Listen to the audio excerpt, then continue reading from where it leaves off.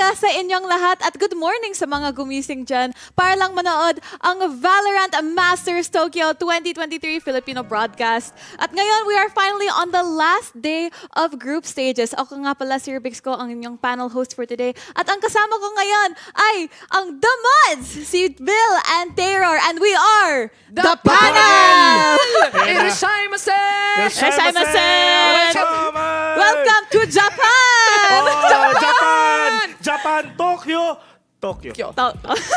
Well, ayun guys, welcome dito sa Tokyo, Japan. At bago natin pag-usapan ang mga matches natin for today, let's recap what happened yesterday. So, syempre, una sa lahat, we had NRG versus T1. So, it was a very drawn-out match going 2-1 in favor of NRG. Pero syempre, it was because of that, that jet diff between Saya player and T1's exposure to the NA scene.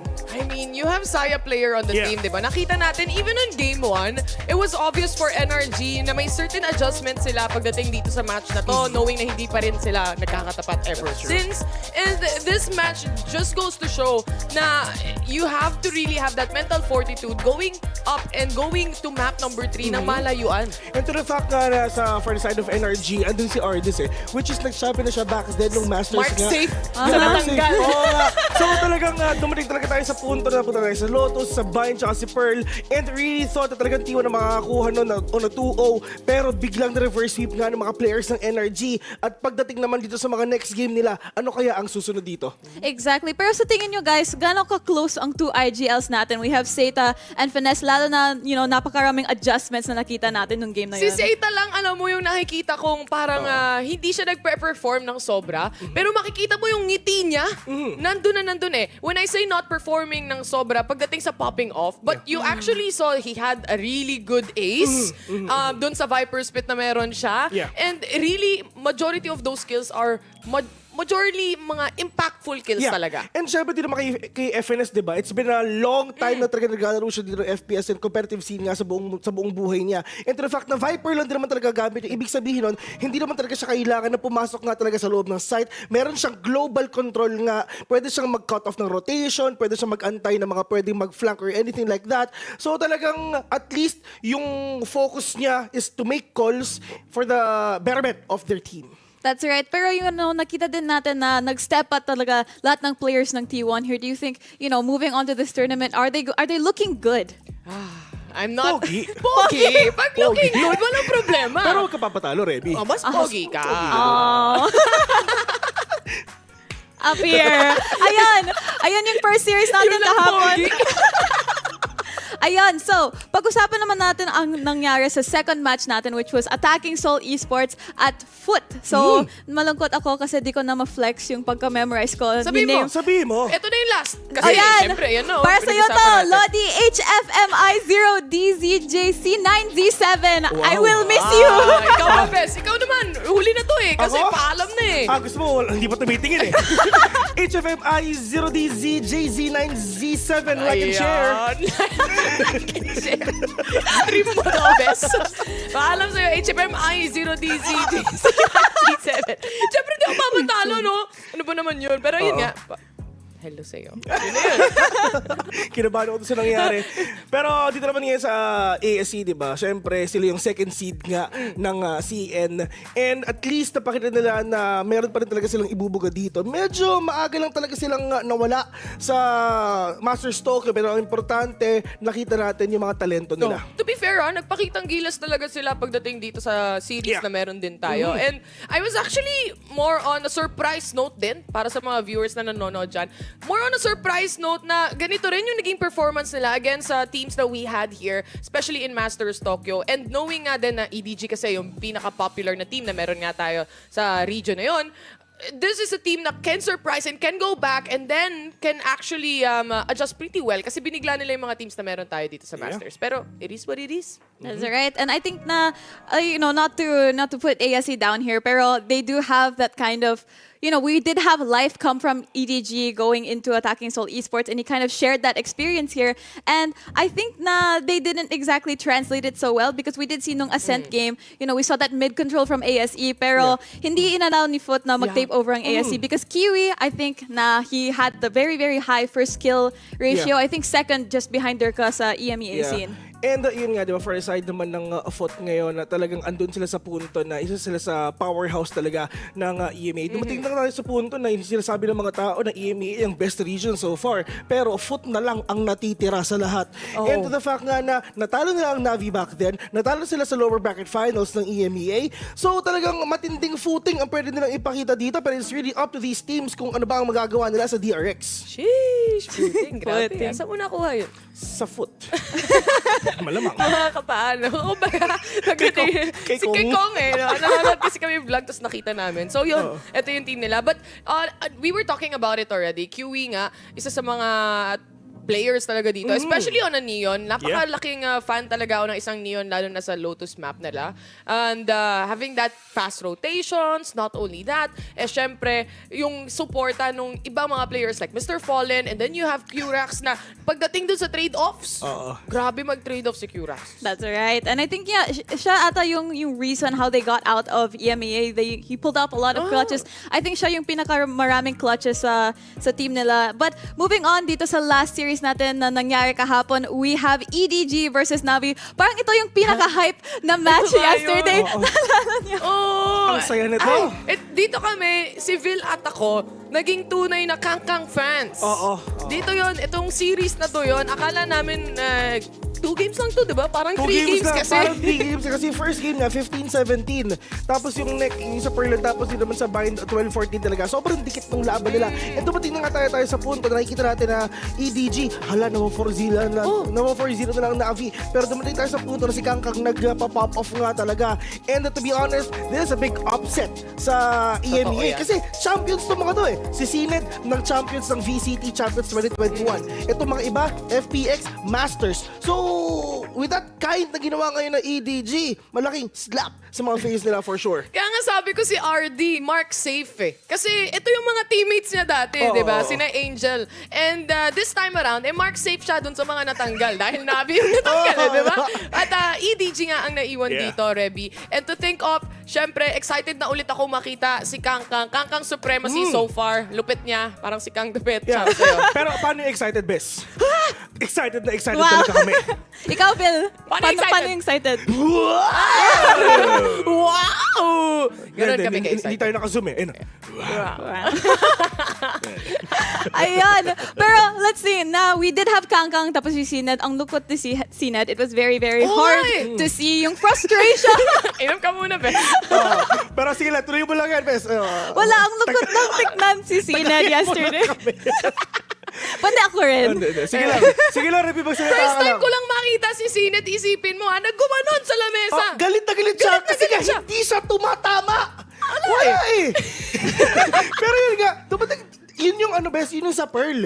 Yung binlaze storm na lahat, tapos yung mag-isa na lang yung Viper, gagawin niya na sana, washing! Gagawin niya na sana. Pero ang problema, bigla siya nag-bunny up pa kanan. Nag-hesitate siya ng konti. Paano yung bunny up? Ha? Pero yun na nga, pero bago ang lahat, cheers mo tayong lahat. Kamay. Ayan, cheers muna tayo. Salamat po sa ginger tea. Para sa TS.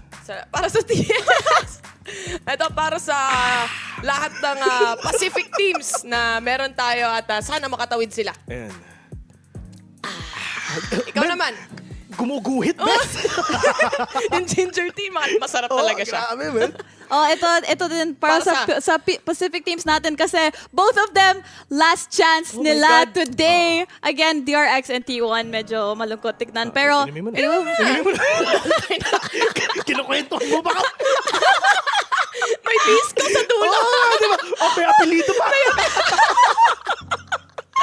Di ba naman? Thank you sa ginger tea Thank pala, you. Boss Wendell. Salamat na marami. Ginger tea sa inyo? Ay, Ay, okay. ayan, move on muna tayo sa mga brackets natin. Kung, what movement we saw from these past 4 days here of group stage. Ayan, with this win, we have dito sa Group A natin dahil sa valiant efforts ng NRG and them defeating T1. NRG na ang second team natin to qualify for playoffs here sa Valorant Masters Tokyo. And sa baba ng bracket, meron pa tayong reunion match again between T1. Reunion! Ang bilis ng reunion! As of 2023 pala Ay, yung ito pala reunion. Si Tito Kangkang pala. Nakakang na siya. Kumbaga, tumanda na, no? Kumbaga. But ayun nga, T1 EDG yung nasa baba. Mas excited ako doon. Actually, ako rin Mas excited ako makita talaga yung Oo. laban na yun eh. But to say the least, syempre, NRG, tagal nang malakas na team to sa NA anyway. Oh, yes, so, that's true. I agree. I accept it, you know? Yeah. And sa totoo lang, hindi talaga na, parang ina-expect na natin nung nakita natin ng brackets, di ba nga yung dalawang NA teams natin nandun na, which is yung kabila, andun yung EG as well. So talagang dumating tayo sa punto na, okay, nung nakita pa natin ng brackets, sure, alam na natin kung sino mapupunta dun. Exactly. And I think, moving on dito sa bracket B natin, we have EG sitting very, very comfy kasi na-qualify na sila sa playoffs nung day 2 pa. And with our Korean Kings, DRX, finding themselves dito sa lower bracket against FUT Esports, it's another do or die match against each other to get into the playoffs. Dalawang tinalo ng EG ng 2-0. Yeah. Literal yung makikita nga natin din dito pagdating sa lower bracket natin. And DRX versus FUT, like you said already, also very exciting. Pero yun nga yung pag-uusapan natin later on naman pag start na tayo sa ating mga series match. Yes, that's true. Para ito, Yes, tingin that's ko, true. Doon na sila, tinalo sila ng EG, di ba? Kung baga si Dimo nakatingin sila, nakatingin Ano, sa kanila tingin? gano'n, no? Huh? Kasi sa baba natin. Lockdown? Ito pala yung mga tinalo namin ng 2-0. Ito pala yung mga sinain nyo. Tapos pinahagalan sila, syempre. Kompleto yun. Siyempre, paano ka maniniwala, Reby, kung hindi may Oo. kwento yung may Tama, action? tama. Dapat may sound naman. effects. Sikang ka nga.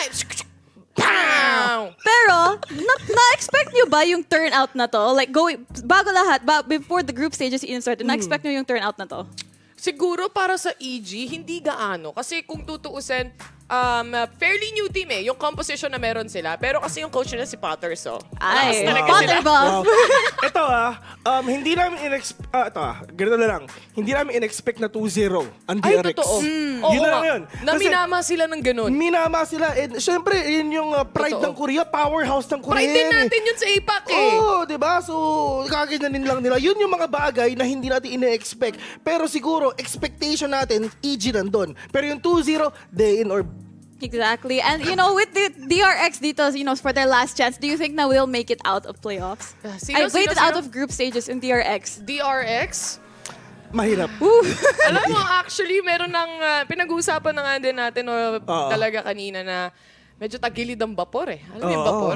Ano yung vapor? Favor. Hindi. Ay, Vapor yun. Vapor yun! Ang vapor. Paano mag-hoard ng vapor? Ganon. Oo, ganon. Ano yun? Ship. Ship! Tagilid that yung ship. vapor. Ay, nag-sink. Medyo na gaganon. Tagilid, medyo ganon siya eh. So, Tapos you. pwede ring vapor. pero yung vapor. Pero yun, yung vapor. Tagilid muna para sa sign ng DRX. So not quite sure really. Honestly, pagdating doon sa series na yon, hoping for sure. Hoping. Siyempre, lahat tayo nag-hope for DRX here. Pero paparating na ang Series 1 natin for today. It is FUT Esports versus DRX. So, these two teams have been looking a little shaky and, we do have Kiwi here who's definitely been that number 2 when it comes to, the whole EMEA scene. But it's good that he has this whole roster right behind him. Ay, nako. FUT Esports, I mean, we already mentioned it a while ago. You have players like Kiwi, for example, Kiraxis as well, na double trouble to eh. And every time you see them on a match or on a series, for example, you can definitely see na yun nga, yung body system nila nag-work out. The foundation of core Valorant is definitely there for the side of FUT. Yeah. At saka nakikita talaga natin dito na sobrang mamayagpag nga yung mga controllers natin, di ba? Like, syempre, si Kapitan Tantan, si Ata Captain.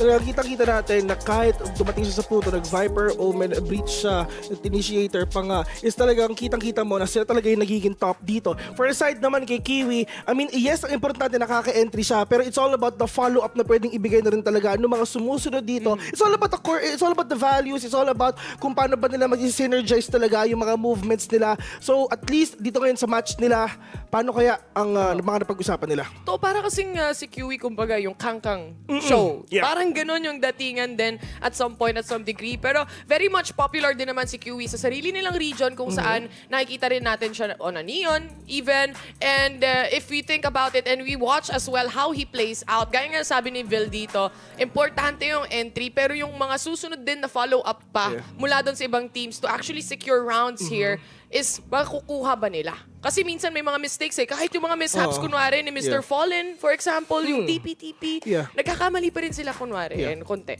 Exactly. And you know, against a team na like DRX who has that fundamentals sila, they have those fundamental Valorant. Pero pinush nila, they have some of the best executes and things like that. And yun nga yung parang weakness ng FUT here because they have those great entries, but that follow-up is not there. And DRX is known to set things up so well. So, you know, moving on to DRX, they've been looking really very, very shaky dito sa Valorant Masters Tokyo. And going up against a team like FUT, I feel like this is kind of like the weaknesses going against their strengths. Ay, nako. Ito rin ha, best DRX. I mean, ang tagal natin silang nakasama sa VPL. And we know na parang sinasabi na nga rin natin, Mako is the best controller in the entire Valorant world. Kumbaga, hindi lang sa region na meron tayo specifically. And I wish and I hope that he can really show up to the table today. Andito sila sa punto na yung moment of highs and lows nila eh. Nananalo sila, nanatalo sila. Pero to the fact na they played 10 maps in a span of 2 days. Oo, ang dami. No lower bracket finals, 5 games yun. Pagdating ng grand finals, 5 games pa rin yun.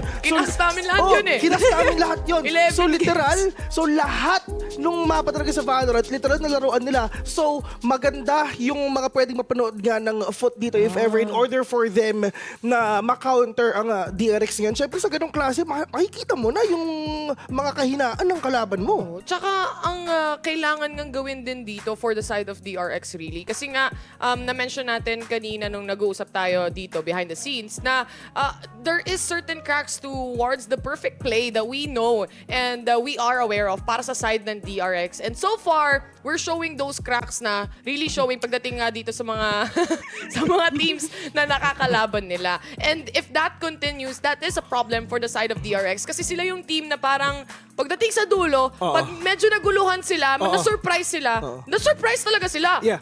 Pero pag dumating sa punto na talagang pag yung maganda yung pagka-clutch nila, pag sobrang nag-heat up sila, lalong-lalo na si Stacks, tuloy-tuloy talaga yung pwede nilang momentum nga Umikis pa sa mouse yun. Paano? Yun yung dahilan kung bakit ako bumili ng mouse niya. Yun, legit. Gumanon siya. Nakita mo ba yung clip na yun? Yung sa VPL. Oh, Sa hindi. Champions. Sa Ay, Champions pa yun. Sa Champions pa yun. Yung literal na naka-clutch siya ng malala na parang imposibleng clutch and then literal yung mouse niya.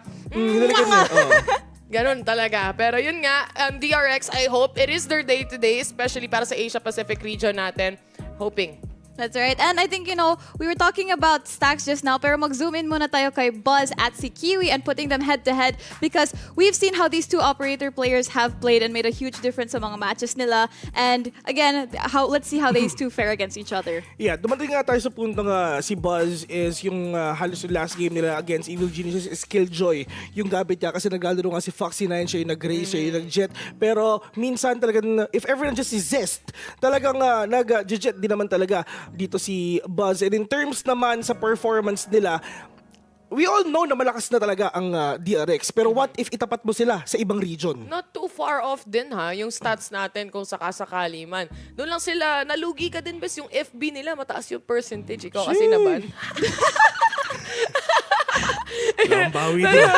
Going, mas labang si QE kumbaga pagdating sa stats. Pero nga, syempre, magkaiba din yung nagiging role na nga nila ngayon. Si Buzz, pwedeng possibility pa rin na mag-jet, but in the end, right now, he's using the Killjoy so far. And yun yung last line of defense mo eh. Kung masisira yung nasa harapan, obviously yung last line of defense, yung clutch material, yung clutch player, andun siya to actually save the day. Yeah. That's right. And I think na we already talked about what we feel about these two teams. Pero let's move on to predictions kasi medyo shaky, I think, for both sides here. So, Bill, would you like to start us off? Ayaw niya simulan. Medyo, ano siya, direct, ipakita mo kung sino ba ang ano ko. Ayan, yeah. Hindi ako bias pero sa Pacific tayo, mga kaibigan. Dito ako sa DRX. para sa akin, ang aking prediction ay hindi man sa pagiging bias, stats lang kumbaga, TRX.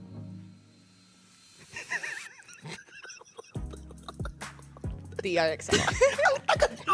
Tanggalin, no?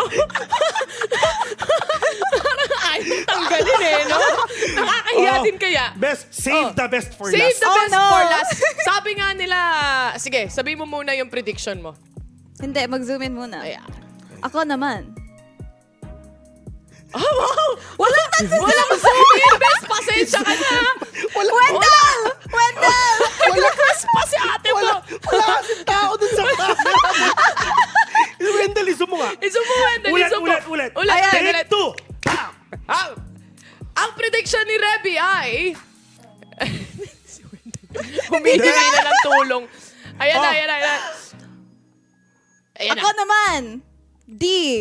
Oh! DRX. Hindi DRX kasi mahal na mahal ko sila, but I think we've seen that this is not one of their tournaments, and I don't think si Mako. So, sino? Sabihin mo na lang, aminin mo na. Sabihin mo na lang, you can't spell... FUT Esports. Foot siya. You can't... FUT.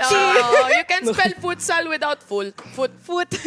Mahilig kasi siya mag-soccer. Tama yun. Nice one. That's right. Pero I guess we're gonna be Tama throwing na. it to a short break for now. Oy, anong break? short break? Wala Wala ka na. ako mag-break. Best, but wait, there's more. Ano? What's more? What's more? What's Tingnan more? natin. Tingnan Ano ba? natin. Ayoko kasi ng mga break din. Kasi pag nag-break, masakit yun. Pero kaya, Pag-usapan natin. pag-usapan natin yan, Reby, ba't ka magbe-break? Walang ganon. Una sa lahat, bakit siya nag-foot? Oo nga, diba? Asia Pacific. Asia Pacific, pero mukhang Reby, meron ata tayong Sige na papanoorin. nga, European naman siya eh. Oo. Sige na nga, laban na natin to. Ano bang meron? Tingnan natin.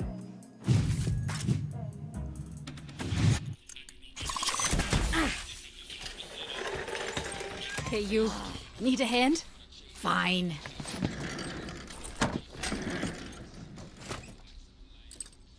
Oh, there's your problem.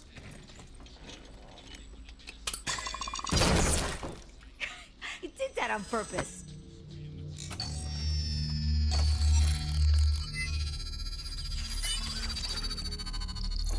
We'll have this contraption up and exploding in no time. If not, we could always use another piece, but that can't be our solution for every malfunctioning state.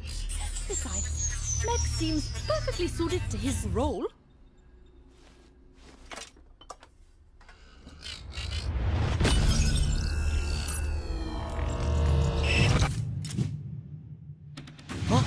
Ano yun? Literal, muntik ko na mahulaan no? Parang nakita ko lang si Reis na umupo tsaka si Killjoy. Pero I think na nakita natin sa iPad ni May Killjoy. iPad? iPad ni So, Killjoy, yung tablet ni Killjoy. Parang nag-iba yung pangalan ng map. Like, Nag-iba yung pangalan ng yung map? split naging Casa something. Oh? Baka Lahat meron ng tayong names. bagong map. Baka meron tayo ba? Or iniba nila yung map. May bagong agent di ba? Parang may leak na sila. Oh, Una pa. agent exporter. Oh, well, I guess, we'll just have to... That's right. Well, stay tuned for any updates from Valorant by following their socials, but we'll be throwing it to a quick break. Pero wag kayong alis because we will be back with series number 1, DRX versus FUT. Stay there.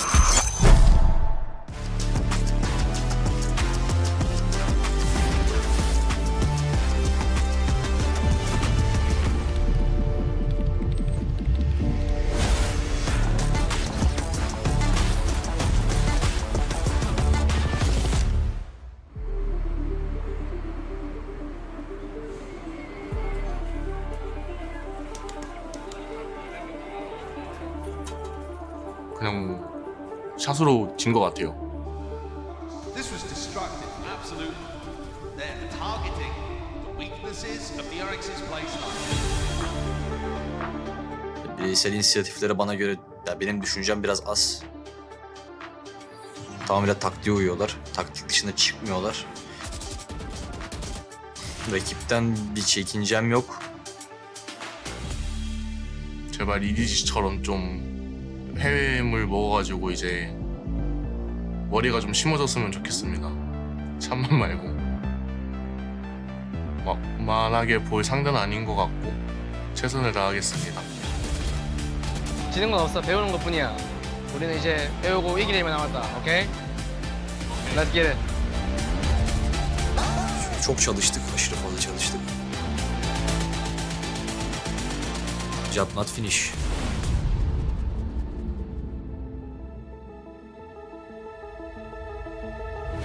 我跟我哥的关系当然是特别特别好吧。然后他能帮助我是，他从小给我灌输的东西就是自信。但是呢，在每一次比赛输的时候，他是第一个站出来指责我的，是因为他很想看到我站在舞台上胜利的那一天吧。After we got beaten in lock-in, we just like grow so much individually and then as a team. That's how we came here so far.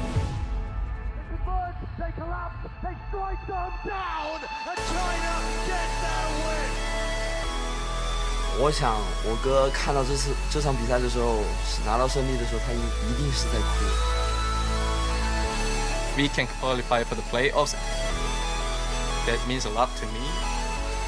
就是我觉得我的付出有成效。 Facing T1, all I want to say for you guys is good luck. 泽明霞，我要带到你的名字。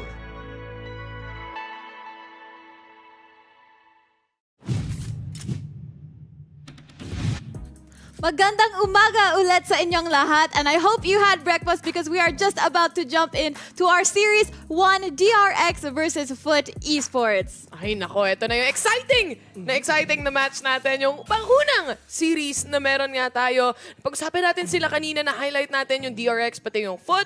But finally, it's time na makita natin itong dalawang team sa to kasi nga this is a Korean powerhouse versus the last hope of EMEA. We're gonna get to see these teams kung ano ba ang mangyayari ngayon. Let's see if ever makikita natin yung Pearl last ng silanganan na ilalabas talaga ng DRX ngayon. For this match, DRX, you will be the higher seed since you come from the upper bracket of the groups. So would you like Team A or Team B? Team B. So FUT, you will be Team A, and we will start with your first band. Split. Split, your band. Lotus, and map number 1. Bind. Side on bind.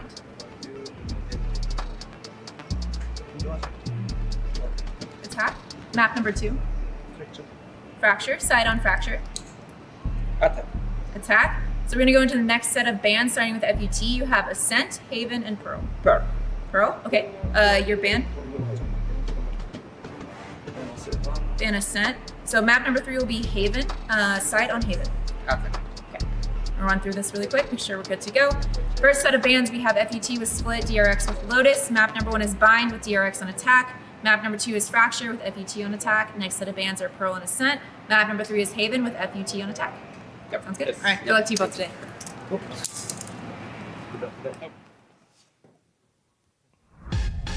Ayan, we just had our map veto just now. And again, FUT picks Bind with DRX on attack. DRX picks Fracture with FUT on attack. And for our decider map naman, may Haven tayo with FUT on attack. Yeah. And at least, diba, ginawa nga ng Pilipinas nila yung isa sa pinakamalakas nga na mapa. Ayun din sasabihin ko, actually. Nandiyan Pearl. kakasabi lang natin kanina, di ba? Then sabi, narinig tayo nun eh. Narinig tayo eh. Binan yung Pearl last ng silanganan. Ay, nako. Pero actually, very viable picks coming in here, especially for the side of FUT then towards Bind. Itong map 2 na meron nga tayo, which is Fracture as well. Mga fast-paced na klaseng style na gustong gawin nila dito. And DRX won the match against, again, yung last time na nakita rin natin dito na nag-fracture din sila.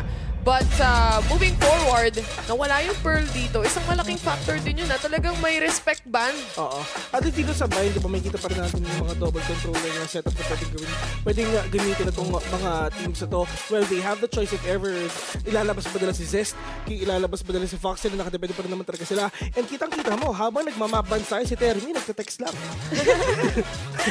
Well, I mean, tama kayo dyan. So Pearl ban, DRX is definitely one of those teams na one of the best in the world when it comes to Pearl.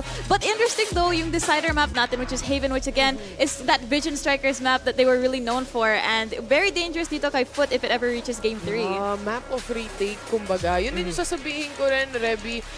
Actually, parang binabasa mo na yung utak ko, kumbaga, na it's important for FUT to actually take map number 1 para makuha yung panalo dito sa series na to. Kung sakali man, even a 2-0 even, I would say. Kasi nga, pag yung DRX kapag napunta pa sa 3 games, parang mas doon pa delikado yung FUT Itong FUT kasi, meron silang parang tinatawag na map pickers Hindi pa sila nananalo sa lahat ng mapang pinili nila dito sa Masters Tokyo.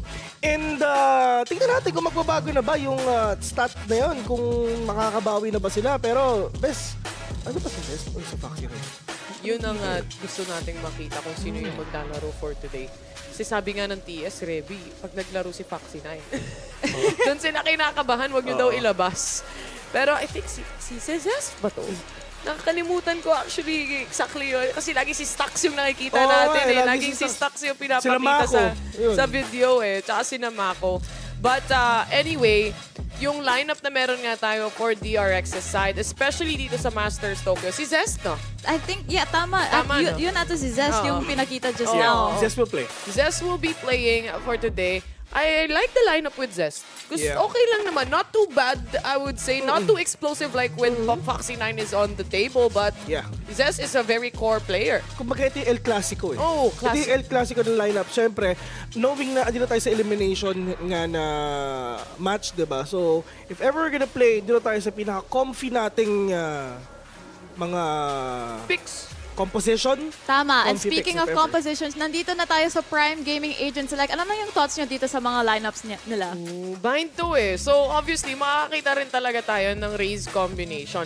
I do like the thought, though, na meron tayong C's na kasama. Same. Kasi may patience din na combo kaya mong ilapag. Lalo na if ever attacking sila, at least -1 agad if ever may tamaan sila sa backside ng B. At kung saan mapa pa backside ng backside A. At kung saan nga. Pero at least for DRX, they have the equalizer dito pagdating kay RB. If ever nag-dull ka man siya, literal na walang magagawa itong mga players na para makapag-execute niya. Yung gandun lang. Oh, here comes Here comes Bueng. Ganun na yung kasunod nun, kumbaga, Reby. That's right. Anyway, mukhang oras na para simulan ang first series natin. So ipasa na natin sa ating mga casters. So Riku and Asarai, take it away. Thank you so much, the panel. And again, nandito tayo sa ating group stage day 4 for Tokyo Masters. Once again, my name is Azar. Kasama ko po yung si Riku. And we will be casting this best of 3 na elimination. Elimination, nakakatakot. Magiging matabang at matamis ang araw kung sino man. Bittersweet. Di ba mapait? Ay, mapait pala. Matabang is... Bitter, no? No, walang lasa. Ay!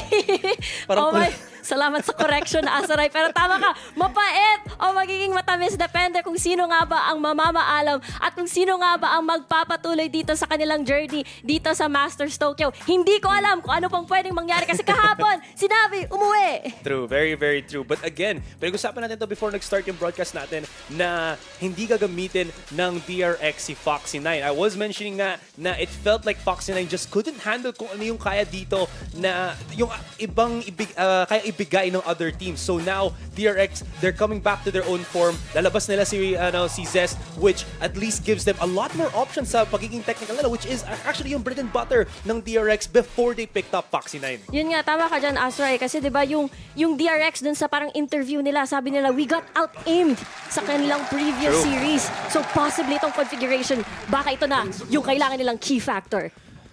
Kick factor indeed. Pistol nga din naman. Gonna be starting to already push up dito sa ating A short. DRX is attacking on the pistol. gonna have to push through the setup ng Viper natin dito. Kiwi realizes that, backs away, and while Stax is clearing up na yung ating bats, the rest will be again pushing out through U-Hall. Ngayon pa lang sila magro-rotate dito. Nakapasok na sila. Ito na yung plan. Oh. Nakaposisyon, pero si Stax nakakuha. Kuha nga agad, Kiwi tries to follow up or tries to defend yung backside, which actually works in their favor. Kita mo yung Buzz, very dangerously low na. Si RB na lang magiging tunay ng tagapagligtas. Maybe the Frenzy gets some damage. Good para sa kanya if he gets another kill. That's gonna need to be the nades maybe available. And 2 versus 2 na as the round, as the retake continues para sa FUT. Grabe, low na tong si Buzz. Kaso walang crossfire na na-setup. Oh! Nade! He has it. Lobs. So good. 2 bullets. Pero susugurin ni Fallen. Walang magagawa si Buzz doon. He had to retreat to U-Hall. Rinig na rinig ni Fallen yung reload sound cues. Kaya walang magagawa. Again, yung clutch dito ng DRX. Yun talaga yung exchange, no? Pag naka-frenzy ka, syempre gusto mo sa U-Hall ka, tatambay para sa close range, pero wala ka pa rin magagawa. Hindi nakaporma agad-agad itong crossfire ni RB tsaka si Buzz. So got that replay real quick. Ito yung problema sa DRX again. Especially dito sa Bind. This is what I think one of their weaker maps, to be honest. Ito yung binrutalize sila with a lot of teams on the Pacific League. Napaano sila ito eh. Napamix up sila. Again, they either choose to go for the KO or the double duelist. This time, they went back for that para kay RB dito, maybe to utilize yung blade niya. But it doesn't work dito, Rico. The problem with the KO blade is, if hindi mo lang kasi nakapwesto yung Viper specifically, at hindi mo siya ma-deny, ang tagal ng, ano ba to, yung cooldown time, plus yung time to, again, just wait for the smokes to go down. Oo nga, matagal yung return. Yun yung pinagkakaiba no, sa setup nila, pero Fallen again gets first blood. Mr. Fallen. Buzz just lang, getting yung maximum value, getting the orb on B long. The rest of DRX now moving towards this B site. Problema sa kanila is they massively stack with the Frenzy. So Fallen playing this back farther side. Very good para sa kanya with the Bulldog. Very, very strong. So unless makakuha si RB dito ng entry frags, the Frenzy is just a little bit too bad. Pero hindi, nakakuha sila. Okay, good entry para sa DRX. Maybe even a good thrifty. Nakakuha nga sila ulit ng plant dito. Manggagaling pa sa iba't ibang lugar itong FUT. Mako nakapwesto na dito sa hookah. Marami pa rin siyang, may smoke pa rin siyang natitira, kaya pwede siya mag-stall before they can even reach the site. Nades. Mako. Nice stuck in the corner though. Kahit man na-throw siya ng nade, he's still playing such a deadly angle. Utilizing yung smoke niya just to reposition. But now it's slow. One and done. Pero FUT, they're feeling the pressure. They have to push this. Kailangan na nila 2 versus 1. Mako in the corner pero ma-overwhelm siya. Pero sinabi ko na nga, kung kaya man makakuha sila ng picks, it's gonna have to start with RB with that Sheriff. 9-up from Zest is going to make them in a good spot. And nauubos na yung oras. He's still full on HP. He still has the Bulldog. And that spike is about to explode.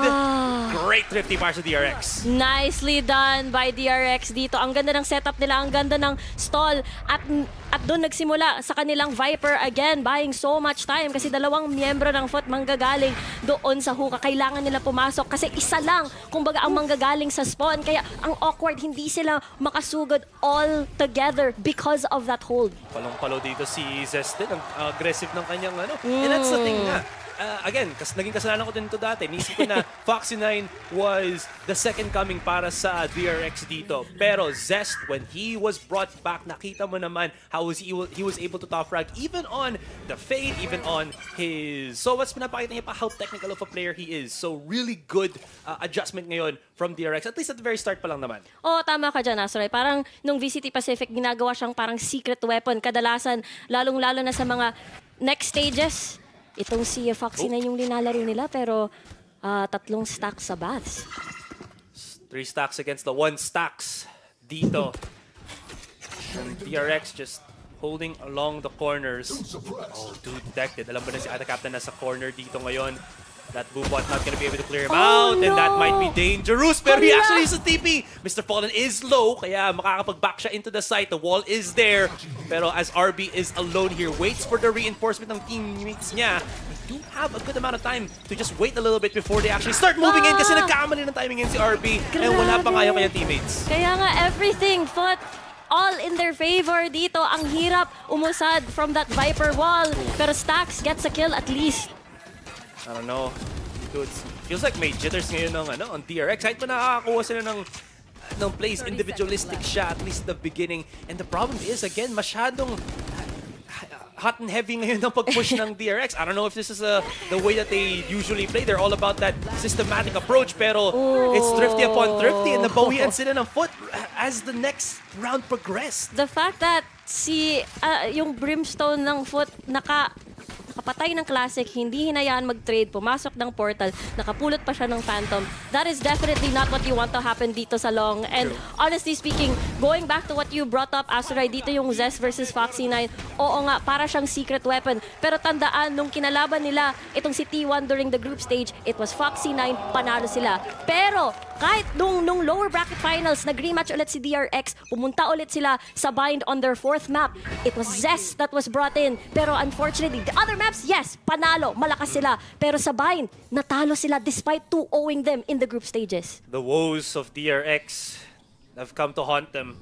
Sinundan pa rin sila from Pacific League coming dito sa ating Tokyo Masters. They've won against attacking Seoul Esports, pero I mean, that's one of the teams na we know doesn't really have the capabilities to really take down DRX. And baka FUT nga ba can actually take down DRX dito with that double kill coming in from Stax from the get-go. He's angrier, the captain is here, and of course the rest will follow. What a starting set of frags dito para sa DRX. And the thing is, parang nag-exchange lang sila ng mga thrifties. That was a double kill on that Sheriff. Now DRX has full control onto this A site once more. Anong gagawin dito ni FUT? They have a lot of rifles to work with, pero mahirap. They do have the haunt from Mr. Fallen, so at the captain can maybe find something na pagka-push niya dito, makakuha siya ng feedback on that utility, get a kill. Pero ang problema naman is even if he can pierce through into the site, ang magiging biggest challenge dito is Zest is still alive. He's already playing for that post plant already. He has to push through this, gets the first pick, pero Mako is still in the corner. Wow. Pakita siya ng konti, and then one-way smoke, not really gonna be too much of a hassle. And again, yan na nga, kung hindi nila na body block yung molly lineup na yun, it's really all gonna be for naught. Oo nga, lalong-lalo na talaga pag natira si Zest, napakahusay nila mag-stall. Oh, smile sa DRX. They're still looking good. Ayos ang forma. Fade ba yan? Fade ba yun si Sir? Ganun ba yun? Yung, may ano ba? May face paint ba si Fade? I think so. Slight. Slight lang. Baka may kino-cosplay siya. I think so. Baka yung ewan ko. Baka si Neo o si John Wick. Oh wait, sorry. Same actor lang pala yun. Sino? Si Neo. Matrix. I got the reference. Yeah. Sorry, medyo matanda na kasi. Ang narinig ko, Neon kasi. Pasensya na. Shouts nga pala dyan sa mga Neon mains natin. Anyways, good start dito pa sa DRX. Ito yung pinaka-problematic na side nila actually if they started playing yung attacking nila. Pero they're able to push back FUT. Hindi natin nakikita na nakakapag-create ng plays dito si Kiwi. But that being said ngayon, Rico, look at this. They've actually fought up the operator. Para Kiwi playing very aggressive. He doesn't have a one-way out ngayon. The problem there is, again, wala siyang satchel. So this has to be a one-and-done spot if he commits to that cubby angle for much longer. Oo nga, super playing close. At they gave it up kasi nandun naman si Crack sana for that potential assist. Pero with this reposition, parang they still don't know. With the Viper walls up, mapipilitan siya pumunta sa ibang direksyon na lang para i-angulo tong operator niya. Oh. I guess they understand that, and because of that line na ginawa ng Viper from, who is this, si Mako, getting those shower controls is gonna be much more important. Good timing from Mudge dito ngayon. There's the showstopper, pero hindi nagkakitaan sila. Beautiful flash from Stax, to be honest. Again, Stax really stepping up the plate ngayon. Gets the kill on the shower corner, and agad DRX in the blink of an eye, the flash of whatever flash isip natin dito. They've taken the A site na. Yes, very, very effective ito. Kasi ang gastos ng binili dito ni Kiwi at hindi nila at least na ibawi yung value. Not even one kill at all. Kasi sabay-sabay si DRX na pumasok. Anong gagawin mo alongside with the flashes? Syempre, mahihirapan tong si Kiwi at kumuha ng at least isang kill bago mamatay. And again, you do see yung execution prowess na meron dito on DRX. Alam ni Buzz kung saan siya pupwesto doon sa kanyang pag-double satchel in with the showstopper. Tapos yung flash location ng guiding light dito ni Stax actually blinds everybody, and not a single member of DRX was na friendly fire ng kanyang bulag. Oo nga kasi yun talaga si DRX, yun yung isa sa mga strengths nila. Yung the on-the-fly parang thinking, yung process of elimination, like, linagay namin yung Viper Wall dito, process of elimination, saan pa siya pwedeng pumesto? Heaven, baka masyadong malayo. Let's see, baka ito malapit sa Baths, most likely yung next niyang posisyon. And again, kahit man sabi ko lang yung mga very simple things din. Yung smoke na binato dito ni Zest, very well positioned para ma-maximize yung showstopper dito. He didn't go for that default na smoke dun sa APC saka sa triple. He actually placed it dun sa entryways and sa Heaven on the A site. So again, it gave Buzz all of that line of sight para ma-make sure niya na he gets that line of sight para makakatama ng showstopper. Anyways, coming into the next round, Kiwi, Kiwi. He's been relegated na lang from the operator to the marshal. Medyo wawa. Wawa. So sad talaga. Sobrang gastos! Hindi tumama. Pero si Stax nakakuha ng at least chip damage. Pero yun nga, red carpet premiere ang ibibigay most likely on and on para kay Buzz sa pag-entry ng mga sites dito. Most likely, wala pa rin position sa Spike. They definitely want to take a pick first before anything else. Considering the fact na parang, what do you call this? They're also in a stronger buy, si FUT at the moment. Could be opposite, no? Kasi DRX had the better buy. True, that's true. I mean, apat pa rin yung rifle. Sad wawa. Si Q. Yeah. Anyways, what's good about this din naman is they do have the emo Rolling Thunder as well as the orbital dito. So if they try to commit to a push at na plan sila, if they don't get this backside control, mahihirapan sila dito. But I think they like the smart play ngayon ng DRX. They actually tried to go to towers, but Kiwi now finds the reposition. The Phantom is there. Tutulungan siya ng Nightfall dito ngayon, but not gonna happen. There's going to be the fragment utilized para wala makapag-push through the smoke. Orbital Strike will devour Zest. But they still have 3 remaining. Any utilities from Mako para makatulong sa post plant on maybe the lineups? Wala. So they have to fight for the site and they have to fight for this retake. Wala talaga sila ibang lugar na pwedeng i-plant dito. Dalawang makikita nila si Captain holding through this site. Si Stax, is he the hero? No. It's gonna be problematic ngayon sa RB na lang. Again, no more utilities, no nades, no mollies whatsoever. And again, all through, very heroic na pag-hold ni Kiwi on that showers just to delay enough so that the rest of FUT can rotate and help out yung pag-defend ng east side. Yun yung problema, di ba? Kaya pumasok si Buzz para i-clear yung bats. Pero ang problema, because you didn't clear bats, hindi mo na ipatay. Ibig sabihin, limitado lang yung planting spot na pwede mong gawin. Default lang, and therefore that orbital strike is swak na swak para may mapigilan na ang pag-plant. Gotta love the Japanese na mga fans natin. Kinakita mo yung stress nila pag yung idol nila tatalo. Like, oh no! Itay! Des! Ay, sorry, may desk na pala dapat. Hindi, okay lang. Pwede naman itay lang. Itay lang. Itayo na ang bandera dito ng DRX kasi kailangan nila because, again, ito na nga ang elimination natin. Wow! Welcome! Welcome. Welcome. Tama ba? Welcome. Quick little timeout dito sa DRX. 3-3. Interesting enough, nag-call agad sila dito ng timeout. But again, I do like na they actually do this. I think a lot of teams just do it lang. Not because natatalo sila na sobra-sobra, but they want to stop nga yung aggressive na possible comeback dito. Because again, I think yesterday is yung, paano sabihin to? Yung day of just igniting from that one hero play ng isang team. You know, you saw the match with Kangkang. Lahat sila nabuhayan because of his heroics. Nakita natin yung Kaisai player with T1. Nakita natin yung sino pa ba? Sa NRG, I think with... Kaya mo yan. Wait, trying to think which player was I. Basta yun sa NRG meron din. So, that same thing could be happening dito sa FUT. Nakakatakot kasi I think that Marshall headshot, no scope kill is actually could set that tone para kay Kiwi. Kasi yun yung nangyari at the very first match na natalo itong si FUT. Because Kiwi, hindi pa siya nag-ramp up, hindi pa siya nakapag-skill. Kaya nahirapan si FUT. Pero, as I say that, ito na nga, from yesterday was his redemption arc. Baka magpapatuloy pa ito para sa kanya. No need for utility. Swing out lang agad sa hookah ang kailangan nila dito. Caught Mako, or rather Zest napping. And, well, he's gonna be playing for that next round na lang dito. 4 versus 5. Any big utilities from DRX? They have everything except for their ultimates ngayon. And it seems like ihintay lang muna nilang mag-drop yung utilities nila. The good thing about FUT is that they're understanding na they don't want to, paano ba sabihin ito, ubusin yung meter, yung fuel ng Viper, so they want to utilize muna what the Brimstone has. Anyways, there's the flash, there's the nade, at the captain gonna be destroyed! Very specifically, but unfortunately, walang control sa hookah, and that's not gonna stop FUT from defending the B side. Ang hirap. Talagang inubos nila yung utility dun sa backside. Kawawa si Kaptan. Pero isa pa lang naman yung nababawasan sa FUT. Dalawa na lang yung natitira sa DRX at uubusin pa ni Kiwi. He is on fire right now. This is very problematic para sa DRX True. ngayon. FUT, they're starting to get that, pardon me, foothold dito sa bind. May nakalagay pa na Foxy 9. Maybe they are risking the Foxy 9. Pero you can't play 6 players dito. This isn't that bang-bang. Nope. Not that bang-bang. Not that bang.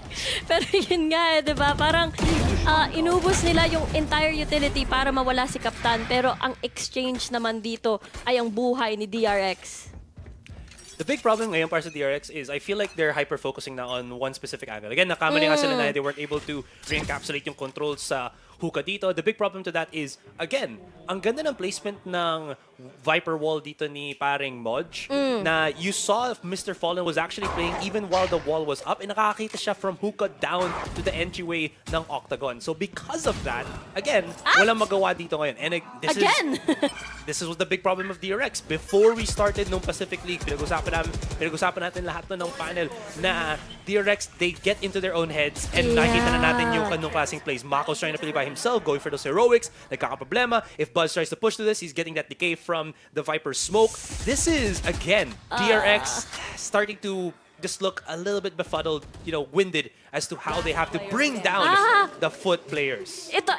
Honestly, kung yung mga previous rounds, di ba, parang masakit sa mental, parang okay lang, pwede pa mag-recover. Not gonna lie, itong round number 8, parang masakit to, like siguro 5 times the mental damage dito against DRX. Kasi they were all falling down like dominoes. They were all falling down and losing all of their gunfights, which again, yung previous series, kaya sila nandito ngayon sa elimination bracket, sa lower bracket, is because they got outgunned, they got out-aimed. So, if that trend continues dito sa bind, nakakatakot na isipin ko ano yung future ng DRX dito sa tournament na ito. What's gonna happen kaya pag umabot tayo sa map number 2 tapos ganito pa rin nangyayari sa DRX? Are they gonna have to bring back Foxy 9 and just hope na lang na the firepower of this man can bring it back before Kiwi comes online? Kasi ang problema ngayon is Mako, he's also in a point where parang nagkakaproblema din siya. And the problem with Mako is he's the most consistent player ng DRX. So if he's the one na nagkakaroon ng mental instability dito sa series na to, what happens to the rest of DRX din, diba?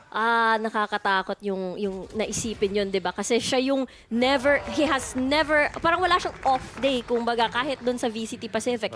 Kahit natatalo ang DRX, nakakaawa tingnan doon na parang, our eyes are like scratchy and stuff, na parang stress. It's a sign of stress. True. Very, very true ngayon. And again, they came off of a loss. Lower buy na naman sila ngayon, Asray. Paper Rex. Yeah, that too.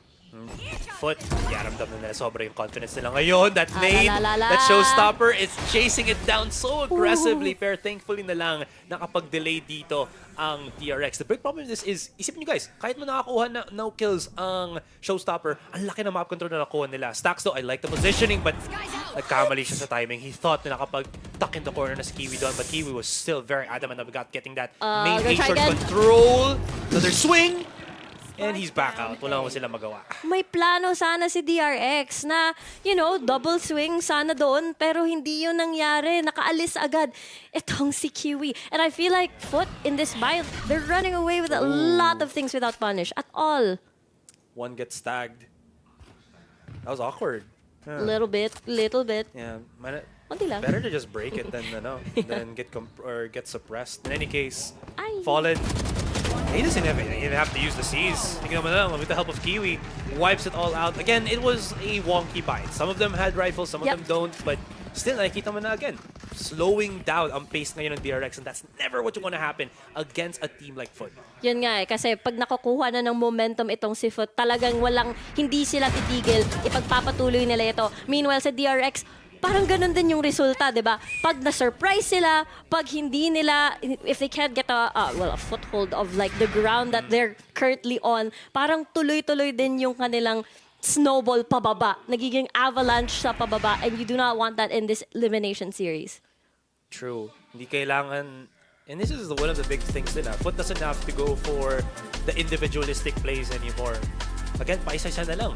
DRX, they're in that mindset of trying to punish through utility, especially yung Viper utility ni paring Modge. So, with that being set out into play, what other options does DRX have? They're trying to go for the set plays. It worked for a couple of rounds, for 3 rounds specifically dito. Have they run out of steam? Naubusan na ba sila ng things to do, things to try to do? Yun yung question ngayon eh. Kasi yung mga success nila sa pinakaunang round, it was Buzz just flying across the map using the satchel. Pero ang problema, bago sila pumumosisyon, namamatay na agad sila. Lalong-lalo na sa mga unang exchanges of gunfire, lalong-lalo na sa hookah. Walang nangyari. Natatalo, nababawasan agad sila ng isa, nababawasan agad sila ng kanilang duelist. So, sino ang papasok? Sino ang kukuha ng space pag nawala siya? Yeah, Mako is 0-8 and 0. Wala man lang siyang kahit anong assist dito. But the big factor ngayon para sa DRX is they do have pretty big ultimates to utilize. It would be ideal kung they win this round off of maybe just the showstopper. Mako talaga. Dakilang siya dito. Magpa-Viper split? He does get across. I don't think they know he's there. Oh, Very nice. great catch. He did it the first time around. It didn't work. Now, the second time, gumagana siya. He's getting eyes from the players ngayon of FUT. If he times this correctly, he can actually go for the TP ngayon before the FUT players hit on short. Pero Mako's instinct, is it gonna be good? No, it is not. But that at least gives information that B should be a little bit less dependent ngayon by the side ng FUT Esports. Ang captain! Ay! Valorant sa working. Grabe si Captain, mas mabilis pa dun sa showstopper. 3v3 na ngayon, nakaplant na yung spike. Maganda na yung mga crossfire position nila. Isa meron sa tube. Hindi ito makikita ni Mr. Fallen. So kailangan nila mano-mano i-clear tong site na ito. Ooh, I think RB just got missed by Modge, pero alam ni Modge na nasa loob siya ng canister ngayon. He's getting controlled, pero RB is moving on. Needs to play this 2 versus 1 very, very efficiently. Gets swung, has bullets. Kalma ka lang, RB. And he might be the savior, pero hindi. Mr. Fallen picks up the 3K. Enough time to defuse that spike. And FUT once again, almost na nakuha ng DRX. So, kita mo si Mako, ngiti-ngiti na lang kasi yun na lang pwede niyang magawa at this time and moment. Hindi ko alam na parang good sign ba yun, Asoray, na parang ngumingiti pa sila on a 7-3 kasi pwede pa naman mag-swap sides mamaya at mag-use that as a reset. Hope so. Pero, hindi ko alam. Hindi ko rin masagot eh. Diba? Parang ano yun, parang okay, like laugh, like parang it ups your spirits or it lessens the damage pag ngumingiti ka na lang, diba? I don't know what was the play done from DRX, to be honest. Kasi they used Stax's ultimate already, yung Seeker. So, alam nila the players ng FUT would be playing on hookah, one would be coming through the spawn, tapos they still wanted to play for the site itself when they had the lineup from Zess's ultimate. Maybe they wanted to play greedy and such. Again, trying to save the orbital strike for this next round. Pero, again, if it's already falling apart, might as well try to secure it na lang. Play him from afar, try to utilize that ultimate to again get that 4th round. Kasi you want to play that 8-4, you don't want to play that 9-3, to be honest. Yeah, yun yung nakakatakot. Ayaw mo, you want to bridge the gap as much as possible. Nakakatakot dito, para kay FUT, all ultimates available on their end, especially pagdating sa retake or even denying the plan to begin with. Lalong-lalo na 3 members are already here on site B. Sakit sa ulo talaga ng Viper wall na to. Can't really do anything kasi sobrang back na positioning ni Modge. Stax na has to deal with the 2 players on the flank. His timing is gonna be very crucial, very necessary, pero they're gonna allow him to go through hookah. Oh my God! They have the Viper spit outside of murder, pero ang problema naman ngayon is they're all separated. Great from Stax though. He at least gets a trade 1-for-1. Nandiyan yung null command. It's going to be RB alongside Mako inside the ultimate. Pero nakikipagbakbakan sila, but Buzz is whipping like a madman. Mad kasi wala siya magawa, man. In any case, RB gets overwhelmed. Mako trying to be the savior. Stax is forced out. Mako. He has to stop the defuse from coming in, pero no, they're still going at it. They're starting. He can't really do anything. Oh, no. This is falling apart from DRX. And FUT, sobrang systematic ng pag-retake nila. Oo nga, imagine they had the Nightfall, they had everyone from different positions. Ang patient ng FUT Esports. Ito, even though Stax was prepared for that trade, everyone else still needed more manpower sa site mismo because, again, sila Modge, si Mr. Fallon, they were so patient staying at CT for the embrace of the rest coming from, again, the opposite side of that site. And that's the reason why nahirapan si DRX dito na to hold for that post plant. And again, the gunfights is so important, especially on this particular scenario. And it feels like DRX, they're, pumunta sa point na hindi na sila naglalaro ng sabay-sabay. And it's I think it's more of a stylistic approach dito sa FUT, more, rather than trying to pagkakamali nila. It's more of like, again, nakita mo, they had the Viper Spit on the entryway ng A main. They had more players outside of Octa. Si Buzz was alone trying to go for the fight. And I think they're trying to do this kasi they need to get that, yung parang, basically they need more real estate to control. And they can't really do it bit by bit. They have to do it all at once. Ang problema is they can't really overcome yung firepower na meron ngayon ng FUT. Yeah, parang they're off to fend for their own, di ba? Kasi nakita natin si Buzz trying to clear elbow cracks. You know, meron siyang body system. May kasama siya dun sa copy eh.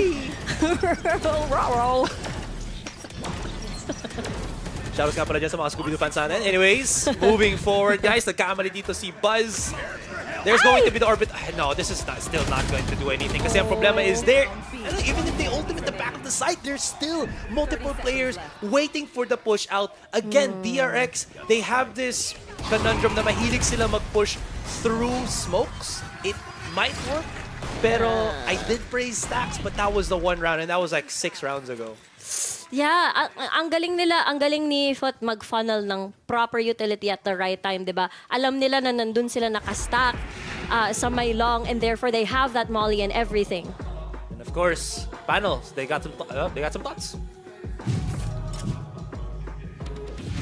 Maraming salamat, Rico and Azra, and welcome back to the panel. At ayon, we have a very, very kind of one-sided game here with FUT. We're seeing a lot of strats versus adjustment here in this match, and you know, our usual post-plant setups from DRX. I mean, ang laki kasi ng expectations mo for DRX. Natin especially, dahil nga pinanood natin sila na mag-dominate sa VPLC natin. But right now in this map that we have, hard-hit entry kasi yung kailangan nila. And so far, kahit dun sa mga duels, hindi rin nagko-connect yung shots ni na Buzz, for example. At nalulugi sila pre-fire pa lang. Actually, nga gusto natin pag-usapan, di ba, si Buzz, lagi siyang namamatay. Talaga every round, ilang beses na namatay. Siguro, dumating sa punto na sa buong 12 rounds, yun nga, isang beses lang siya nabuhay doon na natapos na yung buong rounds. Pero nakikita nga natin, solid yung execution nila na pagpasok ng side with all the flashes and the things binabato nga nila ni RB tsaka ni Buzz. Pero nare-retake sila kahit may Viper Spit sila. Nare-retake pa rin talaga ng FUT to. Sabi ko nga Mr. Fallen parang 1v5 kakayanin niya pa rin ata. Kasi even Mako is shaky right now. This is not the usual DRX that we know. Yeah. Exactly, and I think dyan sa timeout natin during round 9, we had a 6-3 scoreline. Medyo nagda-trade pa sila ng rounds, but it was a good call here because I think moving forward, DRX just really couldn't take the site anymore. Kita mo, they couldn't even get into B. Yeah, dun sa 16 sinabi mo, di ba, FUT ang nag-timeout doon. Para lang syempre mas patibay pa nila yung strategy nila in order for them na mas marami pa yung mga points nga na makuha dito sa round to 9-3 ang nangyayari ngayon. And best, medyo notorious yung DRX sa 9-3, alam mo yan. Oo nga, na 9-3 curse sila dito ng maraming beses na yung DRX sila yung natalo. Yun nga lang. Pero malay mo, this time yung Asia Pacific, yung buff natin na 9-3 curse o kaya yung wala kasing 2-10 curse ngayon wala Pinoy dito Pinoy sayang. So, sayang. Na dito na lang tayo aasa sa 9-3, Reby. But, honestly, right now, when you look at it, look into it as well, the systematic retake just works out really in favor of FUT. At, Rico Rai, take it away. What's that? May tanong ako. So, ano sinusot mo sa FUT? Ano? Tanong nga. Wait! You're asking me? Anong tanong patch? Anong shoes? Shoe, diba? Oh, shoe. So, FUT is saying to DRX, shoe, kami na dito. Pumapalakpak ako, guys. I don't know if you can hear that to the mic. But anyways, ito na. Second half has gone underway. FUT, they got their foot on the pedal. So, foot squared, I don't know. Nauubusin na ako ng sabihin dito kasi nauubusin na rin ang gagawin ang DRX sa first game na ito. What do they have? They are now on the backseat. They're now on the defending side of things. Mako actually gets stacked. That is not good kasi his utility is gonna get suppressed. Denied, suppressed. Yun nga, ito. Para sa mga fans ng DRX, remember, mahilig sila mag-download. Matatalo muna sila sa mga succeeding rounds, tapos saka na sila babawi. I don't know if this is the DRX fan in me saying that, pero I would want to believe that would be the case. Well, ano ba oras ngayon sa Korea? Japan. Japan. +1 nata sila. +1. Eh di, ano ngayon? Okay. Kaya inisip ko kasi pag gabi na kasi, pwede na magsimula akong tonight I'm falling. Anyway, sorry. Di pa na nakakuha yung site and interesting enough kasi nag-TP ata dito yung foot. They've actually gone back, which is kind of interesting. RB, waiting for the swing ni Fallen. Good utilization of the frenzy agad ngayon as they go for the firefight. And RB is holding on somehow through the smoke. Tamaan siya ni Kiwi dito. And they still encapsulate the fight whatsoever. Buzz, pushing through. Grabe sinugod niya. Time to plant, 5 seconds. There's going to be enough pair stacks. Is stuck at the sites at their own spawn. So he has to go for the 2 versus 1. I like the play from Buzz, pero he was 1 to 2 seconds from securing that round due to technicality of, well, the time. Dalawa sila dito. Dalawa. Una ko. No. Grabe yung approach ni DRX. I mean, tama. Deny the plant, deny the time, then just win because kulang ng time itong si Foot. Pero ang problema, meron pa silang at least 1 second bago pumasok yung spike plant. And that's the reason why napanalo pa nila itong round na to versus a 1v2. It's a bit hard, lalong-lalo na magkasama sila sa hall. And I'm unsure kung ano nangyari kay Stocks doon. Maybe he was holding B just in case na may long lurk dito ang Foot. Pero I mean, again, it's those what ifs, diba? And because he was so far dun sa teammates niya from the spawn, ano magagawa ngayon ni Stacks but to just try to fight it out? The Cameron on sa Captain, trying to fiddling with Spadoodly with the Bulldog there. That's going to be a upgrade ngayon para sa DRX. And they're going to be committing to this. No, never mind. They're actually going to back away. Pero that was almost good. If they actually committed to that flank, they might have been able to catch the cracks dito who had to pick up the spike and had to move it all the way through showers. Mabuti itong approach ni DRX dahil they were happy getting 4v5 yung situation. Lalong-lalo na natalo sila. They want to make sure that they get that thrifty again tulad ng kanina. Uy. There was 2 thrifties. 1 for DRX, 1 for FUT. Is this a time to do what you gotta do? 10 to 3 ngayon. It's all different. Oh, that was a very well placed. We're very well timed the C's from Mr. Fallen. Actually delayed like 3 of them. Kita mo yung mga HP nila. All very low. Trying to push through U-Hole ngayon. And there's the perfect weapon to actually stop them dead in their tracks. Yung Spectre Deflector. Anyways, they're gonna try to deflect it. Pero syempre, nandiyan naman si Kiwi having the nade. It's actually half ngayon, but still can get defused. They have to have the timing, pero he gets the kill once again. RB Heroics, pero hindi mangyayari as Kiwi has come to play. Kiwi, my word, again. He didn't have the best of starts nung day 1 sa Masters Valorant, pero bigla siyang naging hero kahapon, and it continues today. Grabe yung nades. They all funneled all their utility dito sa lugar na ito, and that was the problem, no? Hindi nakaporma itong si DRX because 3 of them were basically stacked at short. Well, I mean, ano pala gawin ng DRX? Maybe they had the time to push out through the smoke and maybe fight the A-short angle. Problema is they only had like 1 weapon, maybe 2 weapons that could really fight that. Pero maybe they thought na baka mas madaming players ng foot on showers.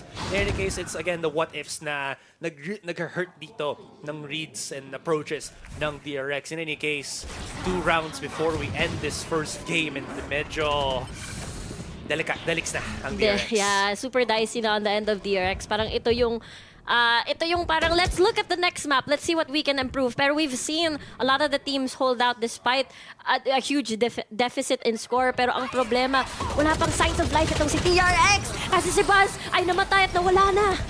Inside the smoke, Zess trying to play sneaky. Gumagana siya dito. He played inside the opponent's Viper smoke. Even though nahuli dito si Buzz, he delayed it enough na hindi simultaneous ang pag-swing ng FUT members. So maybe that little bit of gap in terms of the execution was enough para makapag-feed off of dito si paring Zest. Oo, baka ito na talaga yung chance of yung light at the end of the tunnel na hinahanap ni DRX para makapag-comeback sila sa mapang ito. Because you said it yourself, Asaray, ang kailangan lang nila yung isang moment from one of the players to spread that momentum para makabalik sa game. Quick little blade onto A short para sa bit of information. FUT ngayon as they know na ayaw nilang bigyan ng big lead dito on DRX. Try to coax, maybe wait lang a little bit, it's 20 seconds na intay lang muna tayo. Tingnan kung may mag-push out dito sa kalaban natin. Not happening at least for the moment. Mako smartly playing at the back of the corner ngayon kasi knowing that the blade actually gets thrown pretty much dun sa U-Haul every single time. So playing on triple is actually good. That means na magiging up yung kanyang utility. Still FUT not gonna get denied. Actually slow creeped up into U-Haul. I like the play dito ngayon. Couple of pop shots I think will tag somebody. No, that was just a decay. But in any case, I like the sneaky approach ngayon ng FUT. Yeah, ginamit nila yung ilang utilities.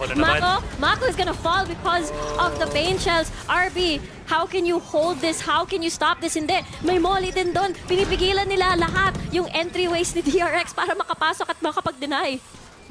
So with that, another retake comes into place. Ngayon, wala na naman silang smokers. Zest is the only one standing pero he only has that one ability. Using it agad dito sa U-Haul, trying to separate the players out in the open. Pero these flashes are really hurting them. Krax is so good at these. And only leaving Buzz and RB to remain. Pero si RB pumapalag. Si paring RB pumapalag! Yes! As Modge into the corner again. 1v1. Pros don't fake! Pero nakita ni Modge, dito swinging out. And that's going to be a great Red Bull clutch. Coming out para dito sa FUT. I feel like parang close na si DRX. They're feeling it. They're feeling the momentum. They're taking it back. Pero ang problema again, it all boils down to these 1v1s and again the gunfights. If it feels like it's biting them again sa likod. That's the thing that made them lose, diba, in their previous series. So it feels like it's happening again. FUT is just so good, very precise with their shots and with their positioning and their read. Hindi sila masyadong greedy. They wait for it muna. And speaking of reads, laps of read din from DRX dito. Again, Yeah. They let... I get nga na why Mako left U-Haul kasi as I mentioned, it's to dodge yung KO blade ng kalaban para hindi ma-deny yung utility niya. The problem there was who is holding U-Haul? Hinayaan nila na makapag-position sila doon and then you saw how parang familiar na yung FUT dun sa situation na yan. They threw out the nade from Kiwi. Walang tumutulong kay Mako dito. No smoke, no flash, no nothing. Leaving him to his own devices. And syempre, Mako can't do everything. He's one of the best players but he can't do everything all at once against 5 players ng FUT. Yeah, I think DRX parang masyado silang nagiging reserve. They're giving up a lot of these this space very, very early, kumbaga. Kaya parang nakakaposisyon na agad sa pag-post plant before even the plant falls down. Kaya mahirap itong mga retake na tinatry or ina-attempt ni DRX. It's just so difficult. This is the big problem talaga ng DRX. When we go to like these excuse me, big tournaments, ano sila they have what I call the downward spiral. Nangyari na to nung lock-in, nangyari na to nung tail end ng Pacific League, and it's happening ngayon sa Tokyo Masters. What happens pa when Champions is on the horizon? Because again, DRX has already secured their slot doon. They're just trying to get more things out of dito sa Tokyo Masters. In any case, it's looking a little bit egregious game para sa kanila. Kiwi's already heated up. He has so much utility. Everybody from FUT has so much utility. Yeah, there's a lot. They're trying to spice things up dito sa DRX. They're playing, some of them playing a bit close, tulad ni Mako, pero they decided to just back away. They don't want to risk anything, lose too fast kasi hindi sila matitrade agad-agad. Because of that, Buzz wins the 1v1 against Modge. So that's the little wins na matutuwa si DRX. Can't use a showstopper ngayon. He's 30 HP. Maybe from far distance. He has the nade though. So if he can find himself a corner to tuck himself in, tapos ma-deny yung pag-plant dito ng spike, allow his teammates to rotate around. Kasi DRX are just sure na that it's going to be a B push. Or they're trying to make sure at least they have one side covered just in case. Pero the call from FUT to go to the A side is going to be good. Because again, if it's only Buzz defending here, he's low HP. Alam na nila yun. Oo, sobrang weak na nito si Buzz. Konting-konti. Kahit di ka na mag-attempt mag-headshots, just spray him down and he's going to die. But because of that knife that gives away that it is it! Buzz with a headshot! He's able to go away with the orbital strike too, denying the plant 14 seconds. They still have time. Where are they planting this? So it's going to be a triple na. That's suboptimal ngayon para sa FUT. They're gonna have to try to fight for the back of the site, pero DRX, they got the superior angle.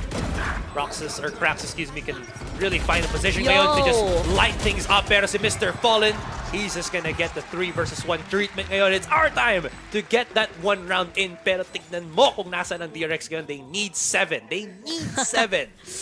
That's a tall order kung iisipin. Ang tagal pa niyan, ilang minuto pa yan. You cannot afford to lose one because ito na match point na itong si FUT. Pero you know, props to Buzz here for winning that 1v1 dun sa Link and then moving back to Showers to at least get that headshot, hold A all on his own for the teammates, first teammates to join him and get that retake down. All because of Buzz. And syempre, again, the road to recovery is very difficult, egregious ngayon, Riku, para sa DRX. And I mean, alam naman natin, even though there's, you know, just the Sheriff's Fire sa FUT dito, they can always find that capability to do, sita na naman tayo, wala naman nag-hold ng U-hold. Pero this time, mas, nilet go na nila yung basically all of the site except for Shower entrance, which I think is a much better adaptation. And because they've rotated RB dito, he has the blade to detect them if they're on U-Haul. So that's a really good adjustment ngayon para sa DRX. At nandun rin si Zes, no, para makatingin sa hall. If ever lumabas man sila already with the smokes to deny any sort of line of sight dito, he has a really decent angle, but he's gonna get flushed away by the smoke. RB with the first blood. Second kill! Oh, RB's heating up. Finally gets shut down, pero syempre nakakuha na siya agad dito ng impact plays. Buzz will get shut down, but it's good. Kasi ngayon, that means it's only Fallen na lang. And is he gonna fall in or fall out of this round? We'll have to see. Sheriff na nasa kamay niya. They've heard the footsteps. They know where he is now. And he's down to 18. So I don't think he really has too much to try to, you know, just push out. Oh, on? Timing? Nah, they're gonna break it. Wala ka makikita. Tag. Not gonna happen, fool. Yeah, tinatry niya nga mag-wall bang dito if makachamba pa siya. Kasi it's so, his job is to make this super magastos for DRX kasi nabawasan na sila ng rifle for Buzz and for RB. Just stalling for time here. 10 seconds na lang. Let's see if, nope, doesn't get an extra kill. It was awkward. Kumuha ng orb. Pero even if he dies, he still gets that ultimate available for the next round. It's okay. It's okay. Okay na yun. Okay lang. Kama na sa ulo. Sa ilong. Kagaya ko. Mga tilong. Pero, nice. Salamat. Wala ako masabi. Nice. 6 rounds. Alright. We're counting it down, syempre guys. Alam na natin ito yung problema ng pack number 2. Pack Gunner. Pack Gunner. Chuck. Chenis. Alright. Oy, halfway. They're halfway there though. Halfway. Pero, They're living on a prayer. they are. Whoa. Oh. Okay, sugod lang muna dito. Buzz. Oh! Tamaan ng null command. Maybe it's the time. Retreat! Surrender! Give control to A short. Sinusugod na tayo dito ngayon. Kailangan natin i-give up kasi ito na. Sumusugod na ang 4 na players ng FUT looking for that fight. The camera onto si Fallen with the throw on the seas. But now they know na wala na sa copy because that Snakebite has done its job. Ang hirap. They have all 3 ultimates. Orbital Strike, Viper Spit into the Nightfall. This is almost a sure win na kayang-kaya nila to na ipanalo. There's the Nightfall. Zest!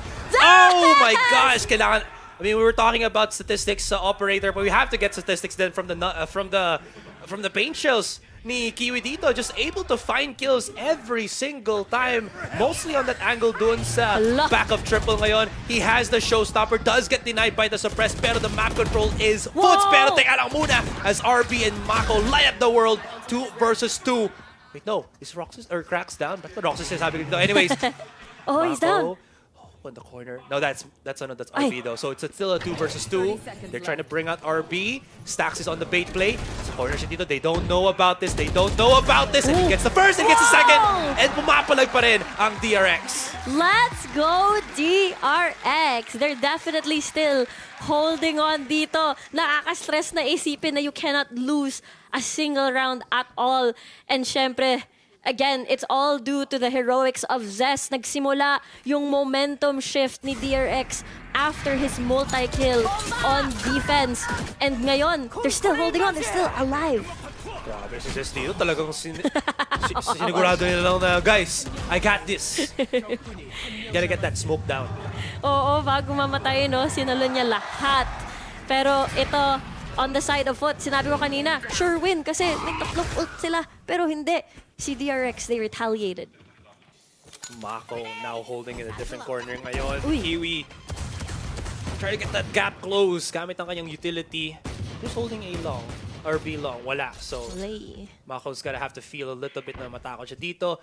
They made a couple of seconds of mistake, but because of Stacks getting that flash in, at least nang alam niya na walang B long for a couple of seconds. Ooh, that's great. Okay, tamang-tama. If they push in, he has the Seekers.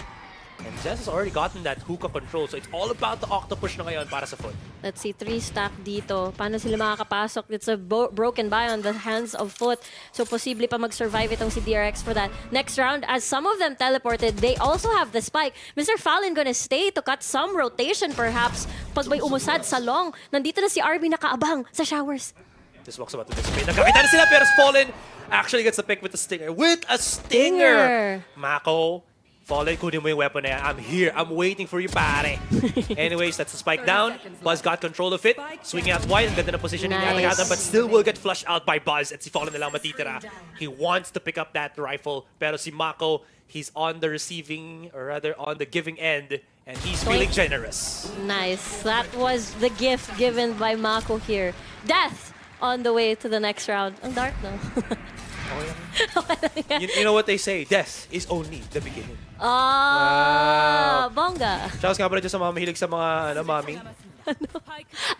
Gets ko na. Slow ko talaga. No? Sorry, mga 90s babies ang makakaano na eh. Makakagets. 90s din naman ako. Tama ba? 90s babies nga ba? Sige, sige. You can do a quick check here. Quick Google search. Quick Google search as I do a quick check on the ultimates available dito kay DRX. Viper Spit still intact for Mako. Really prepared to solidify and take it to overtime perhaps. As the dog goes from the door.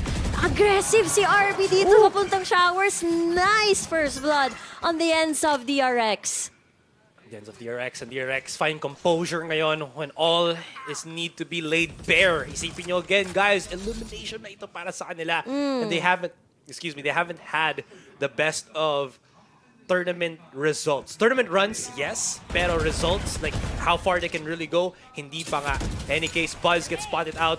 You can see he's playing this so conservatively. Onting jiggle lang, bato ng utility, forcing FUT to again play the clock, play the time, kasi they're not gonna put them in a position na comfortable mag-push ang FUT dito. And DRX, again, getting that second win. Ang daming ang release ni DRX na utility already. Do they still have enough to slow this push down? It's the knife. That is the execute! Oh, Buzz, sinuwing siya! And they can't find him inside the smoke because of the Phantom. Walang tracer bullets. And as he's the one to receive the rest of DRX, sabi nila, makikisalo kami, makikipaghalubilo kami dito sa ating pagpiesta ng mga FUT players. Wow! Handang-handa si DRX sa play na yon. Diba remember, ito yung hilig ni FUT na gawin na laging sa short papuntang U-Haul pero nakaabang na dito si Buzz. That is the first time na nandun na ang daming nakaabang from DRX on that very close proximity kaya hindi handa itong si FUT sa again, parang close-up fight na ginawa ng DRX. So, tapos after nun, celebratory, new norm fist bump. Walang touch ng fists. Tama. Ano lang, air fist bump lang. Air fist bump. Tama. And back na naman ang FUT sa weaker purchase. Still, one wrong step and it's all over para dito sa DRX. So they gotta play this at a high level, consistently, without losing any bit. Oh, Buzz, he's gonna get spotted. Hala. That's not good. Zess has to go around the corner. Pero siya sumuko dito sa smoke if kailangan niya. No one's actually pinning down RB from shower. So this is perfect para sa kanya. You already see Kiwi trying to play back of the site. Gets overwhelmed. And that's going to be a big punish. 3 versus 4. Zess has to re-encapsulate this fight as he needs to wait para sa rest ng teammates to come into the play. Na-hear niya yung rotation back ngayon ni Kiwi. Uy, hindi kita. Hindi siya kita pero he's still chasing. He needs to find this first kasi that means that they can at least isolate the fight. Oh no. Kiwi is just playing this so passively. Yeah, ang galing. There's like 2 steps forward and 2 steps forward ulit. Parang chess ang nangyayari. Hindi nakita yung boombot. Pero they don't have a lot of time here. 4v3, Asarai. Oh, this is so hard. This is so hard. Paco can't use his ultimate at all! Inside the U-Haul. Gets one, agad-agad, 8 bullets para kay Mako. Diffusing. He needs somebody to start getting in the fight. Sasaksakin pa! Sasaksakin pa! Oh my God! Hindi mangyayari ito, but Kiwi still finds it. Nagkamali dapat hinahanap ni Zest, pero hindi. It's not gonna work out, and the comeback denied. FUT Esports claim game number 1. Walang comeback. DRX on this map. Again, it was a tall order. Ang dami nilang hahabulin na rounds. It was definitely more than half that they had to work with at that point. And they had to hold on for every single round. I mean, it looked pretty good. But in the end, despite the broken buy on the hands of FUT, they were still able to retaliate immediately, get a lot of the early kills. Again, DRX, the reason why they were getting away with a lot of the rounds, getting away talaga, they were winning some of these rounds, most of these rounds rather, is because they were getting early first blood picks as either a 3-stack or a 2-stack. Nagpupush sila either sa long or sa showers, and it works out really, really well. Nagiging 4v5 na kulang na yung miyembro ng FUT para sa pagplant ng spike. And of course, all thanks to the heroics, nagsimula kay Zest itong entire streak na sana na pwedeng gawin na i-push sa overtime. And honestly, to add to that lang din, diba? And it's very obvious na pag nakita mo yung nangyari kay Buzz kanina, they're able to just not commit to a fight, back away and get the kills. Diba? Yeah. Buzz committed hella to that fight as Zest was not able to readdress. Kasi I think they miscommunicated siguro. Buzz wanted to fight a little bit more. Zest was prepared to throw out yung molly niya. Maybe because he was expecting Buzz to get the kill tas makapag-back away si Buzz dito. But again, Buzz committing out in the open. Very, very bad mistake para dito sa DRX. Yeah, there were less angles for trade. There were a lot of solo heroics na parang 1v2, 1v1 situation. One person is watching this, not allowing any sort of trade or whatsoever. So parang naging high risk, high reward sort of situation ang nangyayari para kay DRX.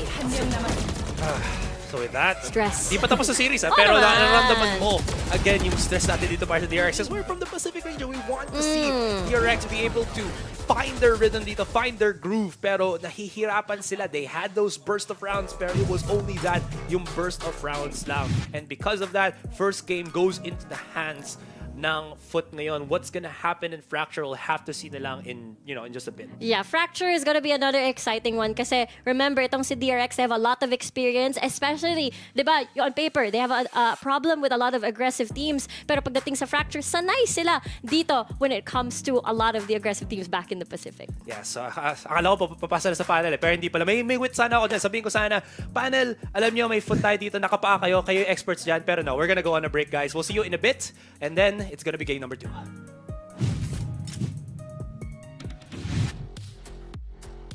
이제 왜 약간 프랜차이즈 들어서 라인업을 바꾸고 나서 이지는 제가 볼 때 이제 샷 괴물들만 모아둔 것 같고, 무엇보다 프랙처의 소바 기용이 다른 팀들은 잘 안 하다 보니까 당해보지도 않았고, 그러다 보니까 그냥 정신없이 맞았던 것 같아요. 사실 이지가 뭐 다른 여러 번 마스터즈나 뭐 진출을 했었는데 오늘처럼 이렇게까지 잘할 줄은 몰랐는데, 사실 지금까지 저는 발로란트에서 제일 잘 쏜다 라고 느꼈던 선수들이 진짜 없었는데 오늘 데모넌한테 좀 맞아보니까 다르구나 이걸 좀 느꼈던 것 같아요. 데모넌 잘합니다. 네. 저는 저희가 2대 0으로 이길 줄 알았어요. 그냥 샷으로 진 것 같아요. Ticking away. Tap onto it, sticking it through now. Jiggling with the fire and a shot. 아무래도 터키 팀이다 보니까 그냥 뭐 이전까지 상대해본 적은 없고, 옛날에 이스탄불 챔피언스 갔을 때 몇 번 해봤는데 잘 하더라고요. 그냥 본 것처럼. 일단 살짝 봤을 때는 팀적으로 뭔가를 되게 많이 하려고 하고, 뭔가 싸울 때도 1대1이 아닌 뭐 1대2 이렇게 좀 팀적으로 많이 운영을 하는 팀인 것 같아요. 그래서 뭐 만하게 볼 상대는 아닌 것 같고 최선을 다하겠습니다.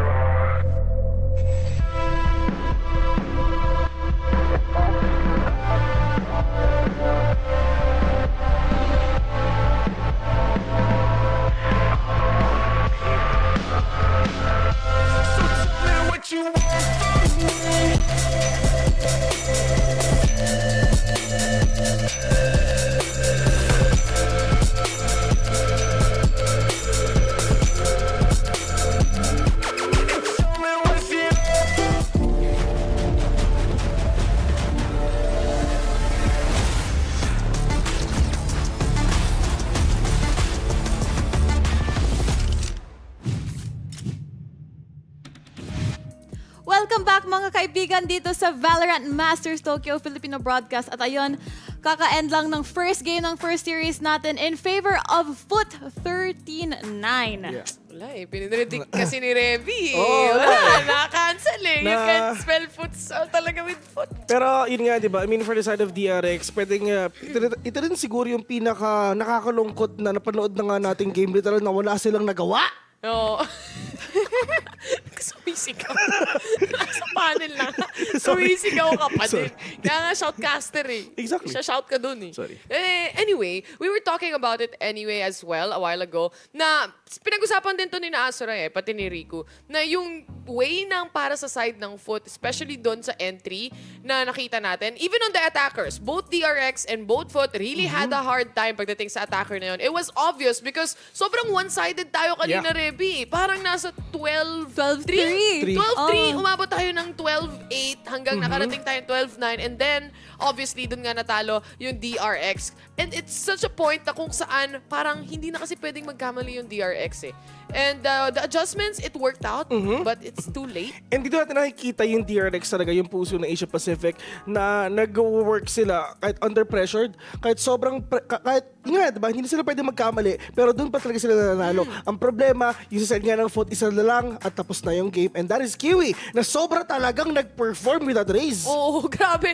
Actually, sa second half itself, Reby, nakatatlong paint shell kills siya. Not quite sure doon sa first half kasi hindi pa ako nagsisimula magbilang eh. Pero all throughout, nung nakita ko umi-entry nga dito, sina Kiwi, for example, 2 of those paint shells actually hit towards Mako. And siya lang naman yung sumusubok na mag-reposition, mag-adjust pagdating sa scenario na kung nasaan siya kanina sa lamps and then going to default.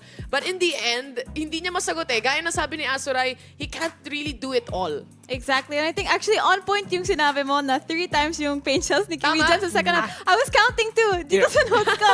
Pero yeah, we just had bind. And again, this was FUT's map, so very good for them. Now, they will have to get, if they want to get that second game, they have to beat DRX on their fracture. Pero again, we have seen DRX be kind of put to the test here by so many teams dito sa Valorant Masters Tokyo. And I think na ang daming opportunities for other teams to also VOD review here. Oh, that's true.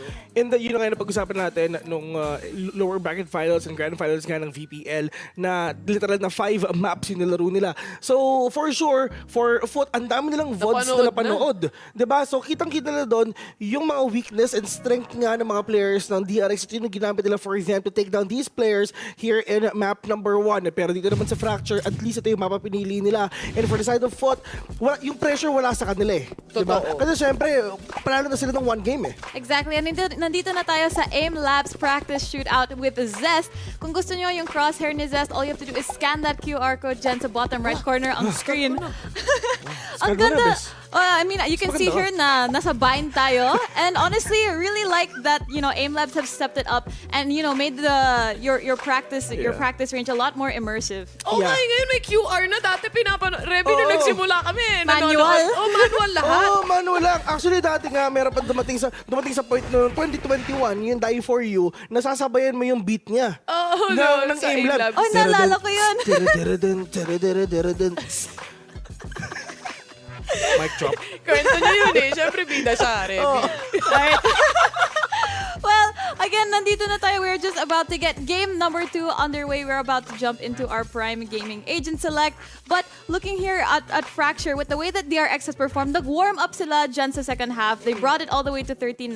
How do you think na mag-perform sila dito? You know, I'm actually happy, na gusto ko lang dagdagan yung sinabi mo. I'm happy na nakabawi sila kahit papano doon sa first map na yon. Kasi yun exactly yung kailangan nila eh. Kailangan nilang mag-shift talaga yung momentum sa side ng DRX. And again, if DRX is put into a position na wala silang masyadong control and sila yung nag-a-adjust, doon sila tumatagilid eh. And so far, yun yung kailangan talagang i-polish dito, Best. Yeah, and for the side naman ng DRX, for sure, yung stats nila dito is 1-1 currently.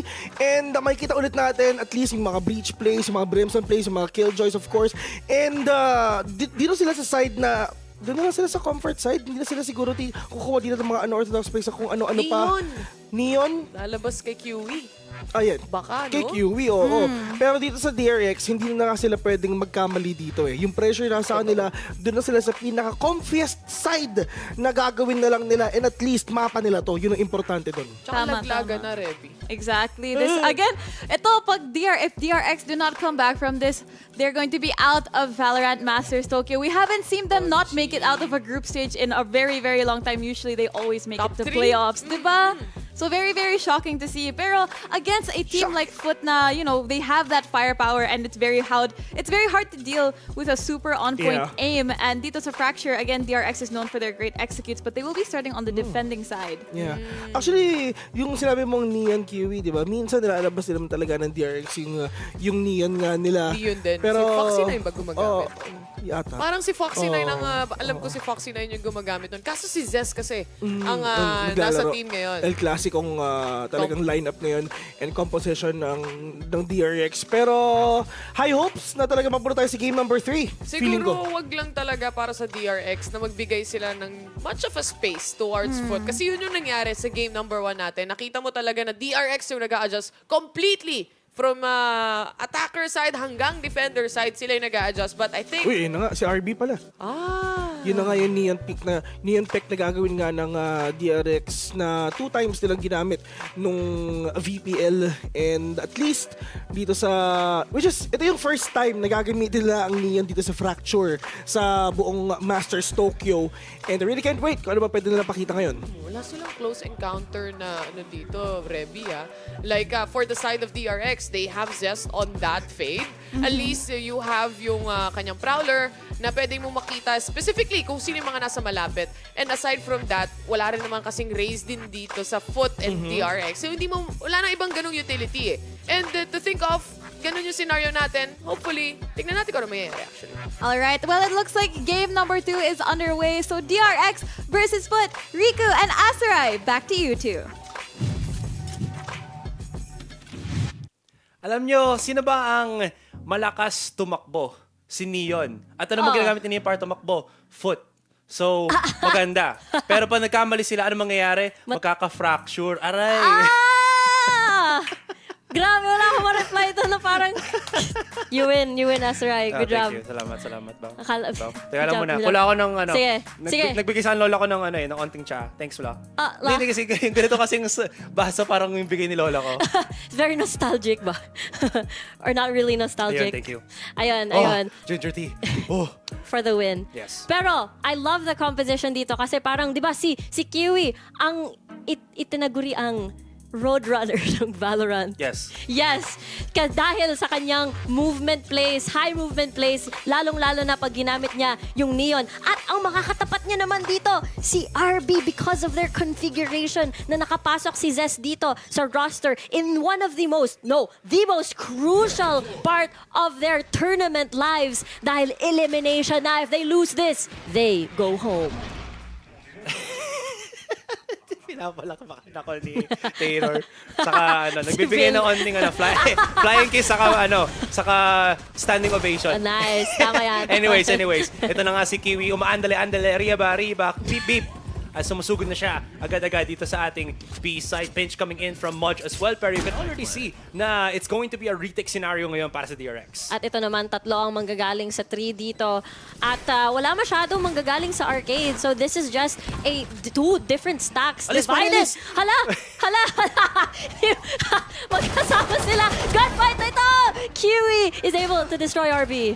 Ooh, quick little refrag agad dito from Mako and things are looking up para sa DRX. Yes, Stax is injured but does have a little bit of control ngayon. Pero as Mudge comes out para sa underground, medyo nahihirapan sila. They gotta snip pushing it pero si Buzz, sugod lang. Pare, pros don't fake and DRX don't flinch as sila makakuha ng ating pistol round dito from just pure sheer will of that defuse from Buzz. Tama. Nung nakakuha na sila ng control sa main, they had access already to the rest of, to the entire site. Kasi 2 na lang yung natitira sa tower. And lalong-lalo na kung ang natira pa is sila Breach. And ibig sabihin, it's so easy to flush out. It's so easy to get space for the defuse dito. That's with Stax din na severely low. So him surviving ng ganong katagal making sure na magamit yung utility kasi he went for the he went for the full util buy on a pistol round. So no shield, only the classic, full utility as I mentioned. Again, worth para sa DRX. Oo, FS. Kung FS, full support talaga mismo yung approach kanina. At ngayon naman, puro mga bulldog naman ang hawak-hawak ng DRX dito. Tingnan natin kung saan to pupuntang hunt at to spot out a possible A main stack. B main pala. Gomenasai. They're gonna push Arcade. through arcade dito. Fallen's trying to pick up some fadeaway orbs lang para lang mga consolation prize nga naman. But again, just kalma lang tayo ng onti dito. Have they broken any utility dun sa tower? Not at all. If they can hit Buzz with the blade, the KO blade, maybe that's going to be good. But I don't think he was actually triggered or anything. So yan na nga, susugurin nila siya dyan. Great stun from Stacks, actually all the way from downtown. And Buzz na lang dito will be fed some kills. Give me all them nice juicy orb stacks or kanyang ult stacks. As wala na magagawa ang FUT. Maybe they still have 2 players, pero being stuck on arcade like this, it's gonna be pretty difficult, especially again with Buzz still full of HP. Sinugod na nga ni Kiwi dito. Not gonna happen. It's gonna fix up a smooth, snazzy 4K. Speaking of orb stacks, dalawa na lang yung kailangan niya na kill or orbs para makapasok yung lockdown. I don't think yung sa kabila, meron silang orbitals. They're not even close to orbital strike just yet. So if they're able to use that, magandang swing ng tempo yan for sure na pwedeng ipagpatuloy ni DRX. Tingnan natin, Kaptan. Actually, hindi! Isa na lang. Kailangan niya may orbital strike na siya. Kaya niya counterin yan yung lockdown mamaya. I think this was one of the things na ginawa din ata ng... Was it, I think, FUT then on Fracture? Or was it EG? I think it might have been EG. But anyways, there are some teams na pag alam nila nag-hyper-focus ka sa one side of the map, the other team would just react to just pushing out and getting up orbs. So we could see like round 2, round 3 na kahit man 8 charges ka, you have your ultimate up and running agad. So it's really good for teams to realize this, lalo na pa if you have nothing to lose, to just pick up the orbs na lang tuloy-tuloy. At yun yung pwedeng approach mamaya. Kasi yun yung battle of the differences din eh. Yung dalawang Sentinel. Cypher, you can't really counter an orbital strike sa Cypher ults and Neural Theft. You're still able to push through. But speaking of pushing through, FUT already having their foot on the door dito sa site na ito. There it is. Stun, aftershock, Buzz. Only bulag lang. That's good. Kasi if he was stunned, that might have been a worse situation. No damage still done. How is this man still alive through the pop shots, through the smoke? Ang dami na nagrat-rat doon. Nothing really happening. Aggressive A-main control here from DRX. Makikita na ni Stack si Modge on the rotate. Timing is gonna be key for Modge ngayon. As both angles being overwhelmed dito. The lineup is real pero Buzz cannot confirm nangyari na sa kanya kanina, mangyayari pa sa kanya ngayon. But RB is here. Kailangan niya ng tulong. Hindi pa rin. And it's still FUT still alive. They only taken just a bit of bruise damage but it's not real big picks. Zest though, if he can get that upgrade maybe. Oh my but god. orbital strike pushed to the loving arms of the rest of FUT. Pero si Mako, sayang. Oh well. Nice little jiggle peek. Tapos swing there from cracks. Yeah. Not getting that headshot angle for Mako from the looks of things. Pero ginamit nila talaga yung orbital strike very aggressively to secure that round. It feels like there was a ton of respect. Look at this though. It felt like maganda sana yung plano in mind. They were all flashed. Babalik sana itong si Kiwi. Pero the shots, unfortunately, didn't land on the ends of Buzz. I might just argue na lang na I feel like orbital strike on Fracture, unless you're using it for post-plant, it's not the biggest thing for execution. It's good though, for sure. Pero if it's okay, like I mentioned guys, if it's okay to secure the round and give that respect to DRX, that's totally fine. Kasi again, I think I mentioned, ang bilis makakano eh. Ang bilis din makapag-charge din at the captain eh. Oo, parang fina-funnel nila lahat yung orbs as much as they can. At akala ko nga, they're gonna use it for the lockdown. But Buzz, I think this is a good window to access that. Lalong-lalo na pupunta dito sila sa B. I like how, again, they have Modge as that Cypher. Kita mo yung, hindi mabasa ni RB. Pero kita mo yung laki ng control niya outside on arcade. That camera just, again, denies any form of flank coming in dito para sa DRX. So they're just relegated to their own side of the map for the moment. Buzz is by himself. Wala na siya magawa kasi, again, he didn't have the proper control. No stun from Stacks whatsoever. And ma-overwhelmed na naman siya once again. The flash to come out pero RB gets hella denied kasi, again, even he flashes out, handang-handa ng FUT makipagbakbakan dito. Oo, bakbakan they did. All the gunfights. It was Sentinel versus Sentinel. Si Buzz nakatingin sa arcade, nakita niya si Mudge. Mudge was the one that eliminated him and it felt like they were falling down like dominoes. Imagine, by round yon ni DRX, they lost all of their rifles and therefore they need to reset once more. And, you know, sayang, they won that pistol round, but it is what it is. It is what Anong Tagalog it nun? is. It is what it is. Yun na yun. Yun na yun. Tama, diba? Oo, parang tama yun, tama Okay, yun. salamat. Yan ang gusto ko kasi pag may co-caster ako na nagtatagalog, parang tinetest nila ako, sorry pop quiz, ano yung Tagalog nito? Ako nga yung mali kanina, yung mapait, tsaka yung Matabang. Matabang. Parang kulang sa lasa. Yung pala yun. Oops. It's okay. Anyways, what is not okay is DRX na pushback na naman sila dito ng FUT. They've only lost those 2 rounds since starting anything. Kiwi, meron na siyang... Actually, I forgot the name. Which one? Overdrive. I call it electric fingers. Electric. Alright. Buzz has the lockdown. And a lot of the players on DRX dito are very close to big ultimates. The big problem is, as you can see, they really don't have that proper map control. They're scrambling to just try to get things working for them. They try to go for that aggressive paper Rex B-long push, B-main push, but it's not working. Pero sometimes, maybe, just being aggressive there funnels the rest of FUT to go to the other way, gives them an opportunity to get a kill with the Marshall, pero it's only the 1-for-1. Paano kaya sila makapag-funnel din dito ng kanilang utility? Kasi tama ka, Asuray, they're always constantly stacked dito pagdating sa arcade and they have access to tower and the rest of the site. Parang nahihirapan, hindi kaya ni Buzz na mag-isa sa tower so far. Pero Mr. Fallon, here comes the stun! Cracks in the defense ngayon ng DRXs. Kita mo si Stacks, he was actually playing to help out his boy, tapos biglang wala nag-hold ng other angle dito. Maybe expecting that there's only one avenue of attack, but in any case, the push, aggressive and successful ngayon on the B site. Zest. Ay! Wala pa siya ng Okay, now he picks up a weapon. No need to reload. But of course, they knew exactly where he was. Rinig na yung switch up. Oo, hindi hahayaan na makakuha ng weapon to go away. Pero that was a lower buy pagdating sa DRX. So very understandable result. Kaso nga lang, hindi nila na-damage yung ekonomiya naman ni FUT. On the other hand, lots of half shields. Lockdown now in place. Pero we keep talking about the lockdown timing and the orbital strike is there again so soon para ma-counter iyon. Parang hindi pa nakakuha ng angulo to be able to use that on a proper moment. Medyo nga nandidiri na ang DRX sa kanilang sarili nilang economy. Ang tawag natin dyan, economy-aki. So, yeah, that was funny, not gonna lie. that's why they get me for the lame jokes. Anyways, moving forward dito. This is actually pretty early for DRX to call the timeout kasi they have games where literally isang buong series hindi sila magko-call ng timeout. But now, again, backs against the wall. They're realizing yung weakness nila dito. Honestly, I don't know how DRX is going to be approaching this in the defending side na hindi sila nagko-commit to getting proper map control. Kasi naging problema dito, nakita mo na nga. As I mentioned, Modge, he has so much control on arcade with that Cypher, just having yung camera na yun. Yeah. Pero that's only just the info gathering. Walang aggressive threat for death na ginagawa dito. So maybe DRX need to switch things up. Maybe they need to aggress a certain location.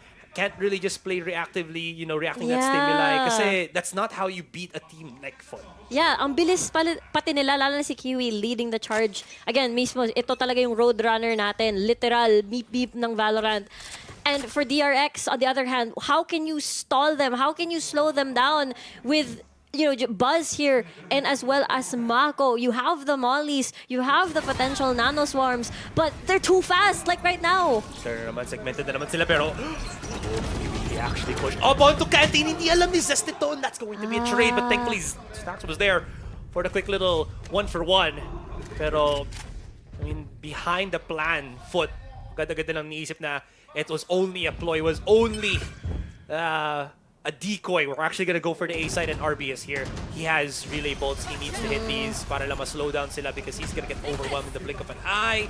One more teammate coming in from Modge, pero hindi niya inintay yung knock-up ng ultimate ni Stux, and this is not good kasi Modge also gets out and still has the pinch coming in from drop. That was so pain kasi parang may plan in mind eh. Nandun na si Stax mismo Ay, for the na-flash. fault line. Pero there's the stack of everyone from FUT, from Hall. And ang hirap on the ends of DRX. Hindi sila makaretaliate at all. Everybody trying to play that Ang one ansi! Ang ansi, angle. diba? True. I mean, I kind of get it kasi the pressure of the Rolling Yeah. Thunder pare, baka mabambuzo dito yung FUT. But FUT, they're so sure of themselves in this series. Walang katakot-takot, walang, there's no doubt in their minds that they can actually execute in this fight. Tapos, sugod na sila. No fear na, ay pare, sinuguran tayo ng, ng magnitude 8.5 ka natin, umalis dito. Pero hindi. They actually just held their ground and got the kill. Yeah, they were kasi the moment na si Kiwi nag-peak before the fault line even finished charging, ibig sabihin they know that hindi magsasayang si Stax ng ult ng Rolling Thunder on that side. So now again, ito yung mapa ni DRX. Usually, 'di ba, si DRX nahihirapan sa mga aggressive teams. Pero pagdating sa Fracture, sanay naman sila. This is their territory. Pero when they're up against FUT, I think the bind definitely affected them, no? The big thing about that kasi is, if I can just point this out in this kind of way, that is, anong site ang ibibigay mo and anong site ang i-double up mo yung defense para yung isang site na lang i-handle mo for the retake. It feels like yun yung ginagawa ng DRX kasi they put so many bodies on the B site itself pero it hasn't worked out at all. Tignan mo ngayon, sila just after 6 rounds na tinanggal nila isang player outside of the B site. And finally, the Paper Rex push is coming in pero handang-handa ang FUT to receive that. They might have just offered up one of their players but they got 2 in return. Sobrang high risk, high reward. Pero yung ano ba yung opposite ng reward? Hindi ko rin alam. Basta they didn't get the better end of the deal. Pero Baz and Mako, they want to return though. They want to make sure that they can take things back into a 2v2. Spike still not in the hands ng FUT dito. So at least this is a step in the right direction para sa DRX because now in this 2 versus 2, they have to retake first kanilang explosive device. Modge is such a perfect spot. Ay! And Kiwi actually still wants to go about this 50 seconds, but actually tumakbo ng A-side kung gustuhin niya eh. Pero no, he wants to play the clutch, he wants to play the 2 versus 1. What's on the menu? Ay! It's him. Serve on a platter because of that haunt. Of course, courtesy of Zest. Nom nom nom. Chomp chomp chomp. Yun yung ginawa ni Zest doon with the Prowler. 3-4. Humahabol pa rin naman si DRX.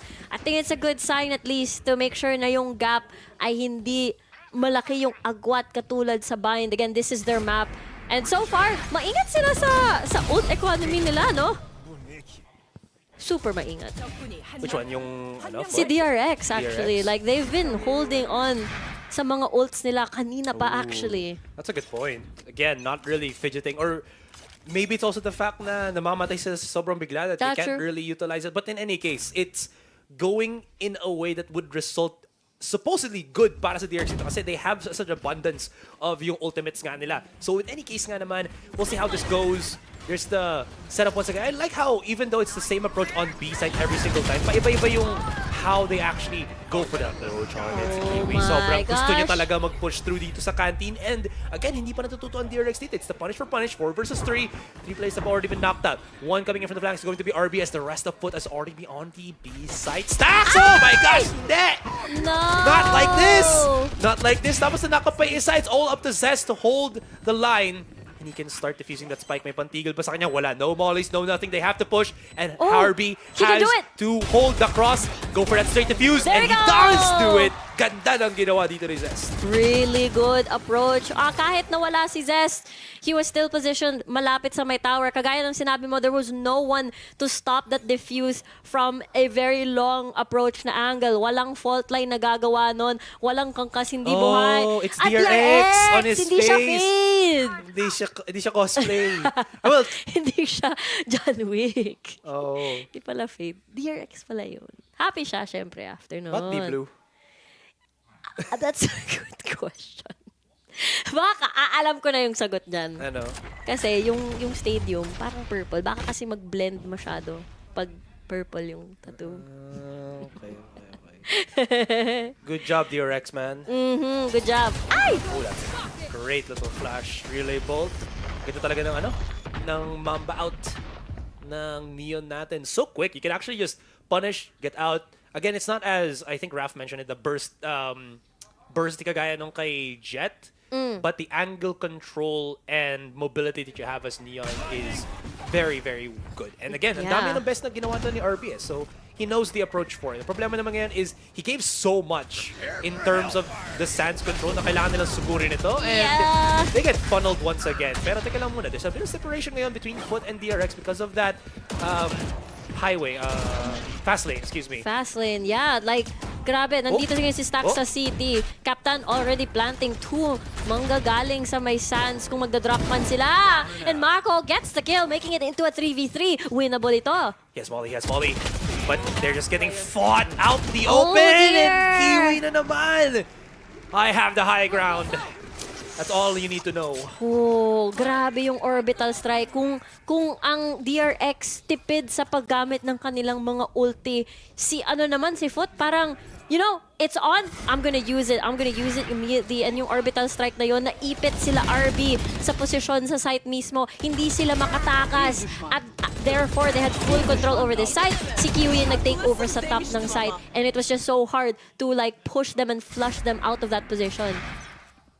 Looking at this from a macro perspective, para sa viewers natin, tingin nyo guys kung paano yung rounds natin. It's very back and forth because hinahayaan na ng DRX pumasok yung FUT sa site. And of course, they want to go for that retake. Pero nangyayari nilang dito ngayon is pinapalagan ng DRX in transition or in motion ang FUT para ma-disrupt yung play nila. And if you can see that in the past 3 rounds, it actually has happened multiple times na din. So that being said, it's not a game where maybe there's going to be a burst of rounds from either side. It might be very Hindi tulad back ng and bind. forth. True, Yeah. very true. Especially ngayon, DRX on the lower buy this time around. A couple of frenzies. They want the close range fights dito. Kaya nasa corner lang sila. Nasa corner ng mga entrances dito. Kailangan na hindi lumapit itong si FUT and lure them out of position. They can't die to anybody because Emoj has the neural theft. That's going to give them so much, There it is. again, just information na there's so many players here. Teka lang muna, susugod dito si Buzz, pero goodness, may Mako dyan na sa tabi niya. Can actually utilize the shotgun to full effect. Wow! I know that Buzz had the triple kill, pero ang laki ng ginawa ni Mako doon for the disruption. Yeah, he was standing in the middle of that site. So, syempre, kahit yung tatlo manggagaling sa arcade, lumabas from the smoke, they were confused kung saan sila mismo titingin. Do they kill Buzz or do they kill Mako first, who has served to be one of the biggest problems dito din sa Fracture in previous experiences. And ang ganda, switching to the pistol afterwards. Tower King itong si Buzz dito sa Fracture. And again, great thing for DRX to realize not to die in the range of Modge's neural theft. Because again, kung nangyari yun, they would realize na they were playing for these sneaky shotgun positions. Kaya sabihin natin ganun na yun. And would have just gone all the way to the A-side. Kasi syempre, makikita din nila na walang tao sa A-side. So, that being said, really good play then from DRX just to hold off. Just wait lang, be patient, and allow FUT to feel comfortable to pushing when in reality it was a trap. Yeah, nag-pay off din yung DRX, no? Stacking on their lower buy dito sa B. It was that big 50-50 kung mag-A ba itong FUT o hindi. Pero usually, dalawa lang naman yung approach. Actually, tatlo. Either it's a 4-man stack rather coming from arcade, o kaya it's a 3-2 split coming from 3 arcade, o kaya naman isang stack pagdating sa may A hall. So parang siguro download time na to si DRX. Wow. Oh, will you marry me? Grabe, Mako. Grabe. Si Mako. Daming fans. Ay, nako. Di ba naman ito mga tao? Ikaw yung gusto. Gusto ko si Stax. Di ba, bro? Double yard. I guess. Pwede daw eh. Pwede daw. Oh, pwede naman. Tagalog. Ay, gabi naman ito. Tatagalog si Mako, no? Anyways. Kasi din pala sa nanonood ko dito sa DRX is they've been so adamant or convinced sila na Buzz has to always play the site or on tower. I think one round lang natin siya nakita na he actually didn't play there. And okay lang sa kanya na tag siya ng suppress as long as he plays it inside the site pa din. Kasi he doesn't get cleared out by utility. Yes, he's gonna get flash or stun, pero nothing of that regard. Grabe, ganda nun. Kasi again, Kiwi still has control on Kanti. At hindi niya ginamit yung fast lane, so meron pa siyang utility na pwedeng gamitin mamaya kung gusto niya mag-cross somewhere, mag-reposition across the map. Yeah, Canteen control so far. But here it goes. Mako has eyes! Trade muna. Oh, nasa gilid siya dito, Kiwi. So Wow. good with his positioning. Ang laki ng ginawa niya dun sa... And si Fallen, 1 HP in a dream. RB. Ito na. Neon versus Neon aggression. Hirap. Hirap, sir. Laban. No, he doesn't know. He doesn't know. Stab, stab, stab. Stab, stab. Knife, knife, knife, knife, knife, Ayan knife, knife, knife, knife. Poink. Knife mo. Ito na. Sir. I name Ayan you na. Father, Son, and the Holy Spirit, Tondolens. That's the first time I've heard of that one. Shouts nga pala kay Eliza. Baka kasi magalit sa akin pag sinabi kong hindi sa kanya galing yung ano na yun. Yung terminology na yun. Shoutout sa'yo. Eliza, condolence.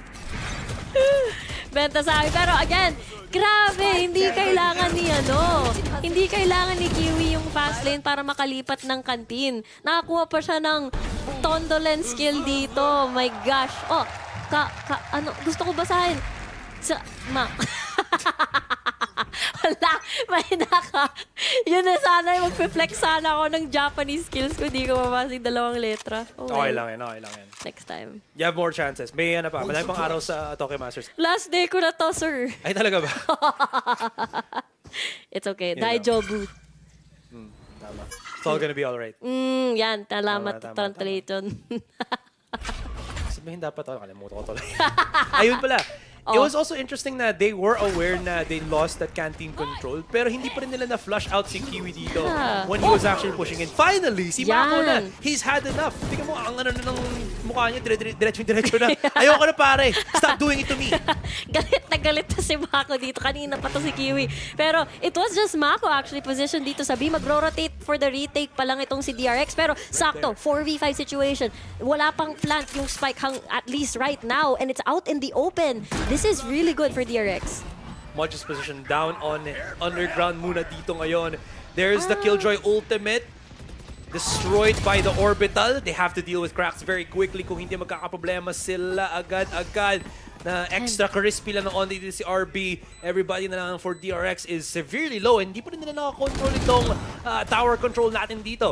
Delays all in hand. May flash pata si Mr. Fallen, but there is a lot of players ng DRX. Mako's holding the corner ngayon, and all they have to do is hold that button and makakuha tayo ng 6-6. What a reset dito. They look good na ngayon. Yung serious faces pa rin yung mga players natin kay DRX, but at least it's not the same as yung nangyari sa bind. Yeah, absolutely. So with that, we end our first half 6-6. Back and forth, pero hindi mag-bend over dito ang DRX. Hindi sila susuko. You can see the quick little replay ngayon. Handang-handa na si Mako. They've done it like 5 times na. And no punish comes out from DRX or comes from DRX. Finally, it happens on the 1 round. On the 1 round. On the 1 round. Kailangan nila yung momentum na yun pagdating sa second half, syempre. Yes. So as you can see, our athletes are doing good. What do you think about FUT, guys? Panel, you got it. Start muna kay DRX kasi condolences nga sa kanila because FUT is literally stabbing them in the back. Medyo dikit na dikit yung laban na to. But the good news is DRX is looking more like a team. Grabe.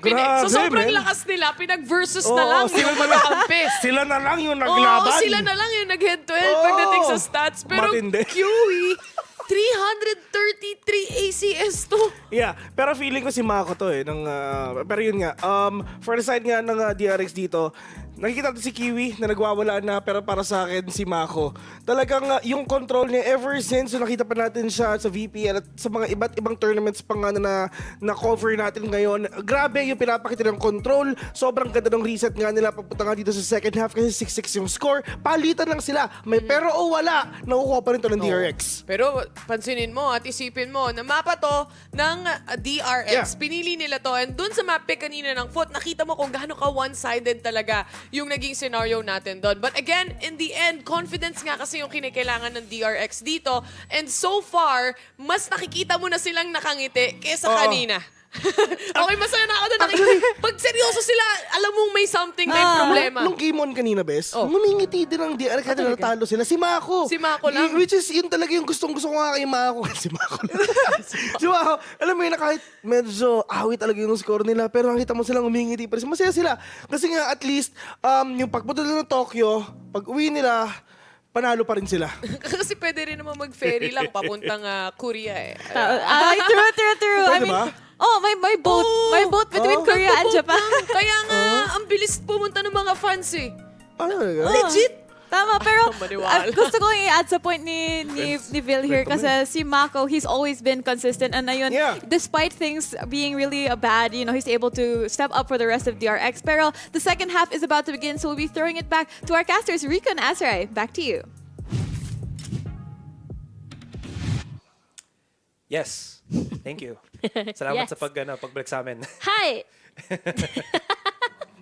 もらっておかげでありがとうございます。Broken Japanese ko yun. Di ko alam kung tama yung sinabi ko. Pababasa ko sa'yo mamaya. So, curious din. Okay, pero na-curious din ako kung gagana ba tong massive push agad ng FUT. It has crumbled. They try to be sneaky pero nahabol sila ni RB.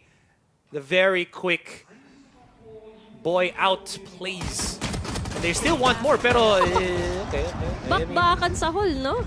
I mean, they were already outnumbered. They had to get the picks, pero like I mentioned, bakbakan nga sa hall. It's not gonna work out. It's all down to Mudge na lang dito. Kaya Does ba? have a little bit of a tiny gap dito. If anybody gets high enough, maybe may makahanap si Mudge. Pero low ground pa rin yung ini-stayan ng the rest of the RX. They don't wanna risk it, especially meron silang smoke as it dissipates. Can isolate with the smoke. May one way ba siya from that angle? Nope. He's just waiting na lang patiently for someone to get a bit tricky, but dahil buhay pa si Buzz then may third pa siya dito. So there's no need for any of the players ng DRX to actually just, peek out, try to get that information. Hintay na lang sila. Not really at all. So Mudge, if he drops down, ring na rin again. Even if he pops the shot with the ghost, alam nila nandun siya sa area na yun. Stacks trying to just run back. Nice. But they knew already where he was, looking at where the other players of DRX were hoping for the hypothetical swing out ni Mudge. Ang linis ng round na ito. Nagsimula ito dito because of RB. Again, it was a a lot of people stacked onto main here. And it was just pure ghost gunfight basically para ma-access yung site. I think this is a pretty good sign on the ends of DRX sa mapang pinili nila.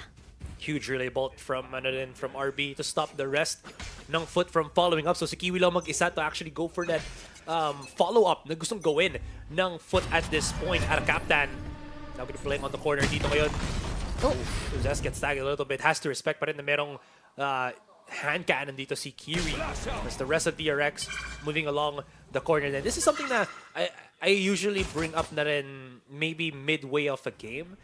Fracture is also a map that is, I would say, attacker-sided because you can dedicate or dictate yung flow of the rotation. Because there's so many angles of attack, attackers usually have the leeway talaga dito.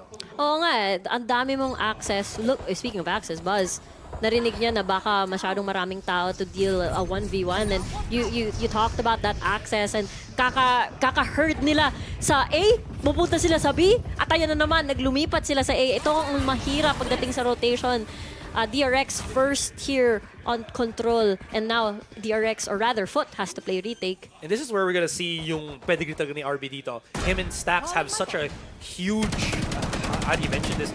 Matagal silang teammates. They so are understanding of how to play along the utilities of the breach and the neon. On the attacking side, it's really flushed out the most. So in any case ngayon, RB's gonna be by himself. He still has, I think, hopefully the utility of Stacks to help him out because the flash from Fallen is gonna be flushing them out in the corner. Thankfully, hindi siya na-stun, pero hindi!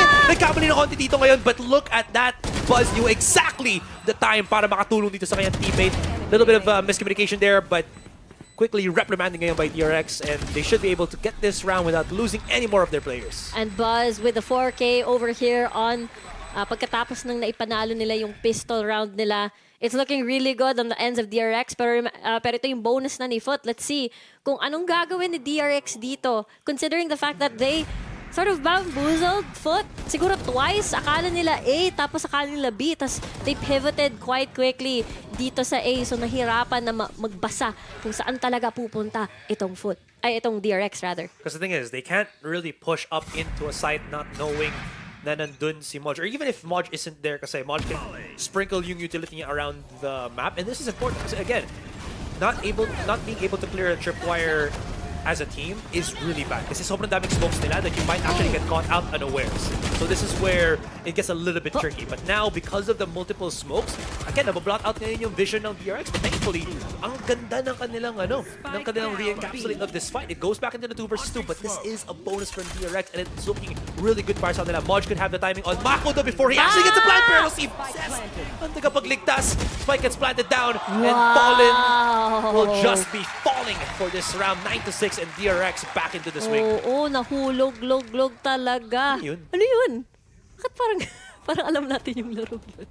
Parang gacha yun Pero nasa Japan nga pala sila ngayon. And right now, nakakatakot na isipin na bonus round yun ni FUT. Pero nawalan sila agad. Nakakuha ng upgrades itong si DRX among the chaos. Nakapulot si Zest.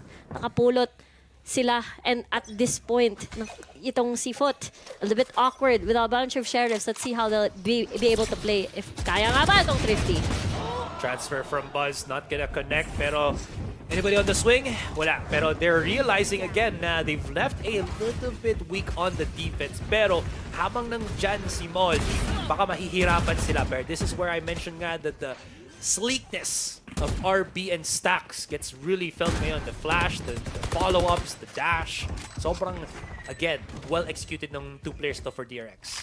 Sobrang linis. Pwede pa nila i-secure ito with the Rolling Thunder. But I don't think DRX will be the type. They want to save that for later, definitely. Lalong-lalo na they know that they have the man advantage. They have the weapon advantage too. Is the Mako with the lineup. Tingnan mo kung ano malayo sa spawn nila. Oh! Ayun na, binato niya na yung molly niya.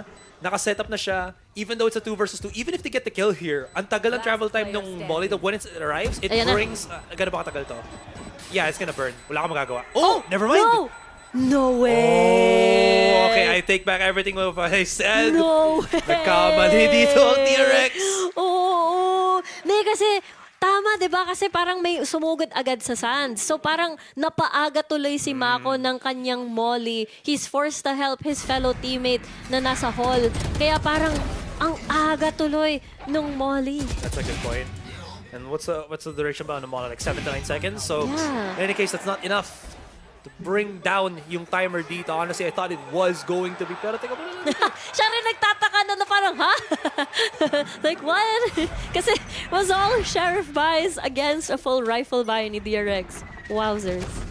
Well, hopefully that doesn't give much dito for FUT to work with kasi that just means that DRX are in trouble once again. Hindi pa malaki ang kanilang round buffers to actually be so confident na they can move this into a game number 3. That being said though, kaya sabi mo kanina, Stacks has the ultimate. May Rolling Thunder siya dito ngayon. It's going to be the follow-up. You've seen some teams, they're gonna be Rolling Thunder on the A main while the rest 4 players will be coming down on possibly itong drop, but that's not the play here for DRX. It's going to be the pinch coming in to the B side, but there's 3 players there of FUT looking to intercept. Ang hirap nga lalong-lalo na meron null command itong KO ng FUT, so makakancel ng karamihan.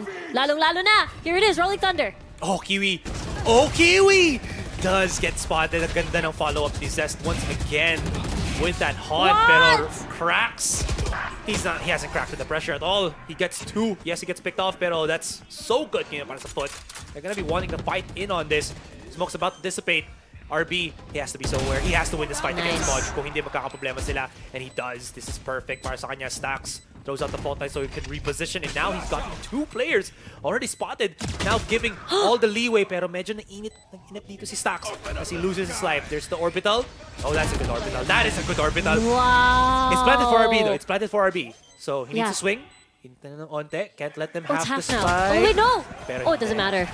Yeah, they still have plenty of time. Oh my word. That felt like full control na on the end of DRX. Pero kagaya ng sinabi mo, Asuray, yung orbital strike really stopped the ones looking at the spike from main, from tree, and therefore nakapaglipat, reposition sila, nakalapit sila for position para mag-defuse, and they can double swing in case na kasi natira na si RB. They know where the last person is, and it's all to the heroics ni Kapitan. Si Kapitan.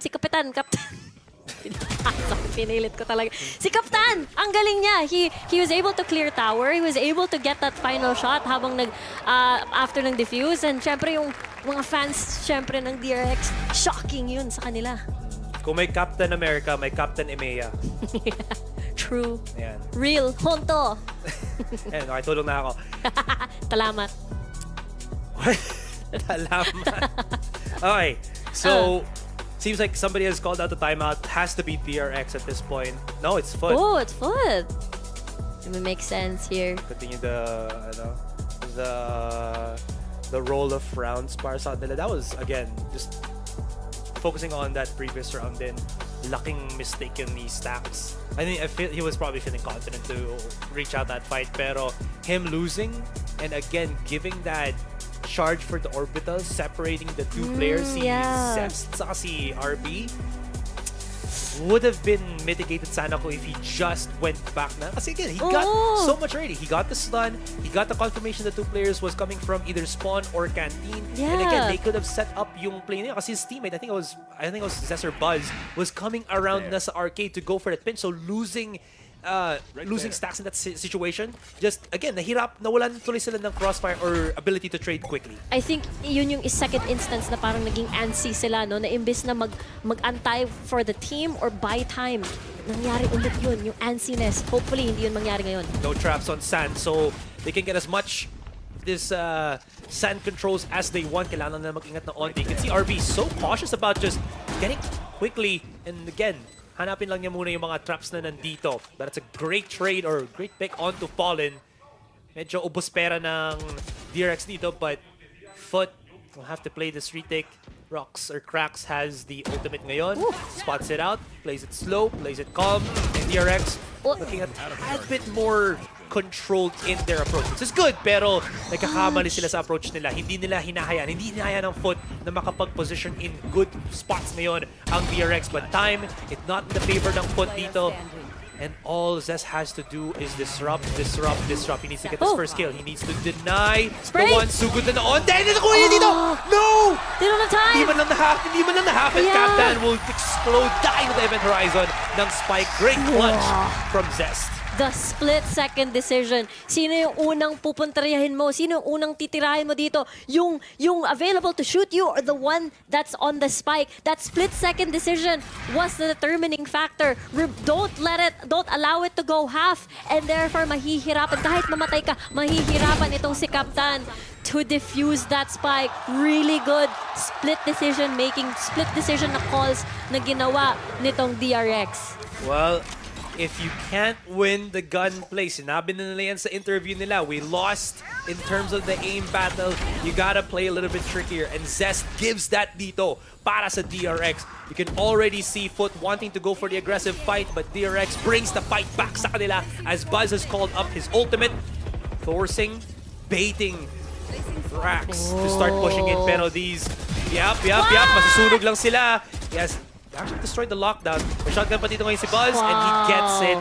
Medyo naging hyper-aggressive kayo ng FUT, hoping na baka masira nila yung ultimate dito. Maybe push him back, pero great timings with the nanoswarm allows him to survive. And Fallen. Wow, okay. Risk. Very risky, pero with good results. 3v1 with the spike now being planted. Modge, I know he's done a lot of miracles before, but against 3, na parang sandwich siya. Parang hirap na makapag-clutch in this situation. He just actually backs away. Yeah. Wala silang pera eh. They have to save once again. And I'm surprised na we're not getting as much value off of the Cypher as before. Maybe it's because, nahuhulaan ng DRX where the positioning of the utilities are, or they're just very due diligence sa pag-clear out of it. So That being said, it's great, but this was so huge again from Buzz once more. Just expertly knowing that he can't just allow his lockdown to get destroyed, Yeah. and he gets rewarded for it. 2 kills. Oo, that was huge. Kasi the fact that si Captain yung nawala, ibig sabihin there is no, kahit na wala siyang ult kanina, there is no threat of an orbital strike. And therefore, the lockdown was going to create natural pressure for FUT Esports to go in. And therefore, Buzz won that 1v2. I wonder if DRX can actually make it work. They have that round advantage now. 2 more to go before makapunta tayo sa Haven dito. And that's a good thing. Because again, DRX are so much known para sa Haven nila. It's not a perfect percentage win rate, pero it's one of the maps that they're so much known for. I wonder if they're still also going to be utilizing Buzz there as like Sova. It's actually not a bad idea. But any case ngayon, Riku, this is a great look para sa DRX. Definitely. Ito yung kinailangan nilang boost after a very hard defeat on Bind. Lalong-lalo na they were performing great actually dun sa VCT Pacific. RB, fast lane, going in from Sans. Grabe, bulog na bulag, walang magagawa. Ang maganda lang dito is, alam nila na wala magpupush ng drop or ng Yeah. warp. But the thing is, that doesn't really matter kung ganyan naman yung approach na gagawin ngayon ng DRX. So that being said, medyo ipit-sigipit na ngayon ang FUT Esports, Fallen at Modge, trying to at least hold 2 angles habang naka-stinger lang dito si Fallen. So, he don't have the smokes, he can't close the distance. Tapos tigaw pa. Just a little bit of extra measure. Buzz is playing around the corner, possibly looking to play from drop dead. Perhaps trying to remove the weapon ni Modge pag nagkikitaan sila dito Exit sa B. fragging. Yeah, exit fragging. Kasi kanina pa yan sinesave ni Modge. Lalong-lalo na nawalan sila ng pera kanina. Most likely mawawalan ulit. So Stacks gets a kill. Isa na lang natitira, Buzz versus the other Sentinel, si Modge. Kaya ba nila? Modge can't show his presence at all. Mahihirapan siya ngayon. They have an idea of where he might be, pero galing na pag-tuck in niya. Oh! Okay, if he gets tagged enough, maybe magastos na this sa shield niya dito. But again, kita mo kung gaano ka-confident dito yung approach nila. Nothing is working. Look at that, no shots connecting from Cracks, and RB is running wild. Grabe yung plano nila, no? Magpa-fast lane doon papunta rekta sa site pero dadaan pala siya ng Sands. So there is a bit of that mind games kung dito ba papasok si RB o hindi. Yun yung pinakaunang instance na ginawa yun ni RB. Pwede niya ulit yun gamitin. At tingnan natin kung handa ba yun si FUT sa ulit na sitwasyon. Traps are there. Pero RB doesn't want to commit to it. Alam nila na medyo risky biscuit siya to actually play around with. But it's all a ploy. It's all a delay. It's all a delayed push. The A site is still contained. Pero Fallen is thankfully here. At meron na siyang ultimate. Meron na siyang Rolling Thunder. They've lost Buzz. This is not good. If they can plant, they can play the post, which is gonna be huge. And RB finds Kiwi on the lurk. Napakaganda nito para sa DRX because now, even though may big ultimate sila, they can play as far back as they want kasi meron pa rin lineup dito ang DRX. Orbital strike on to Nightfall. They are all funneled into Hall. Actually, Stacks hiding through the smoke. Don't. Ayun na yung let's go niya. Oh, they're gonna get riled up, bumped up. Zez has to hit the shot. He has to hit it. Don't have to defuse, which is perfect para sa kanila. And RB is angry. He is Ramon Bautista. RB. Exactly. And now Fallen, all they have to do is just challenge. There we go. Ladies and gentlemen, mapupunta tayo sa game number 3, Haven, ang magiging final decider map natin dito in this best of 3 series. What an extended series natin dito. DRX came back from a very difficult performance sa Bind. Nakabawi. It's still pretty close though. It was very, very back and forth nung pinakauna on this map. Pero after nung attacking side na si DRX, parang hindi na nakahabol, hindi na namabasa kung saan pupunta itong DRX, kung anong site sila a-atake, mag-execute. And I think that's the reason why kung bakit nanalo si DRX sa mapang ito. RB then, big factor dito.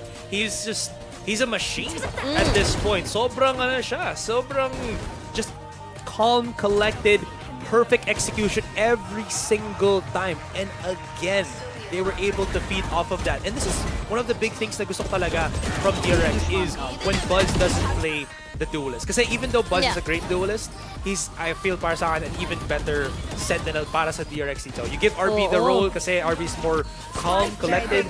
Maybe execution Buzz is better, but overall, Fracture talaga goes to be a map para sa DRX. Even though they got the Stondo lens, nakaano pa rin sila. The mental fortitude for DRX is still surviving, and at the same time, mukhang thriving pa rin eh. Yeah, thriving talaga. Again, si DRX, very well known sa performance nila sa VCT Pacific. Para sa mga fans, familiar na sila na parang sunod-sunod na talo, mga consecutive rounds. Pero it's all part of the plan.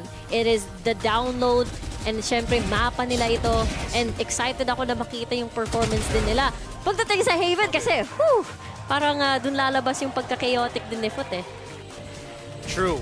We're possibly could be seeing yung, again, FUT's playstyle and DRX playstyle, which is very contrasting from each other. I think mas lalabas nga yan talaga sa Haven map natin. So that being said, glorious comeback dito para sa DRX. RB fight! Oh, RB Heart fight. Yeah, My heart. Very good. Yun na nga. And guys, again, with all of that being said, explosive match. Game number 2 is done and game number 3 is on the horizon. Tiyatin kung sino ba ang ma-eliminate dito and who will move forward dito sa ating Tokyo Masters.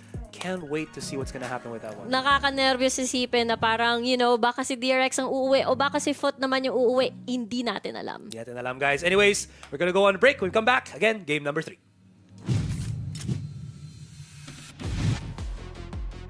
Kendimize güven. Bence herkes kendine güveniyor ama hızlı bir şekilde fixlememiz gereken bir şeyler var. Bunları da düzelteceğiz. Böyle uluslararası bir sahnede şu an bizim için en önemli şey bence tecrübe kazanmak ve bunu ileriye yansıtmak, geleceğe yansıtmak. Şu an daha turnuva yeni başladı. İlk 8 yaptık, okey, problem yok. Ama turnuva daha bitmedi. Daha Champions'ı da garantilemedik. Job not finish. Will be good. Last player standing. Fully commit, And there's no challenge. And Captain has a chance to reposition. Did you hear him? But not moving. The tap. The paranoia, the swing, and out of Captain with it! Fox9'a söyleyeceğim tek şey var. Bana karşı oynamadı. Ben de ona karşı oynamadım. Ama bence bana karşı kendisini hazırlaması lazım. DRX'e karşı FUT bence hatalarımızı fixleyeceğimiz için güzel bir maç geçireceğiz. Ben hazır olduğumuzu düşünüyorum.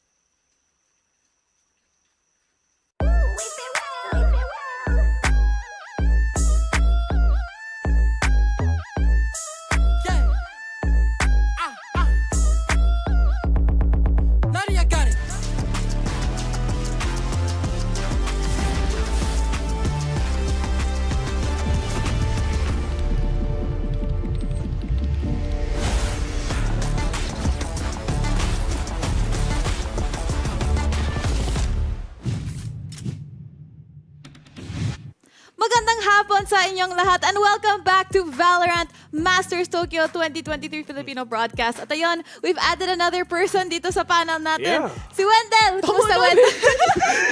Diyos ko, mapupuno na. Risay mo sabi mo naman. Risay mo Men, dapat arigato kasi thank you. Ay, Ibig arigato sabihin nun, pala. Arigato, thanks. Men, kasama mo na, tapos sorry. nag-welcome pa rin kayong dalawa. Ganun kami kabait. Welcome namin lahat. Sige, maraming salamat, Wendell, sa paghatid sa amin ng ating mga baso at mga tea. Kasi nga, nasa VCT tayong lahat. That's right. Ano yan? Sarap na Wendell Thank you. Ano to? Tea ulit. Yan. Okay, anyway, moving on dito sa scoreboard natin, we just had Fracture here, 8-13, this time in favor naman of DRX. Yeah. Okay, kanina napag-usapan na nga natin yung nagpa-pop off dito, pero Bessie, Mako talaga para sa akin yung one of the best controllers sa buong mundo. Oo. Hindi lang talaga sa Pacific, which is talagang nakapag-set siya ng tempo, lalong-lalo na yung initiator nga nila. And for themselves, talagang pupunta tayo sa mapa ng Pinoy, which is ang Haven. Pero ang DRX, di pa rin nalalaro yun kahit isang beses. Talaga? Hindi pa talaga Ngayong ever. Masters.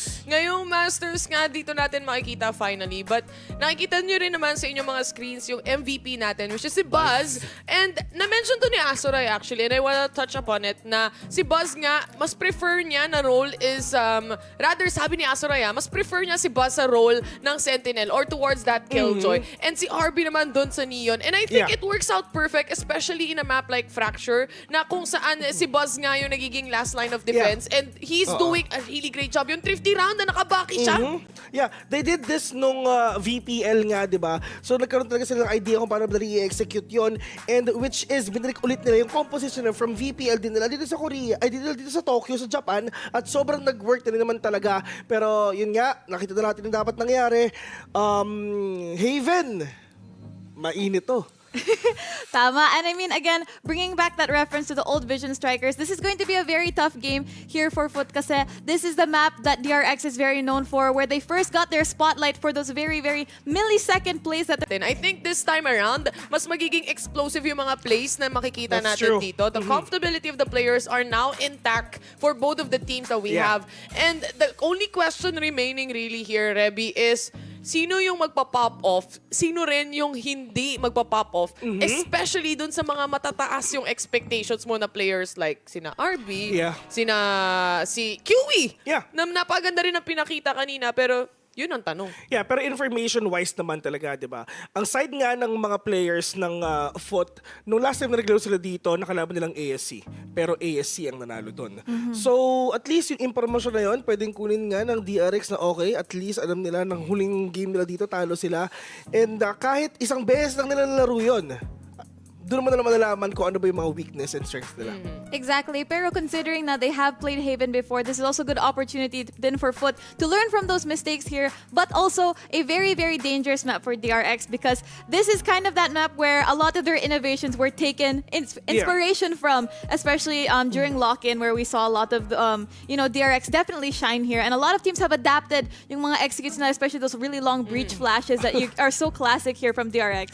Tsaka the fact na may classic nga tayo, di ba? Na classic play style ng DRX talaga where they are in control. Sila yung may pacing dito. Sila yung nag-aabot ng pacing sa kalaban. But it seems like FUT, they are really strong pagdating dun sa aim duels. Yeah, Sobra. lalong-lalo na sila Kiwi, di ba?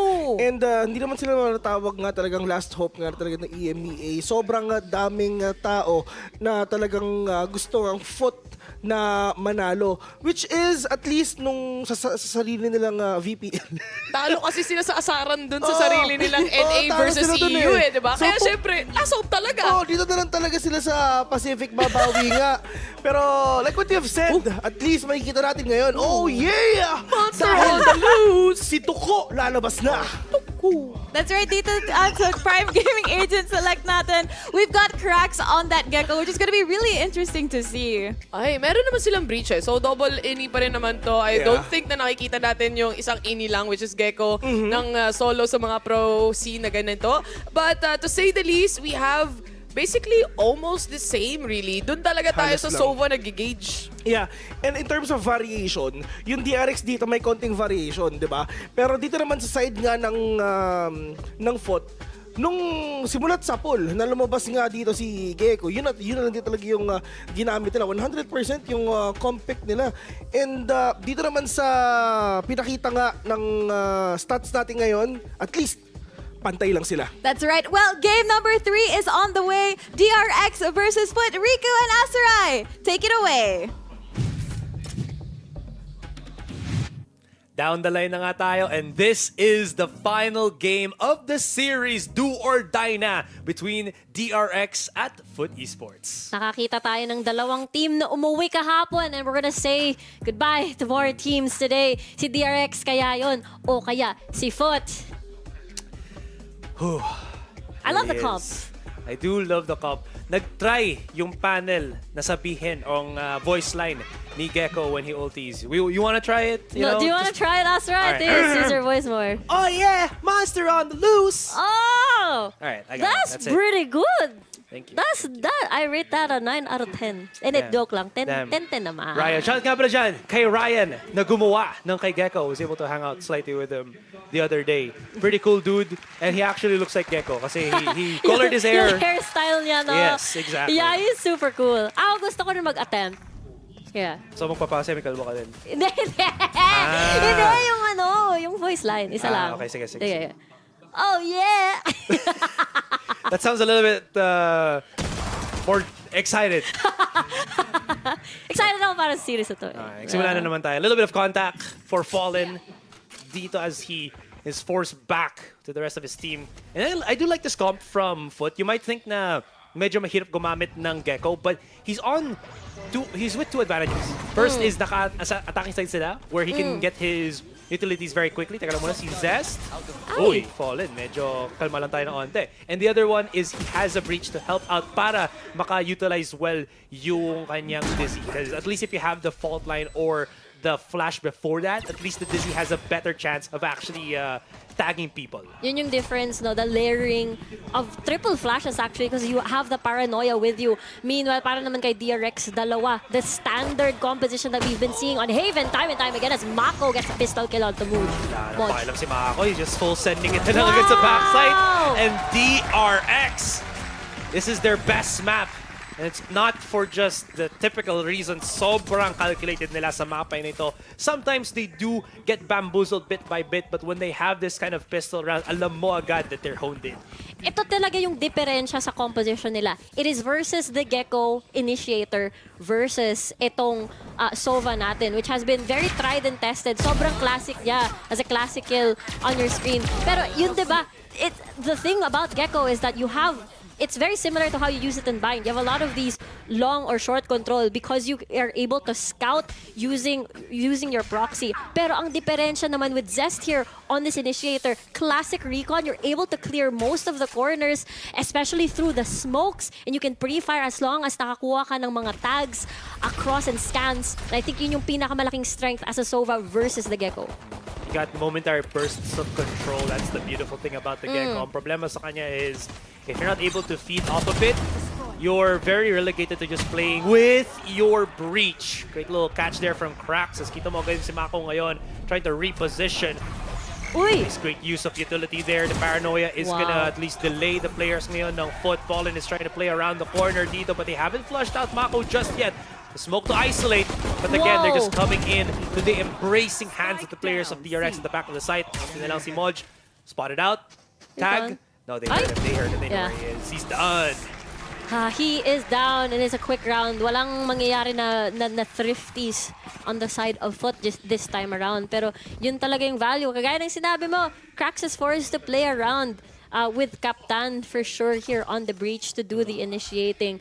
Pero naman, isa sa mga strengths din naman is the thrash, which will allow you to have a lot of clutch moments, lalong-lalo na pag naka-detain at lalong-lalo kasi mabilis si thrash eh. Pag malapitan, it's so hard to shoot it down kasi medyo nag-wiggle-wiggle siya. Ganun. Isn't that the sound of The wingman nga pala yun. Iba yung pala yung tunog na thrash. But yes, I totally agree with that. The big problem with that is it's very destroyable. Moment by moment. Moment by it moment. takes 7 charges to get the thrash out, and again, it's too far in between for FUT to really utilized din. So I think at this point, I do like this though. They do have the lineups, they do have some setup dito, but DRX very much aware of that setup. And again, pag wala na ako ang volley sa Dizzy, if you throw it out in the open like that, you don't throw it up, you throw it towards yung kalaban mo. You cannot pick it up. Yeah, that's the problem. Yun yung solution, di ba? Sa bind, madaling pulutin kasi you just clear long, that's it. You pick it up again for that second try. Pero dito, Barbie! He's playing tricky. Doesn't want to show up. Na may shotgun siya. Another one! He actually hits it. And hindi sila makapag-push through. Maybe the wingman can plan, maybe he cannot. Pero RP is here to punish. Gamit ang kanyang sleek and steady shotgun links. Ang linis naman nun, RB. Grabe, kagaya ng sinabi mo, Asray. He was waiting. He was just being very, very patient. Ayaw niya muna magpakita ng kanyang posisyon as we get to look at this replay. Meron ng ping, boom, dalawang boom, the crossfire from platform, lipat ng weapon, kita sa garage, knowing there's one more there. Ang linis and the smiles from the players of DRX. They're definitely feeling it. And more than anything else din, I don't want to say it's a waste of utility kasi at least they made sure na walang tao dun sa left side ng C site.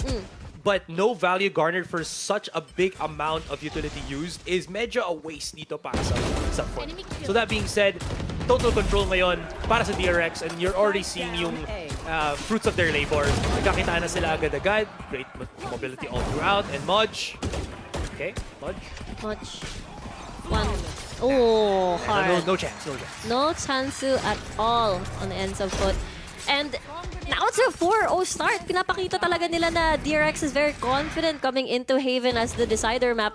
Kaya sila parang okay lang pagdating sa bind because Fracture is their map, Haven is their map. I mean, kung tutuusin naman pagdating sa FUT, other domestic performance, malakas sila sa 3-point sites is tulad ng Lotus, tulad ng Haven. Pero this time they're on attack, but they're having a hard time. Definitely having a hard time nga. Kasi again, it still falls back to the point na they have to feed off of certain utilities dito. Maybe they can go for those dry contacts, pero DRX are playing it so in a way na hindi ito ma-achieve ng FUT for the moment. The 3-man push on mid, and they're not aware of it because they're so focused on that garage control. They've docked already stacks into the corner ngayon. They're gonna be utilizing that Dizzy, pero wala pa rin to follow up. Even if they push through dito sa angle na to, there's a stun, there's the drone, or there's the turret, and again, delay ang ginagawa dito ng DRX. Utilize and use up yung utilities nyo. The Thrash actually destroyed. Whoa! And Kiwi with the follow-up. So there you go. Sinabi mo na nga, Thrash is gonna be a big factor, and there it starts para sa FUT. And because of that, Kiwi was able to get a kill on Modge as well. At ang natitira na lang si Zest, I don't know if he can do anything here. Wala masyadong weak members except for Modge. Maybe try? Question mark? Try. Pero naman dito ang DRX. They actually have a choice to bring Buzz with an operator into the next round, and if they want to, I think Buzz is nearing yung kanyang blades then, so it's the perfect time to try to bring out the sniper just in case lang then. But that took a lot then for FUT. They had to clear out every single corner. They had to, again, have Garage in para may full duration ng Thrash dito. And Zest is probably just going to be looking para sa exit frags natin. As of now, challenge maybe. Oh, never mind. If you can keep safe the weapon, keep safe the weapon. But good starting round dito para sa FUT. Maganda yung ginawa nila dahil again kay Krax, nakakuha siya ng ilang kills sa pinakaunang segundo or pinakaunang rounds. Kaya meron siyang Thrash. It is definitely high pressure situation. Let's just say walang ma-detain si Thrash. It is still very scary na narinig mo yung ult na mag-activate and you have to make sure that you're out of distance, out of range of that, or you have to destroy it. Therefore, Kiwi used that as a window of opportunity, kaya siya nakakuha ng dalawang kill sa backside. Yeah, absolutely agree with that. You know, tama na nga ako. There is the Buzz operator with the Blade Storm, the backhand or the backhand just in case.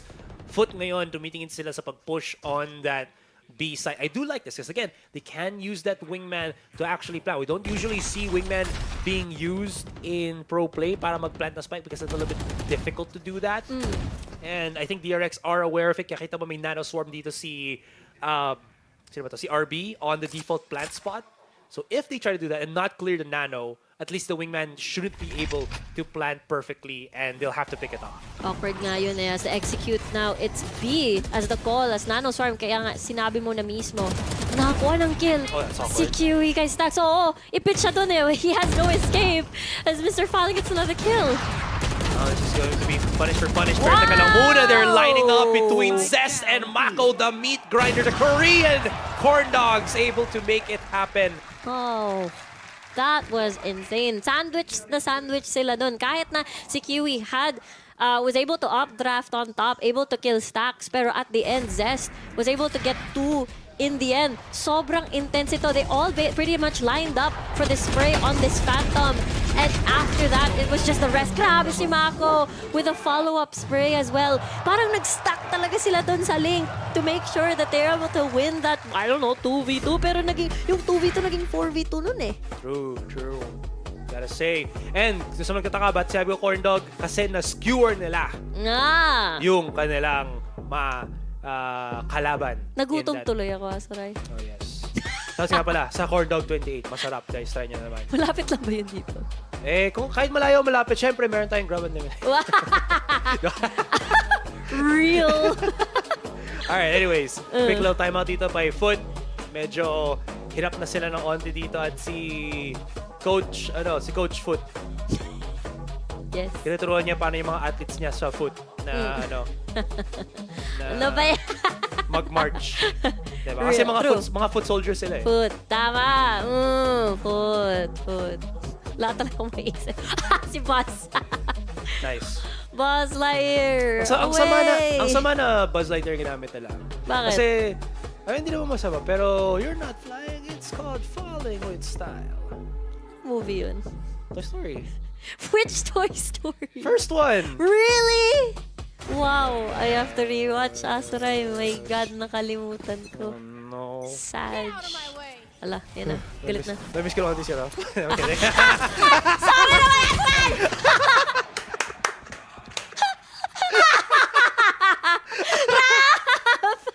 Wala eh. Na-stuck pa siya sa independent country of Cebu. Independent nation. Di ako makarecover doon ah. Alright, anyways. Ang tanong din ba makakapag-recover ang FUT? Yan ang important tanong. 1-5 sila. Tama. Ay, for all si DRX. Grabe sila. With the operator. So, anong pwede pang gawin ni FUT? Kasi they're taking the short way. Nakita yung pa. Alis na si Buzz. Not being chased down though by Mr. Fall. Ito na yung pagsugod nila ngayon. Activation on the alarm bot. And quick swings dito para kay Stacks. And grabe, nasundan pa ni Mako. Pare, I got you. Paranoia. My head is shaking. Ay. And si Fallen na lang ang matitira. The good thing about Fallen though is meron siyang from the shadows. So if you can secure a site right now, he can pick up that spike. The problem is, it's a 5 versus 1. So medyo wasted effort yan just in case. And fun fact lang pala sa mga viewers natin. Kung alam niya na gagawin ng kalaban niya na mag-from the shadows sila, I think 2 players on top of the spike. I think 3 for good measure para ma-deny mo na mapipick up nung kalaban mo yung spike from the shadows trick. And mukhang nandyan na nga yung kabilang Omen, which is Mako, and has eyes on window na rin itong si Stacks. Making sure na 5 seconds on the clock. Oh my God. Make sure na hindi mamamatay si RB. Gusto niya ba i-knife to? Gusto niya lang i-shorty. Etong Omen nila. And it's now 6-1. Crazy stuff dito. Parang ang awkward eh. Wala silang solusyon sa operator ni Buzz. Can't really do anything din naman.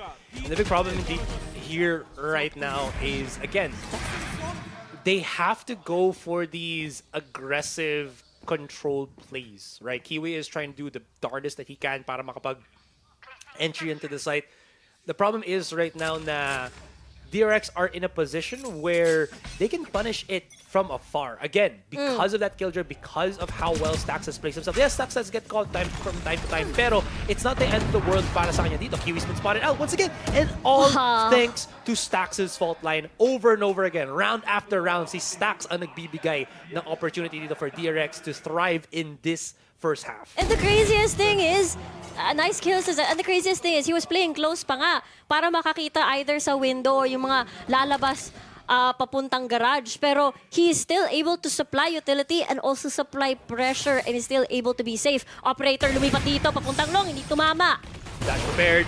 Tama na muna si Buzz. Even if they try to plant the spike, meron din silang Hunter's Fury. Actually, they have the whole enchilada of ultimates na gagamitin nila, but it's gonna be on that retake na lang. Retake usage na lang kasi it's a 3 versus 5. No need to really go too hard kasi they still might make mistakes. So go na lang for the retake scenario for the moment. They still have plenty of time, I think like 30 seconds on the clock. And here it is, the stun, the push, the swing. Pero medyo naka-counter sila ngayon. Pero na-overwhelm and na-gobble up si Captain nung aftershock and the rest will follow suit. Grabe si Zesta. I think everyone here ngayon sa DRA, look!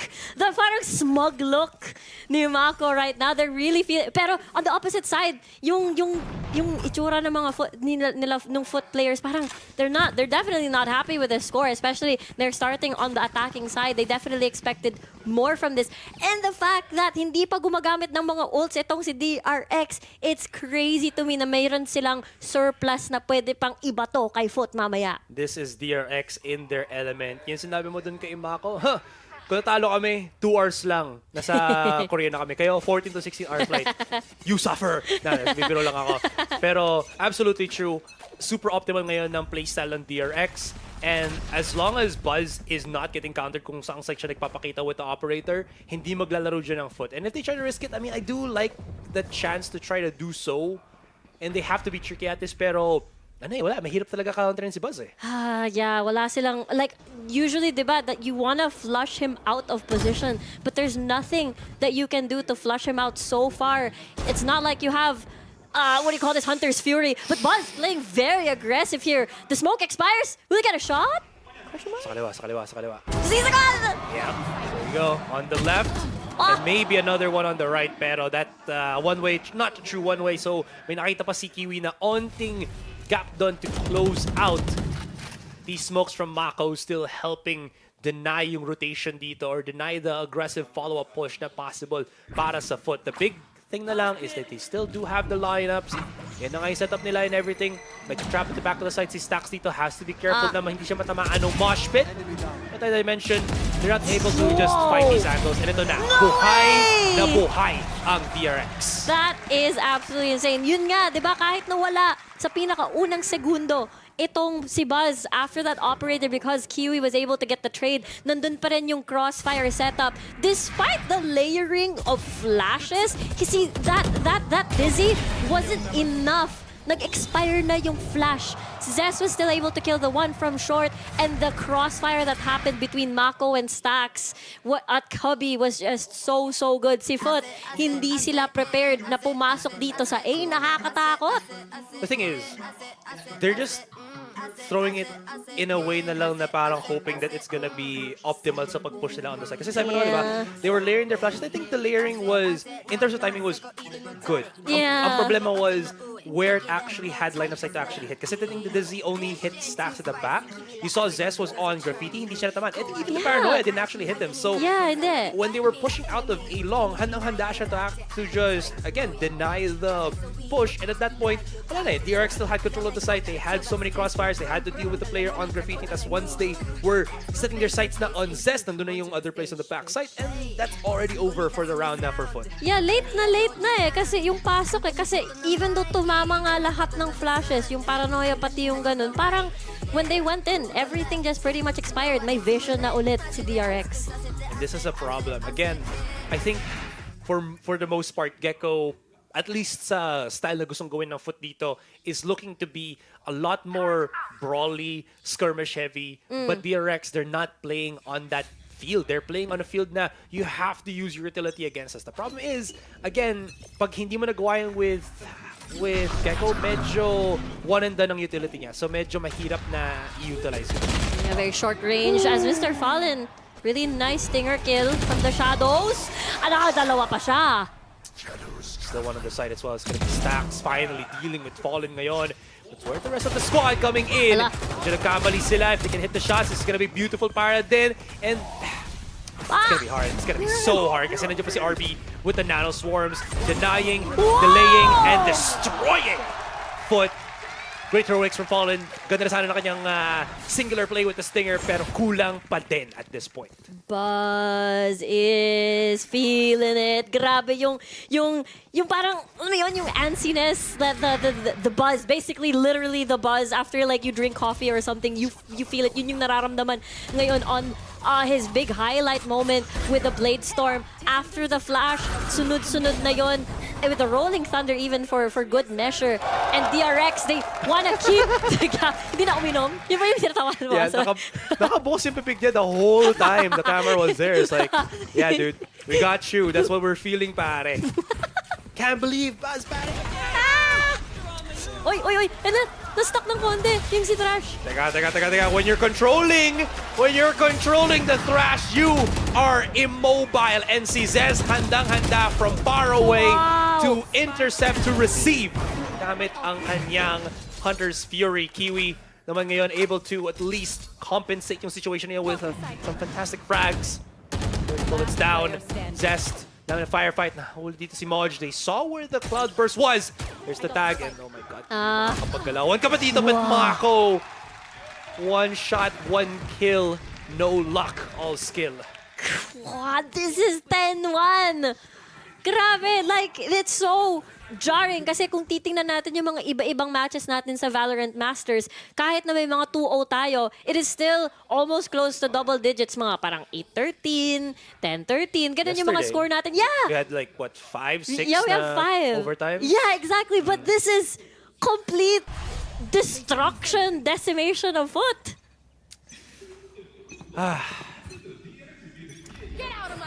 Wild, no? True. And the ankle is connected to the foot. It was called the ankle breaker. Medyo magandang galawan ngayon ng DRX. You're absolutely right. Para kaya nila makukuha dito, they're throwing their utilities na. And I think I'd like the positioning here at some point. Pero if they can't clear out the back of the site, and again, medyo shallow yung pagbato ng utility ng foot. Again, it's all in the front of the site, nothing at the back. And that's where, again, players ng DRX can find their solace. Si Moj na lang natitira. He has the ultimate lock down the site, but it's still a bit too shallow, and there's still too many players all around him. And ladies and gentlemen, just a few more, and DRX, nandito pa rin sila sa Tokyo Masters. Yeah, close the match point. Si Reby na mismo yung nagsabi kanina, it'll be so jarring that DRX will exit so early in the tournament dahil madalas sila nakakapasok ng playoffs, lalong-lalo na sa mga international tournaments. So right now, feels like it's on script, pero grabe naman yung domination nila dito sa first half. This EME team has their foot out the door. Panel, what do you think?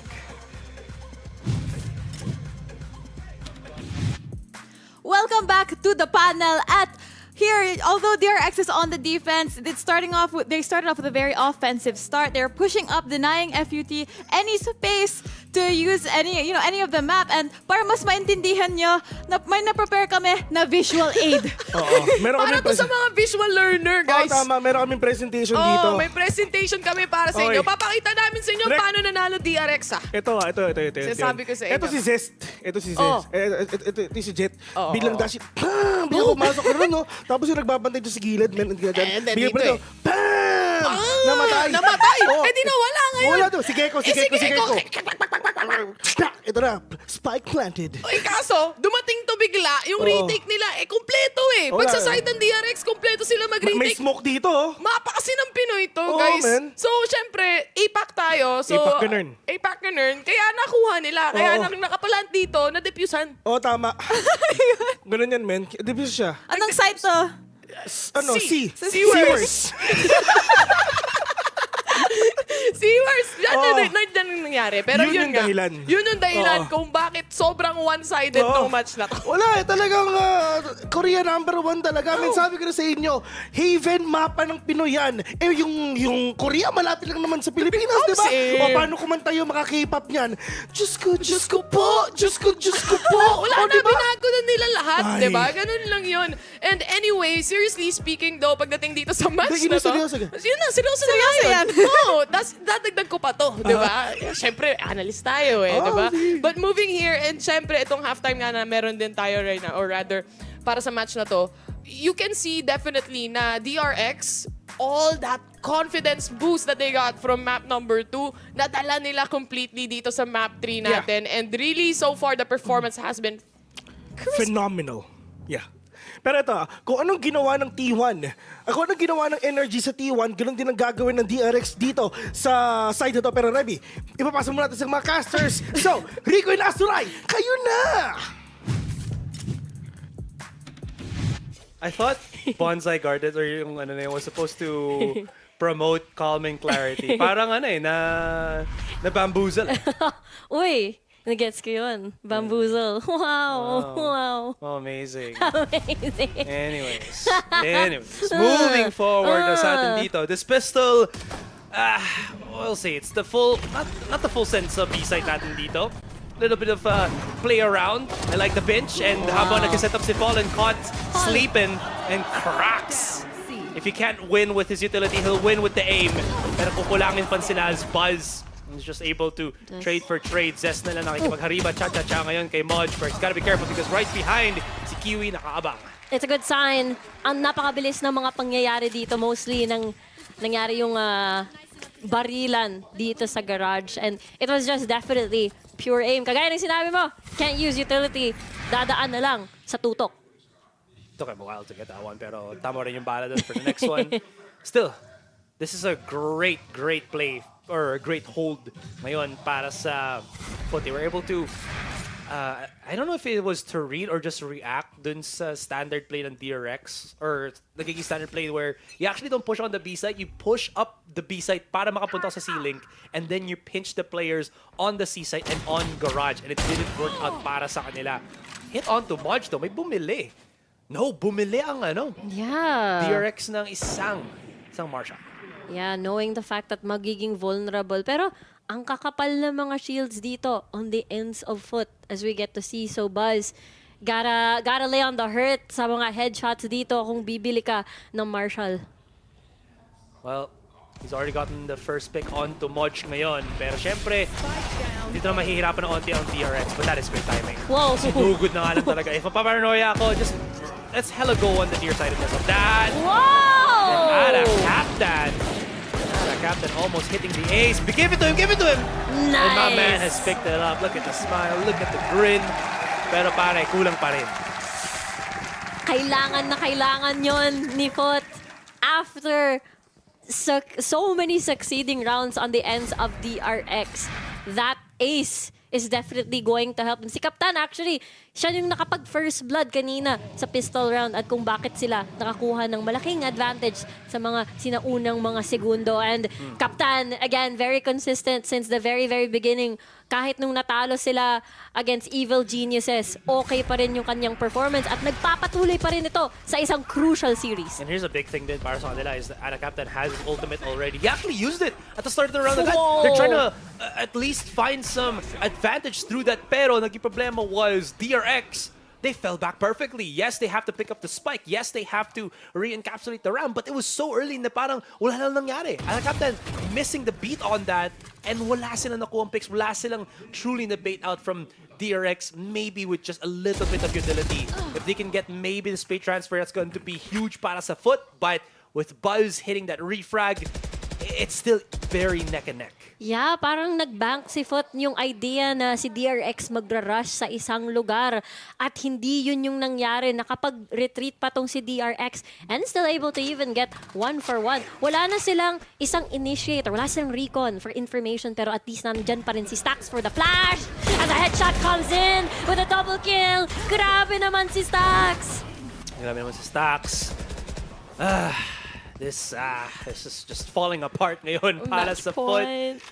Match point. They have to try to go for the clutch. They can't play to go be safe. But the problem is, wala nang utility. This is the two worst agents you can hope for a clutch na walang abilities active. I mean, there's a mosh pit right now for Cracks, but there's so many angles to pick. There's a wingman for Cracks, but there's so many angles to pick. And again, na-late pa siya. Yan yung problema. Yun nga, kahit meron siyang wingman, it will give away your position. Dizzy, Quar set up here. He gets the isolation. One goes back to Sewers, actually. He might get the 1v1. No! The 50-50 RB finishes it off kasi wala siyang ka-idea na meron pala dun nakatago sa may spike. he can't really play around to go back pa sa heaven kasi there's no time. So they were 100% sure. DRX were 100% sure. Nandun siya maglalaro inside the smoke, has to push through it. Pinaglaruan lang siya ng DRX at this point. So that being said, kaya masabi mo, match point, series point na, and yung direct nagsabi dito, paalam na ba sa FUT? Paalam. Lam na ba? Wow! I love the foot. The foot, ano? The puns. Yes. Hindi ako prepared. Tagapalakpak ako. Okay lang. Okay lang. Eto na, match point. Foot. Ano kayang pwede nilang gawin na nasa Byron? Si Krax wala na agad-agad. That's not good. That's not good at all. He was spotted there. Was that just an alarm? Wall banks through, Pwede. through window? Teka lang. I think it was. Pause, no? Yung corpse niya sadly nandyan sa B. This is not good kasi nasa likod na lang ng site si Fallen ngayon. He does have a paranoia. He did set up the one-way. But he's actually running back to help out the rest of the team on the A site. Pero it's all a misery. Tignan mo, sinugod na to ng DRX and they're gonna get rewarded na walang kalaban on the C site. Yeah, yung gamble ni Foot, hindi magpe-pay off. Full control na ngayon si DRX. They can go through post-plant positions, but Mr. Fallen, baka ibang plano niya, nakapatay siya ng isa. That's still not enough. Kasi the thing is, if they can keep stack safe, tignan mo, may rolling thunder na naman siya. He can just throw it out whatever he wants. He has an aftershock. I don't know if there's an aftershock like lineup on the site itself, pero oh, well, may never lineup. mind. May lineup na. Yeah. And again, it's gonna be going through a ultimate. Yep, there it is. Tago lang muna ako ng onti dito. Pero They're defusing! They're defusing! Confusing. What's happening? Half, it's half, it's half. There it is. Rolling Tingnan nila thunder. si Stacks. Hello, everybody gets booped up. Kailangan nila pumalag. Wait! Hold on! Okay, never mind. What? Hold on! Totomate! Tapos nga pala guys, nasa Japan nga pala tayo. Oo nga. Nani? Nani? Teka lang. Wait a moment. So, tama ka, Azrai. It's through the wall bang dito sa may window. Pero, ito I've seen this so many times before. Kahit naka-plant sa long, pag lahat kayo nakatambay sa long, there is a very, very big chance na you will lose that. Kasi ang dami pang natira dito kay Foot. And slowly but surely, you needed someone, at least sa my garage, to put pressure. But let's see. Try again, DRX.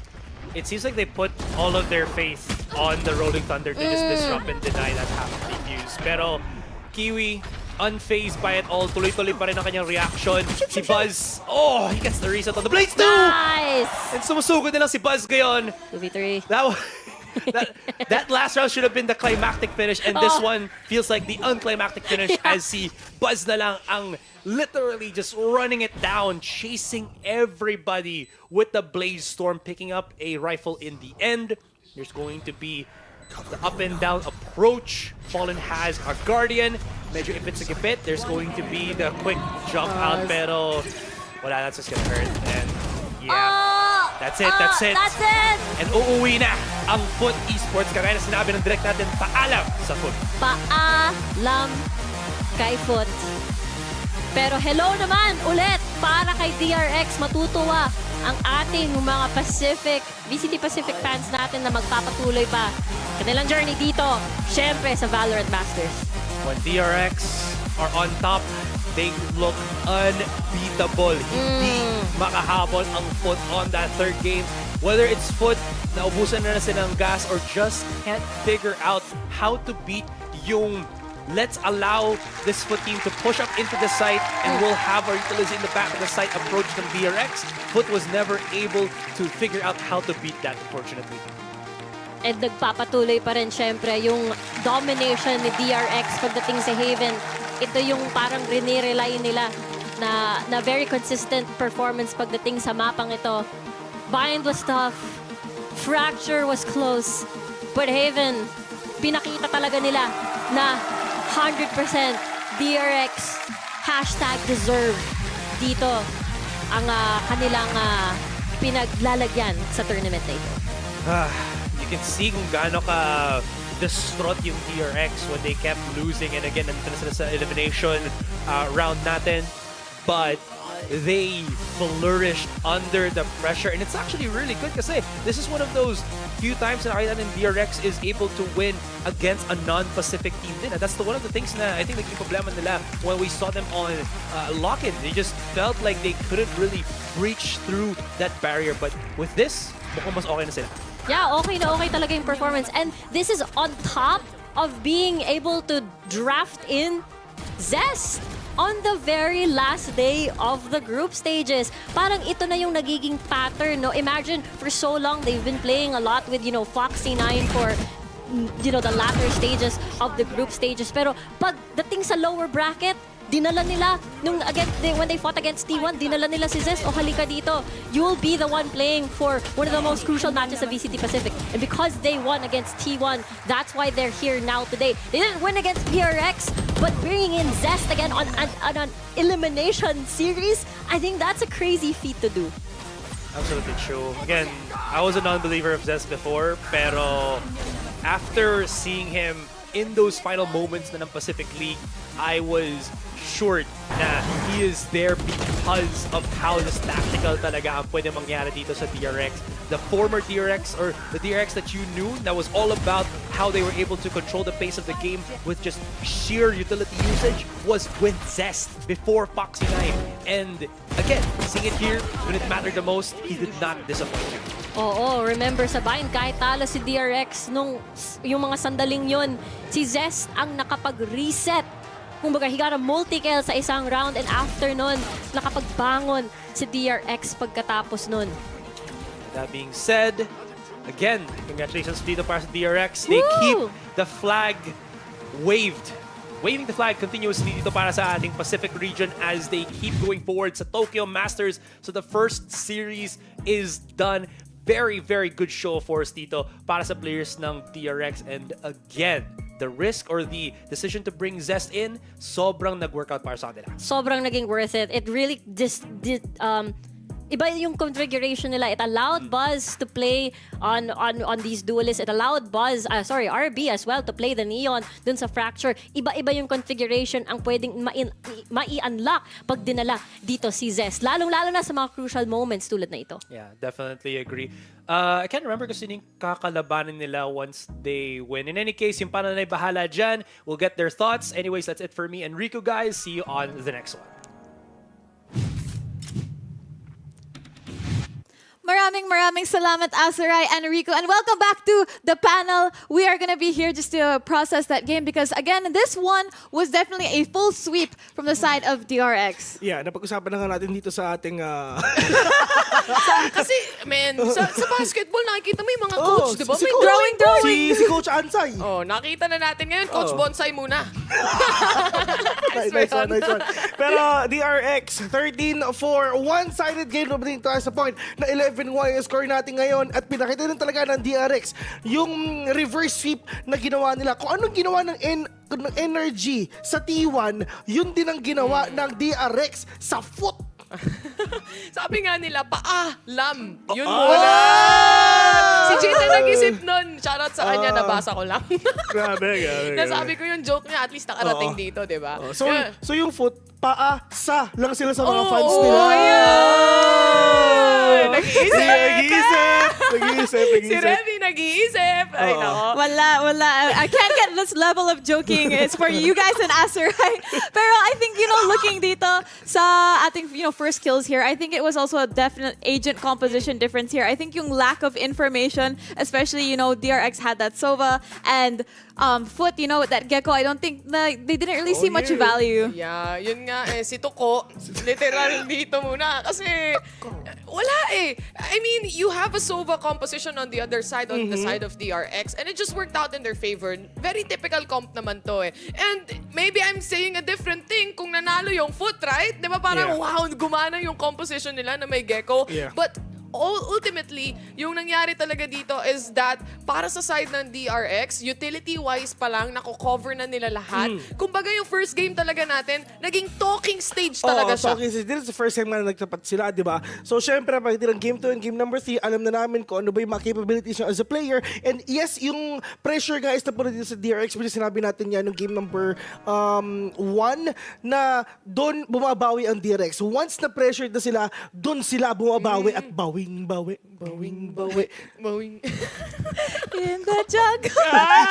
Mighty jungle. Ayan, pero here, looking at our MVP, we did have Buzz. And gusto ko yung point na, bigyan ni Asray kanina na we do like seeing Zest here. Kasi we know we have that firepower from Foxy9. Pero again, a map like Haven, a map like Fracture really needed that tactical, combination of utility. And I think Zest was the perfect person here to enable Buzz and the rest of DRX. Classic comp nga, Yeah, di ba? classic comp. Kumbaga para sa team nila. But none other than that, seeing Buzz again on a jet here, and then si RB naman yung nag-sentinel. Nagsaswap nga sila ng mga roles dito. And I think it's really depending dun sa map na meron nga tayo or map select na meron tayo. And when it comes to Haven din kasi, it's a map where you have to have good retakes or else you're gonna have a difficult time. And having that Sova really helps a lot. Alam mo naman yung mga setup ng Sova, Bessie, di ba? Recon, tago sa smoke, pakita lahat. Yun din kasi medyo nahihirapan nga yung mga players dito ng FUT. I mean, yes, you have that Gecko, pero iba pa rin talaga yung klase. Like what if you have that Sova that can actually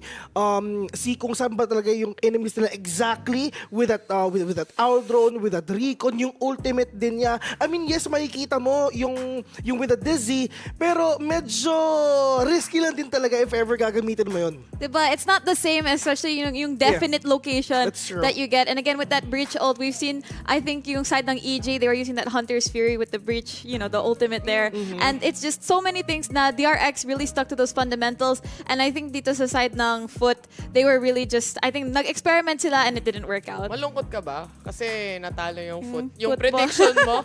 Kasi sabi ni Reby daw, nung lock-in, lahat halos daw tama yung prediction niya, guys. Tapos ngayon, Masters Tokyo, parang tumagilid ang vapor. Wala eh. Ano yan, nag-dip. Diba? Nag-dip. Wow. Stonks pala. Stonks na lock-in eh. Pababa. Wala, biglang nag-dip Para talaga pantay eh. daw kasi, Reby. May equalizer nag-even nga. out. Yes, that's true. That's all right. Well, I think, we had a very, very exciting first series, but we are going to be having to throw it to a break in just a bit. Pero, again, I hope you guys enjoyed all of the skits that we had here on the panel. So, guys, Reby! any last... Oy, Last ano words. to? Kasi Last first words. and last panel natin. Oo di ba? nga, actually, pagkatapos nito, kita-kits na ulit sa dulo. See you at the end of the show na lang pala, kumbaga. Sino paborito mong artist, singer? Paboritong artist? Wala. Wala Di- singer. wala. Mahilig ka sa The Beatles.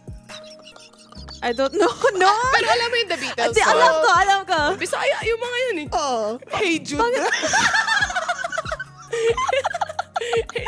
Yun na kasi last na natin kasama si Reby eh. Umaga pa lang. Men, 2 o'clock na. ito ha. Sinend ko agad yung Devil. Alas 7 pa lang, 7 o'clock. Yun ang first message niya sa akin. Hey Jude. Hey Jude. Meron akong Bisaya, palo sila. Bes kayo ko lang nalaman din eh. Oo nga, pero... Yan, wow. Yun yung last words namin rin. Ikaw, may dadagdag ka ba? Ha? Wala na. Hotdog. Ayan, magkikita natin si Howdong mamaya sa T1 versus EDG. So, guys, make sure get your lunch na 2 p.m. So, sana nag-lunch na kayo. At yun, Ano bang oras na? It's time! that's right. We'll be having the mods back in the caster booth in just a second. We'll be back with Rico and Asaray. Pero, dyan muna kayo and we'll be back right after the break.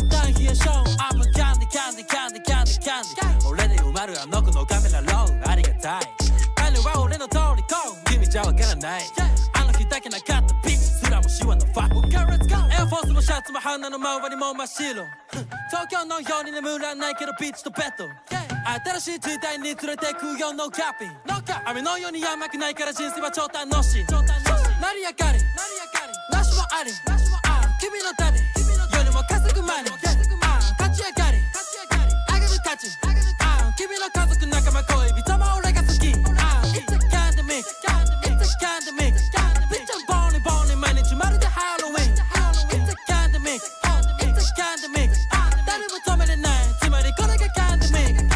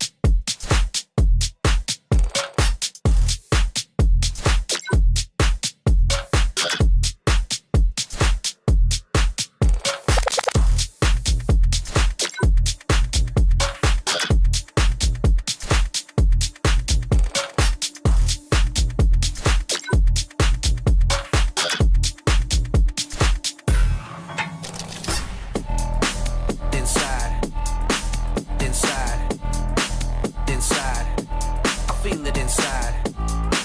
Inside. Inside. Inside. I feel it inside. Inside. Inside. Inside. I feel it inside. Inside. Inside. Inside. I feel it inside. Inside. Feel it inside. Inside. Inside. Inside. Feel it inside.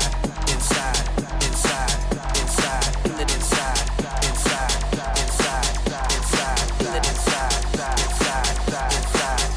Inside. Inside. Feel it inside. Inside. Inside. Inside. Feel it inside. One for the loving, two for the vibe.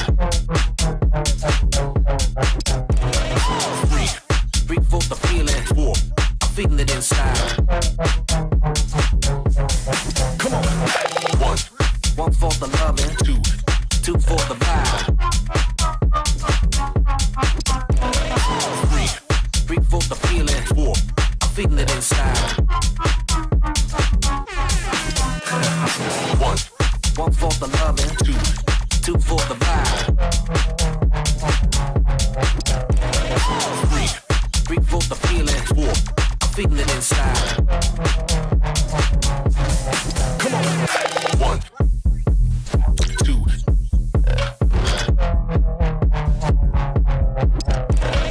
3, 4.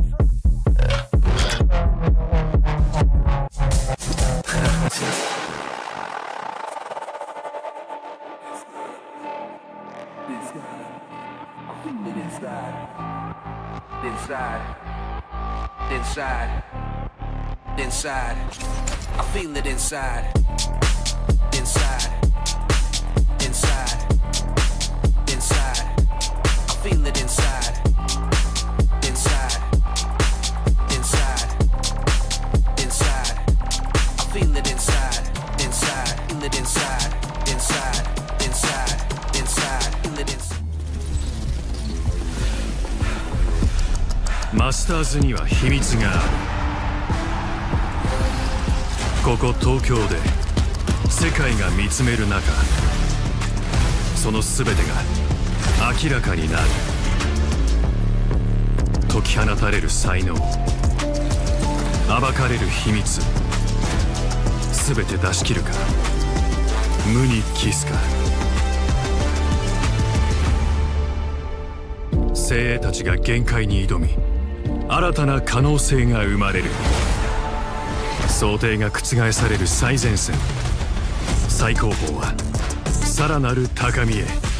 全ての試合、全てのラウンドで、それがマスターズ東京。目撃、プレイ、そして高みへ。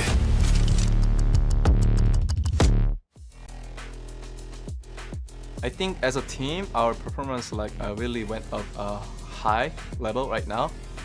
Obviously, even though we lost against the NRG today, 1-2 score, but I think as a team, our performance is really good, as I said.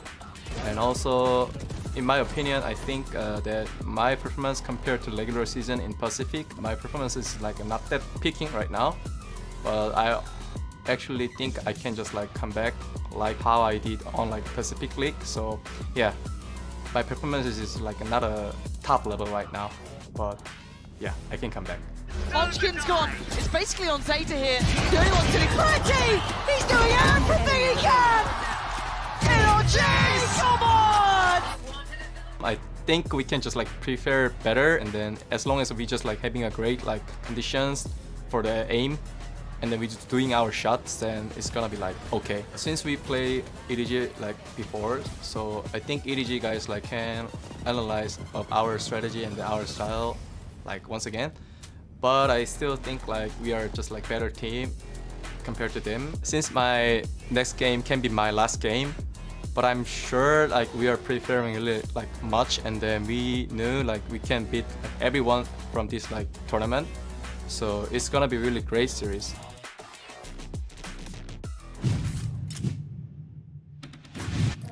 Okairi minasan at magandang hapon sa inyong lahat. Welcome back to Valorant Masters Tokyo 2023 Filipino broadcast. Ako nga pala si Rupix ko, ang inyong panel host today. And here on the panel with me is Riku and Asur. Sorry, Here, yung teapot mo. Naka-animation look si Asaray kanina.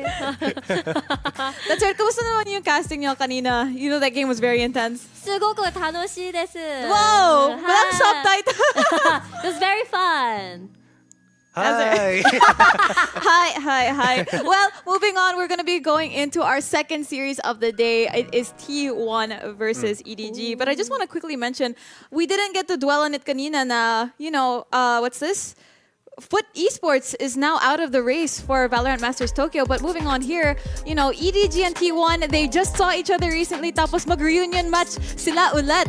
Oo nga, nakaka-excite na malaman ko anong resulta na ito. Kasi feeling ko yung nakalaban ni T1, ni T1, ni EDG, na si EDG, parang hindi pa yun yung parang final form nila. Nakita ni T1 na they can still do more, lalong-lalo na nung nakalaban nila yung Navi. So feeling ko, I feel like they really have to up their guard on this one. With all intents and purposes, before this whole tournament started, mas above sa akin yung Navi over T1. So, EDG being able to beat out Navi like that and secure them, tama yung sabi nga ni Rico dito, na it feels like this is EDG primed, heated na, and Kang is fully locked and loaded. Exactly. I feel that too, especially the performance that we've been seeing from EDG again against a team like Navi, especially to take them out in that 2-0 fashion is really a statement and very much saying something. I think na, the EDG that we saw nung day 1 is definitely not the same EDG that we're seeing here all the way into day 4. Yeah, kaya nga parang feeling ko yung strength 'di ba ni T1 ang napapansin natin dun sa VCT Pacific is yung pre-prep nila. They do a lot of pre-prep, lalong-lalo na again, I keep bringing this up. Sila yung pinakaunang team ang nagdala ng buy-in pagdating sa VCT Pacific and is actually able to garner that win. Pero again, I love the way that they do their comp. So pagdating sa innovation, I'm hoping they can bring something new to the table.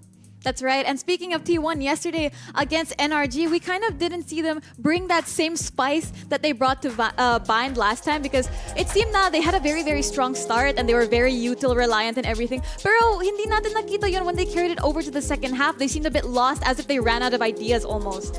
At least para sa akin din, it's more of I think T1 is a team that can adapt pero at a certain level na dito of execution, they live and die by one player. Similar actually sa EDG, which is for later conversation. If Saya player can't really hold the front line dito para sa T1, I feel like a lot of the issues para sa T1 dito cannot be easily fixed. So again, as I mentioned, they live and die by the Saya player.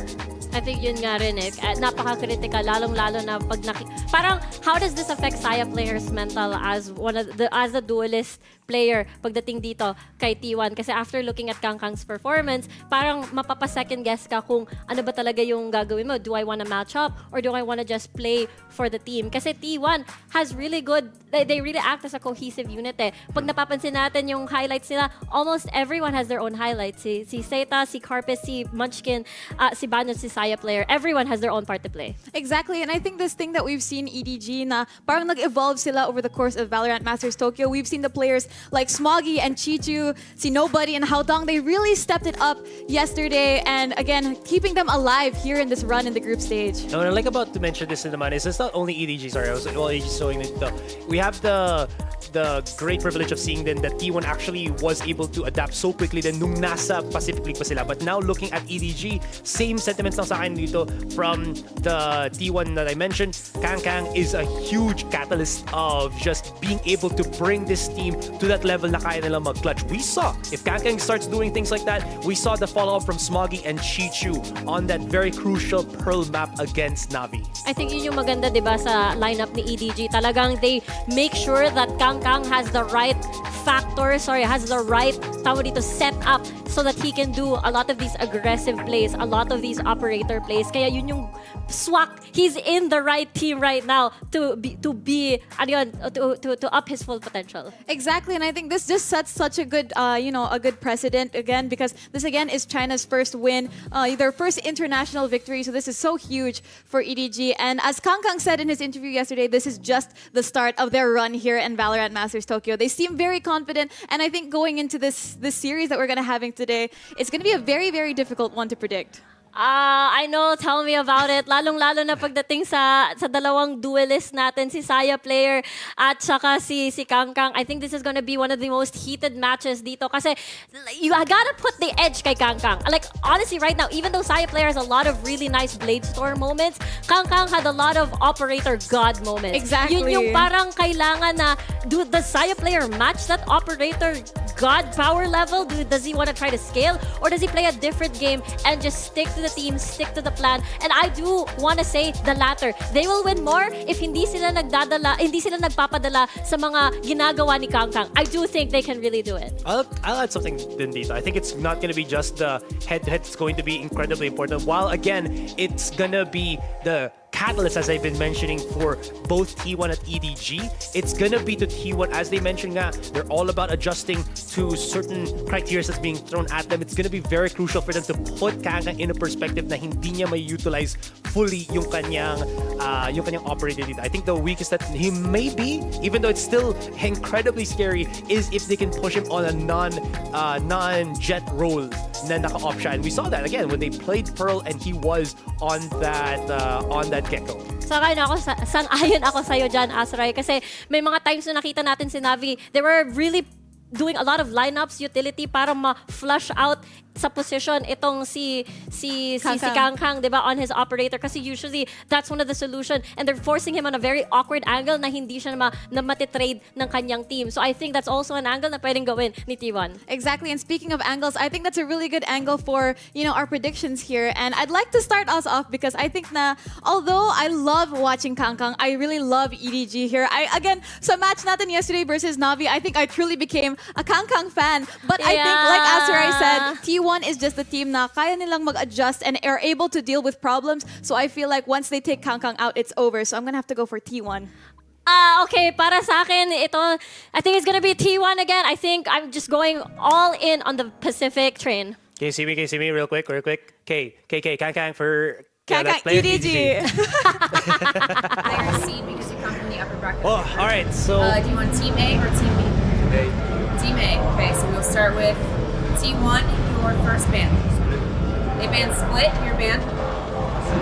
Ascent, map number 1. Fracture, side on Fracture.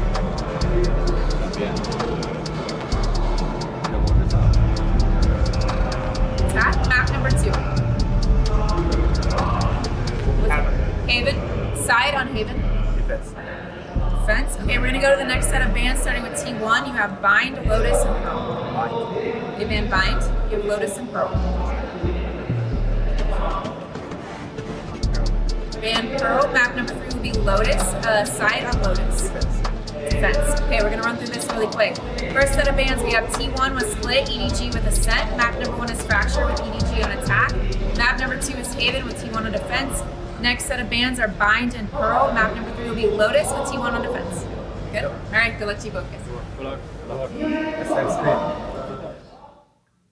All right, and jumping back here into our second series. Again, it is T1 versus EDG. And for our map picks, we've got T1 on Fracture, EDG with that Haven, and for our decider map, we've got Lotus. Oh my gosh, honestly, I'm super, naiintindihan ko kung bakit gusto nila ng Haven, di ba? Kasi kailangan nila ng mga maps na malalakas yung mga position ng mga operator players tulad ni Kang. Lalong-lalo na si Kang. EDG picked up Haven. Of course, you've got a lot of longs on Haven, pati na rin kung magpipika dun sa top for window pag aangulo ka from the... Honestly, there's just so many things na pwedeng mangyari. Sa Fracture naman, that's the biggest question. Okay ba yung mga operator players natin dito kung yun ang pupursigihin ni Kangkang sa Fracture? It's not the worst thing then, pero to be fair, that's a T1 map. So that's why we're seeing it actually be brought out then because that's their particular pick. What I do like about this para sa EDG is I think they realize that they can't play on Pearl even if it was a map that they went against Navi. Kasi,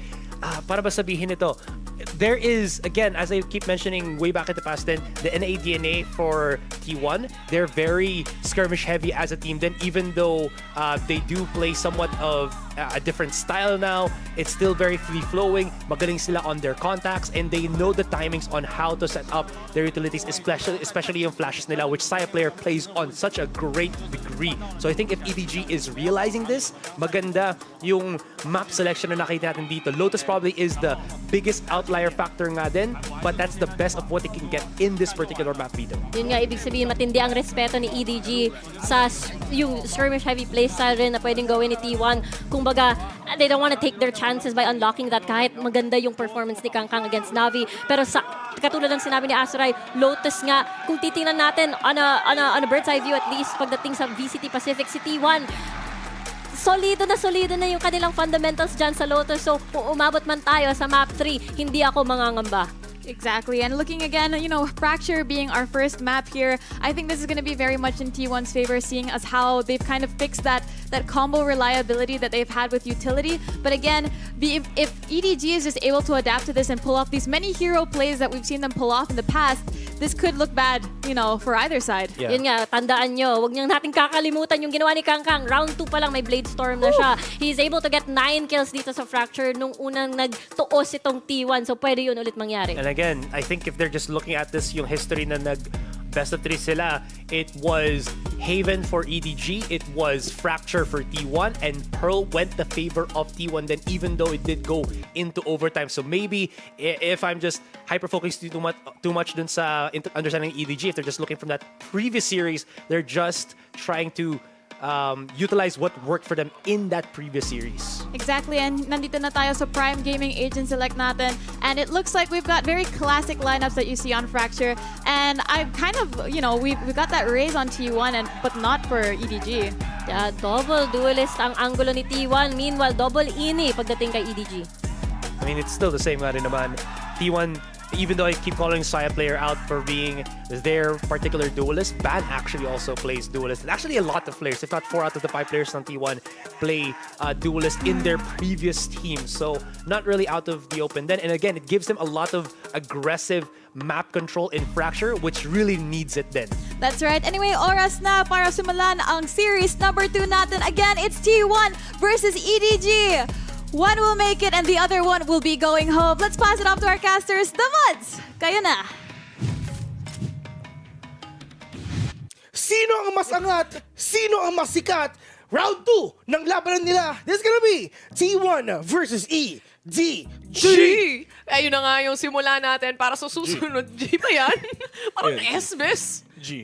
Ayan, yan. G. Kasi G na tayo literal para sa second series at panghuli, by the way. Ay, ang sarap! Uwi Na tayo meron na tayo. maaga. First time na nakaramdam kami ng 2 series. Pero masaya tayong lahat dyan. Oh, masaya tayo lahat kasi syempre itong dalawang teams na to talaga maglalaban-laban Saya na. player. Makikita ulit natin si Saya player at saka si Kangkang. Talaga magtatapatan na kung sino bang mas gwapo sa kanilang dalawa. Pero sakto lang naman din ang ano natin dito head to head kumbaga. Oo. Parang superstar player versus superstar player nga yung meron tayo dito. And so far, excited talaga ako makita yung match na to. Kung mag-e-explode yung ine-expect nating mag-pop off talaga. Pero syempre bago ang lahat, maraming salamat nga pala kay Blaze. Oo nga. Isa sa- Pangalan pa lang, mainit na. Mainit na isa sa pinakapogi nating tropa dito sa loob ng casters area. Mamaya, makikita na siya kung ano ba ang itsura niya. Siyempre, pogi-pogi. Siyempre, kwento natin to. Kwento natin yun, talagang pogi siya. talaga si Blaze dito. Nobody. Mabilis ang ropes muna para kay Nobody right now. Actually, hindi ka mabilis. Naka-shift ka siya dun Pero bes, grabe si Rico tsaka si Azuray. Nagpapalakpakan. Oo nga. Di ba? Magkita kasi yung match. Kala mo naman talaga may busta. Chill muna sila ngayon sa panel natin. Dahil so far, naglalakad pa rin ang lahat. Naghahanapan pa sila. At EDG, positioning lang. Tahimik nila, men. Si Derek nag-aantay, sabi niya, tatakasan ko ba yung ingay? hindi. Well, wala nga tunog diba? Naglalakad silang lahat Nag-1v1 ngayon sa third, pero feeling ko direct taasan mo na. Yeah. Pero Kangkang, nasa taas na. Pero ito, bes, makikita natin ngayon kung maganda ba ang gising ni Kangkang o hindi.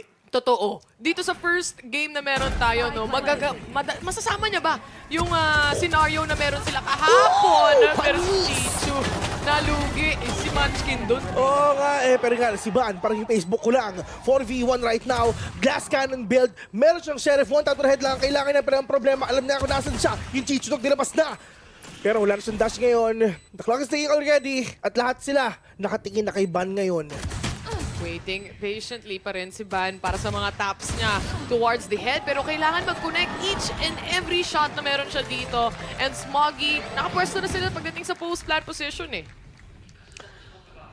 Pero isipin mo talaga, parang tama yun eh. I mean, tama yung sinabi natin kanina na it's all about kung gaano ba kung ganda yung gising ni Kangkang. Kasi kahapon kasi sobrang nagwala siya. Pero ano ba yan, one hit wonder lang ba siya? O itutuloy-tuloy niya yung play na ginawa nga niya kahapon? Pero let's see, at least dito sa round number 1 natin ngayon, sila na ang may lamang. Pero nung huling silang time na nagkita, T1 ang nanalo doon. Totoo. So ito nga ngayon na magtatapat na naman muli. 1-0 agad-agad. Pistol round pa lang naman yun eh, pero si Smoggy, makakadalawa na nga agad. Firing squad palala mula sa side ng EDG. May kalamangan naman sila pagdating sa baril, pero si Smoggy yun, naka-pistol lang. Man. May sustain pa sila because of nobody. Pero kasi a player, feeling ko sad siya. Kasi kung wala na siya pupuntahan ngayon, wala siyang kasama, nasa tower lang siya. At naririnig niya yung bawat pagtik ng spike. Kasi si Smoggy, pag nag-swing, may mamamatay sa kanilang dalawa at si Smoggy yung isa. Pero mabilis na trade mula kay Howdong agad-agad. At Ganito. tatanong kasi. Pero yun nga, mabilis lang na trade-offs mula sa team ng T1, or rather EDG. Anyway, lamang na lamang naman sila when it comes to the buy itself. But so far, kung ganun din kalinis, kahit yung mga pistol rounds or against a pistol round ng T1, itong pinapakita ng EDG, medyo malayo ang posibleng marating. Next slide, please. Next slide, please. Pero yun nga, di ba? I mean, si Miss Siege nakatingin sa atin. Oo nga eh. Hindi ko alam. Na-miss na tayo eh. Oo nga, Kanina diba? lang sa panel siya, ngayon Kaya nandito nga siya. Yeah, so if ever lang talaga naghahanap kayo ng kaduo, hanapin nyo lang guys, Siege. Oo, hindi ko alam yung last name. Yan. First name Miss, last name Siege. Siege. Hanapin nyo na lang. Miss Siege. Pwedeng Misteriosa. Misteriosa. Pwede, no? Pwede rin. Pero ito, ata, isang matinding paint shell, may kasama pang stun. Tatama ba? Damage, pero hindi ganun kasakit to a point na mamamatay si Nobody. Nakahanap siya ng isa, stun connecting, pero Zeta still stronger on that offense. Grabe yung pinapakita nga nila, Kangkang buhay na buhay, Smoggy. At least andyan siya para tulungan yung kakampi niya. Munchkin na lang mag-isa. 1v3 right now. Why round nila to, best? Munchkin is known to clutch. Pero with this kind of positioning, medyo mahirap nga na gawin to. Kasi syempre, triangle formation na ang gagawin ng tatlo. Howdong, maganda ang posisyon niya. Pero Munchkin, buti lang talaga hindi siya tumingin doon sa kaliwa. Alam niya na may tao sa loob ng side, pero mabilis ang aksyon at responde mula kay Kangkang from A main. 3-0! And to say the least, bonus round lang to ng EDG. Pero ngayon, nakuha pa nila, malinis pa. Yeah, ito bes ha. I mean, sa totoo lang, dito sa ginagawa ni Kangkang. Actually, kanina sinasabi natin na siya yung magiging highlight natin. Pero ngayon, medyo tahimik lang siya. Kalmado lang siya. Kasi si Smoggy, siya ang nagwawala ngayon. Smoglas, bes! Si Smoglas na naman, nagsaswide swing. So, mas wide Kino mo si swing. Nobody, 5-1, Smoggy, 4-1. Si Kangkang, tamang 2-1 lang. Oo, pero yung matitira, yun na lang yung kinukuha niya. Oo nga, siya yung clean-up crew. Clean-up crew na lang, literal. Kumbaga, kunyari kayong dalawa ng jowa mo, kumain, yung boyfriend mo, siya yung uubos ng lahat ng pagkain. Oo, siya yung, ikaw yung umorder, pero siya ang kumain. Sim. Mga ganun lang. Pero kalahati halos ng buhay ni Howdong nawala nga dito. Again, key point para sa T1, especially na kala-half buy lang o yung iba sa kanila, pistols, ma-utilize yung utilities nila tumama. Chichu. Oh no, let's see if ever makakatch ba ng off guard. And yes, yun nga, Munchkin will fall down. And ito yung retake na gagawin ng apat nga ng players ng T1. That is Aftershock already. Well connect for sure, pero at least makakapag-reposition naman siya. Howdong, tinutulungan niya mga kabina para syempre hindi talaga siya. para hindi na siya mamamatay doon. Pero iba na naman talaga si Tropang Blaze. Oo. Tender juicy talaga. Totoo naman kasi, Bessie. Totoo ang kanyang sentiments. Tingnan mo, when you find Kangkang, he has already killed you. True. Facts only. Ito pa, isa. Kangkang with a swing. Will catch one, pero meron pang isa! Pero asin yung pangatlo? Keep it the east, kahit tatlo pa lang napapatay niya. Hinahunting talaga malala. Prime Gaming flawless na naman ang makikita natin dito in the hands of EDG. Big favor towards them. Not only that, to say the least, nag-iinit na. Ay, nako. At least yung bayad shoutout. Ayun lang nun. Pero mukhang si Van ata kailangan niya bumayag kasi hindi pa siya nakakapatay kahit isa. Pero tignan natin, magkakitaan natin, dalawang jet natin, pero at least kalmado lang sila. Asan yung flash, asan yung fault line. Kailangan mag-fault line muna ni tropang Seita para syempre solid yung entry yung gagawin dito ni Van. EDG though, sila naman yung attacker dito. Kung sakasakali man. Nagkukumpulan lang sila towards A. Actually, nakaprepare din yung Brim, pati yung Breach talaga kung kailanganin ng utility play. But so far, wala kasi silang nafe-feel. Walang nagpaparamdam for EDG. Baka magulat pa si Van! May touch naman siya. Yun na nga, double trouble ang nakaabang. Yeah, yun na nga. Well, wala na naman talagang fault line si Seita doon. So it's all or nothing kay Van. So high risk, high reward sana ang gusto nang isipin. Pero ang problema, Malas. it's now or never. Never na talaga ang nangyari doon. Punta ito, 5v4. They have the ultimates up already na ginamit na nga ni Nobody. Nilabas na ang petchay niya. Pero Munchkin nagbabantay, naghahanap kung meron pa siya mapipitas kahit isa. Meron tao dito sa may C. Maagang pop Worse. ng maagang pop ng swarm. Meron ng tao sa sewers. That's Chichu na nag-aabang lang. And Byron after obviously nung maagang pop ng swarm na yon, kailangan niya ng space kasi para makapag-reposition. Dito nga nila sinasakto din for Munchkin literally yung rotations na yan. Double swing towards under or tunnel. Pero hindi nila mahuhuli si Chichu. Buhay na buhay pa rin si Chichu dito, pero at least yung composition, yung position alam na nila. Meron tao dito sa may dalawa, dito sa may arcade and Munchkin and Seita, i-retake na nila. 2v4 onto this game with that smoke. Medyo mahirap nga na retake to, medyo mahirap na post-plant nga kasi wala silang makita kahit isa. Nilampas yung turret, pero ang problema si Seita ready na siya. Tama ba yung nakita ko? Yung aftershock? Hindi tumatama dun sa spike planted? Kung galing man yon sa EDG? Well, anyway, magkakaroon naman ng replay. Nonetheless, na-clear out nga dito. Siyempre, coming in from the side of T1, na-clear out nila finally yung mga angles na gusto nilang i-clear out. And we all know na si Munchkin, laging ito yung parang isa sa mga player na on point pagdating dun sa mga headshots. Not only that, yung angle isolation. But again, gaya ng mention natin, with the help of Seita, he made it happen. He is known to clutch nga, di ba? Which is yung talaga yung sinasabi natin, Munchkin. Ace yan kahapon. Ace yan kahapon. So, actually, nung naglaban nga ang T1 tsaka TS dati, si Munchkin yung talaga nakakatakot eh. Oo, siya yung nakakatakot. So, really, ang ibig sabihin lang naman natin dito is that hindi lang yung EDG, yung may star player, yung kayang mag-perform. Pero look at this, facials to the face, hindi matatamaan si Nobody. Wala na siyang flash. May dog pa siya pwede gamitin, pero kailanganin pa ba niya? Because not only good for one. 4v3, Munchkin doon sa may tower. He will fall down to the hands of Chichu. 2v3, they have the lockdown, they have the blazer, but Kang, ito na ang problema pag may operator siya. Isa, dalawa, mapapatayin niya. And tama yung sinabi nila kanina. Kung hindi mo makita si Chichu, right there. Ay, tama ba yun? Hindi, kung nakita mo na si Kangkang, wala na, Wala patay ka na. patay na talaga, finish Ay, na. hindi abot. Pero ang problema niya, meron pa siyang oras nga, meron pa siyang posisyon para makakuha nga ng spike na yon. Plus yung lockdown's been settled already. Seita gonna push in! Pero ang problema na, papatay siya ng Chichu ngayon. Carpe, the only man remaining 3v1. And that is Chichu with a 4K and get the up. Yun ang sabi niya. Kanya-kanyang 4 kills sila, no? Kanina kay Seita, pero ngayon, dito muna tayo sa side ng EDG muli. Not even Kangkang na star player nila, but instead, it's gonna be Chichu this time around. Kahapon, performance-wise, no? Nasa mid-tier, kumbaga, para sa side ng team nila. But again, good hold mula sa kanya, especially here on that round. Dahil kailangan niya talagang i-save up yung lockdown na yun. Yun yung magiging pressure ng buong team eh. Man, ito nung pumasok yung mga players nga ng EDG, they're literally feeling it. Ang saya nila, parang ine-enjoy nila manalo, matalo, at least na-enjoy nila. Momentum nila yung kahapon eh. Tignan mo si Kangkang. Initial pick-off towards Ban. Si Ban hindi na nakagalaw ng ilang rounds, 3. Saya player, Diyos ko po, patay ito. Napakahirap nito pag nagpakita to. Men, GG ka talaga. Saya player, sisilip ka ba? Yes, nakapatay ka, pero yun nga lang ang problema. Maganda ang trade-off nila. Dalawang nasa harapan mo, 4v3, may orbital strike kayo. Naku, may ikutan pa ata dito. Nakita ni Munchkin though kung saan magagaling si Chichu. The timing is a little off, but then again, Chichu good on the kill. Sa aim duel pa lang, lamang na lamang pa yung EDG. Oo, kung mamatay man si Chichu doon, patay rin si Munchkin because of that orbital strike eh. Yung trade-off, yung utility play, sobrang on point. Carpe and Seita, kung ako sa kanila, mag-save na lang sila. Yun nga ang balak o maybe gawin nila for this round dahil wala sila na namang pera for the next following round. And this time, alam nila may operator setup pa, someone will play in a long angle. Not only that, tatlo pa sa ibang players, supporting players dito ng operator setup na yan.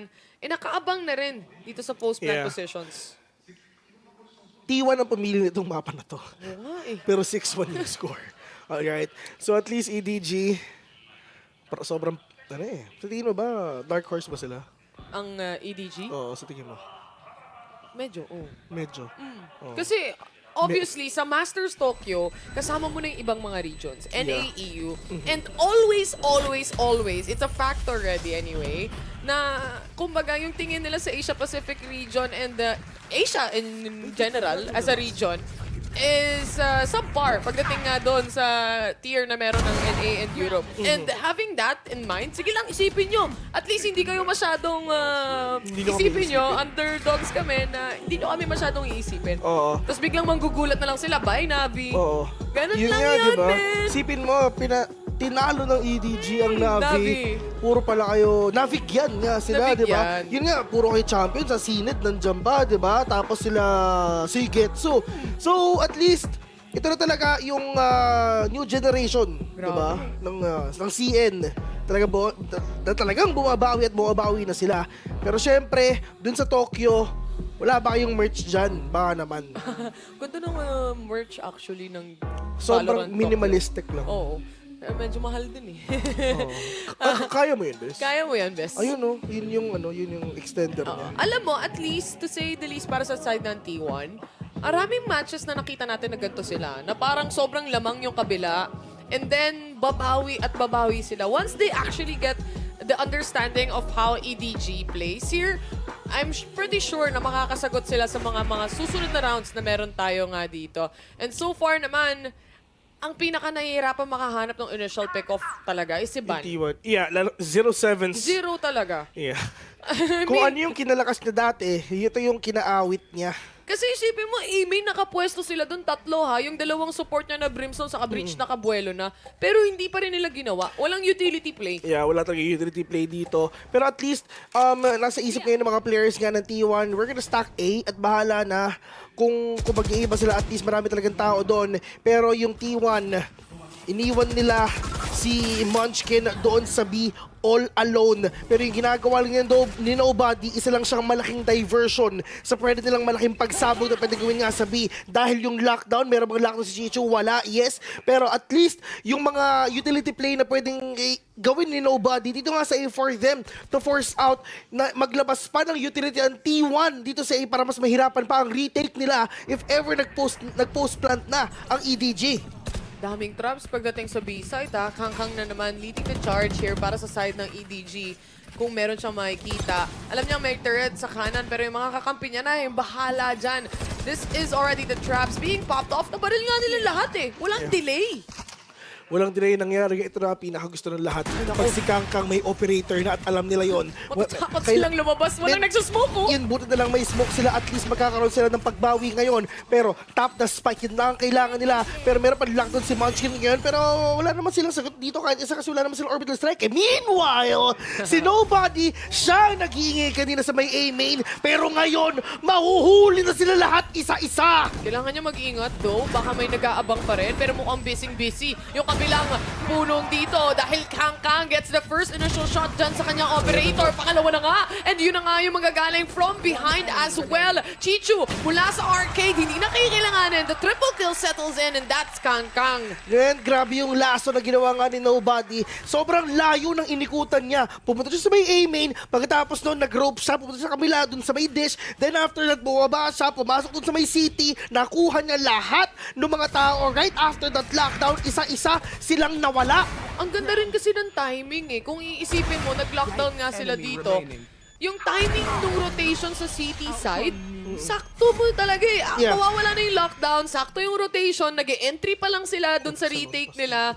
And if yun yung timing and pasok na pasok, not only that, hindi pa namamatay yung nasa B main, mahirap talaga ma-retake yun. Si Kangkang, grabe yung confidence level Totoo. niya. It's like, pick kung pick. Alam niya na mapapatay niya yung kalaban. Alam niya mapapatay niya yung kalaban. And if not, calculated talaga. kung hindi, andun yung kakampi niya. Oh, may trade patay siya. din, patay din. Tsaka marami, tira mo si Kangkang, may 9,000 siya. 9,000. RK na siya. Oh, hindi mo. Literal. Diyos ko, napakayaman yan. Baka naman, Kangkang. Paldo pala siya eh. Oh.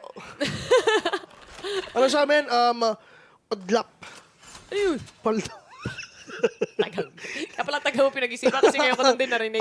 Odlap siya. Kangkang, sumisilip, nakakita na isa. Diyos ko! What? Look at the flick of the wrist na ginawa naman niya. Oh my God. Operational God. Oo, eto na. Si Kangkang. Lalabanan ni Ban. Tignan natin kung gana ba. Force out siya sa Force out puti. siya. Wala eh. Buti na talaga may flash. And, Yun yung wala sila. Oo. Yung every time sisilip si Ban, walang suporta mula doon sa ibang mga players. Wala, even patay na na Flash. si Patay na si Zeta eh. Zeta, tama. ay, Tsaka wala rin silang yung Sky. Diba? Wala silang Sky or KO. So really just relying heavily kay Zeta when it comes to that initiation. At mukhang initiation ang hinahanap ni Howdong dito. Munchkin to kill 2 though. Stop them to their toes. 2-1 trade. alam ata na meron talaga dumidiretso dito lang sa may arcade. Ito na 14 naman seconds siya. in, mga kaibigan. Corporate, paglabas niya, dalawa, nakita niya. 10 seconds in, wala siyang idea, pero ipupuso na lang talaga niya itong spike niya. Pero pagka-plant niya, Munchkin with a swing, nasa likod mo na. At pagbangon ng api na ginagawa nga ng T1 ngayon, si Ban, meron ba siya nagawa? Ay, bumalik lang siya doon. Oh, paikot-ikot lang Actually, siya. kakarotate niya lang po, galing A. Oo, yun nga eh. Yun nga, nahihirapan pa siyang mag-adjust truly compared dito sa EDG. Talagang hindi niya pa nahahanap yung pacing, hindi niya pa naiintindihan, kumbaga, yung nangyayari and how fast the rotations comes in mula sa side ng EDG dito. But nonetheless, all they have to do para sa kanilang side, secure the plant, get some money again, destroy economy. Ganun na naman yung magiging scenario nila eh. Nasa isip ko, sige, nice. Dami kong pera eh. Oo, may pambili ako. Huwag kayo mag-alala, turo mo, buy ko. Oo, Diyos ko, yun ang paldo, di ba? Yun ang tunay na paldo. Oo. 7-2 though. Daming ult. Oh, you have to brainstorm, you have the Seekers, and you have the Rolling Thunder na pwede gamitin dito sa Smoggy para at least makuha nila yung initial pick-off.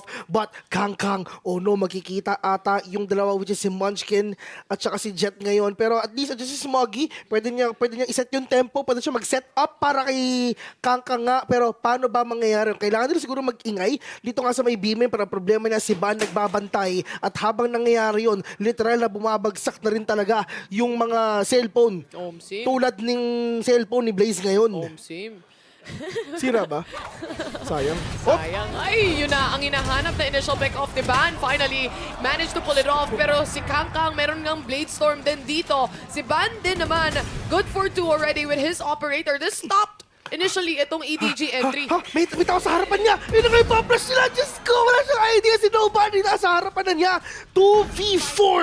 Ang mangyayari, may na 2v3. Saya player. Oh no, nakapitas na isa. Pero it's all up to Kangkang. This is the Kangkang show, mga kaibigan. Wala pa siyang dash. Isang kill pa ang kailangan niya. Hindi na alam kung saan pa siya isa. Ayun, nakapitas na nga isa. May pang dash out siya. Pero with that repossession, Double dito swing sa may dapat tower, to. double swing. Let's see if ever gagawin ba nila yan. Inaantay lang nila mawala yung smoke, pero kailangan nila magpakita ngayon. Wala na silang utilities at all.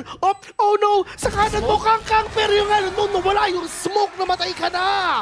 Alam mo kung mapapatay niya lahat yun, sobrang bilib na ako. As in, sobrang Kangkang fan na ako nun. Bibili na ako ng merch ng lahat ng Edward Gaming. Ganun kalala. Talaga, yung tipong pag nagkaanak kayo, Kangkang pangalan. Kangkang ang pangalan.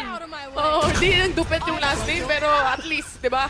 Nandun pa rin. Malupit yun eh. Malupit yun eh. Si Kang Dupet. Pero finally ito si Ban, nakahanap na siya ng value dun sa operator niya. Kasi kanina pa talaga siya nahihirapan makapag-adjust. And maybe, he just needs to regain that confidence ba?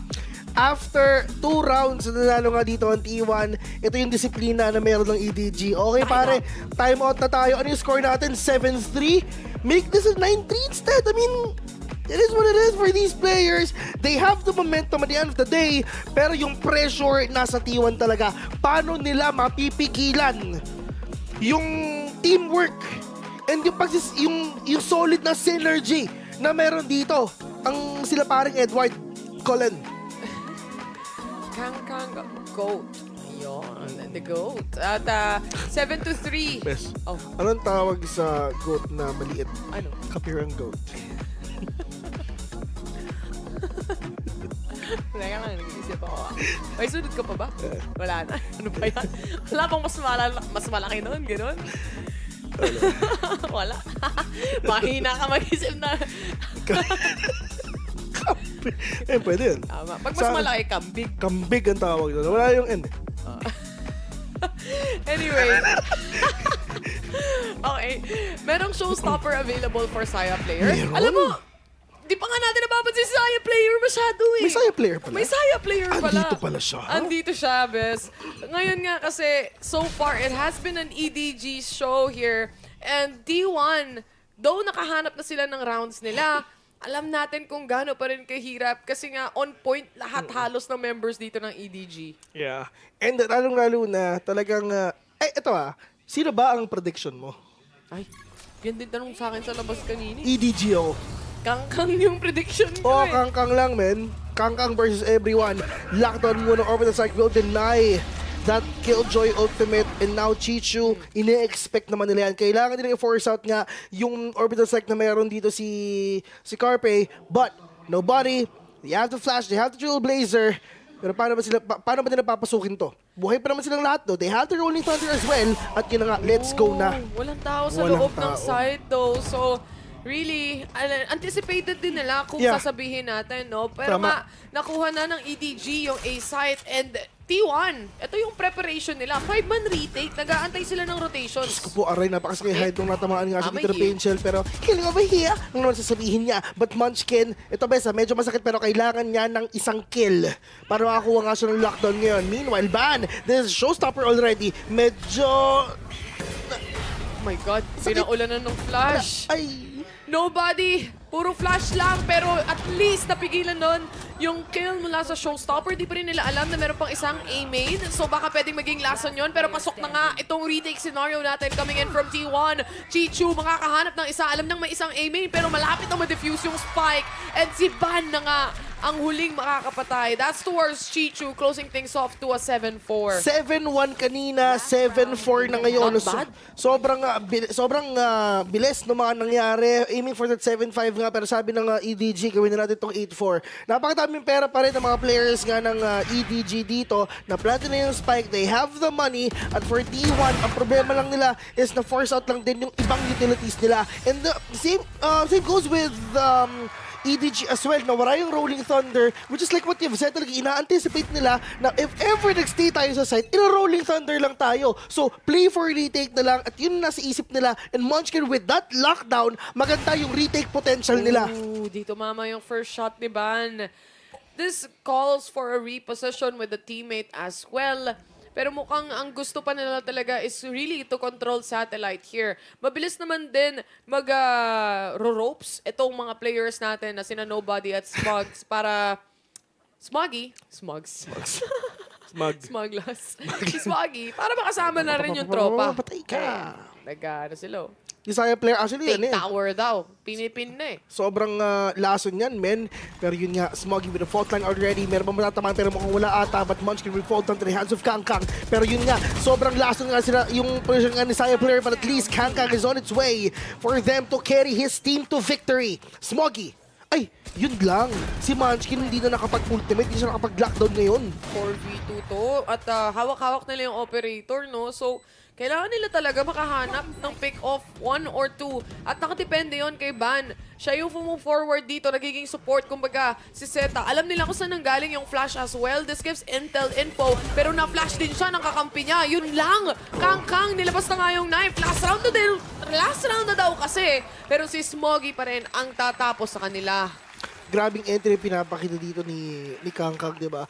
Actually, hindi nga natamaan si Munchkin doon ng fault line na nilabas nga dito ni Breach. Ayun nga, hindi pa rin talaga siya na fault line doon. Pero feeling mo ba, Bes, sana medyo lumikod muna si Munchkin doon para magamit niya yung utility niya? I really feel like para sa T1, mas nagwo-work yung 5-man retake na meron sila dito. And really giving space towards EDG. Mababawasan yung factor na magugulat sila. Pero let's see kung ano sasabihin ng ating mga panelists dahil papasa na natin sa kanila.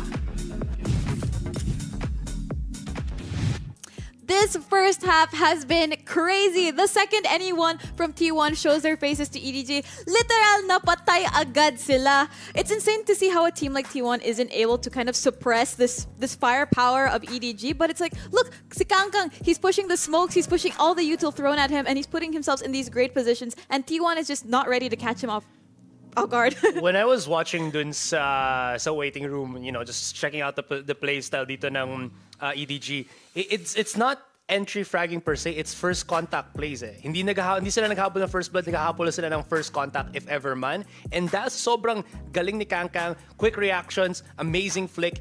It makes it so na parang there's a different style of Valorant in Netherlands EDG that T1 just cannot encompass. Yun nga eh, tama sinabi ni Asra, yung first contact yung nagiging first blood. Parang the only intention was to probably try to peek, but it just so happens Kangkang is just so good. He's still able to land that kill, land those shots. Kahit anong posisyon, parang kahit saan siya manggaling, parang it doesn't matter. He's still able to land those kills. And for Ban, again, parang nakikita mo siya push siya sa kanyang limit, pressure. Parang he's forced to adjust and pick up the op defensively. Kasi si Kangkang, kahit anong side man siya, operator god siya. It really doesn't matter. That's right. And we see from the side of T1, you know, Munchkin, Ban, Carpe are really trying to step up here and suppress that firepower from EDG. But even if you take out Kangkang, you still have players like Chichu there to clutch out rounds. Yeah, and what's kind of scary pa rin din dito is nararamdaman mo na T1, I think just subconsciously they're afraid na pag nakita nila yung Cloudburst and Kangkang's not on the operator, but he's on the rifle,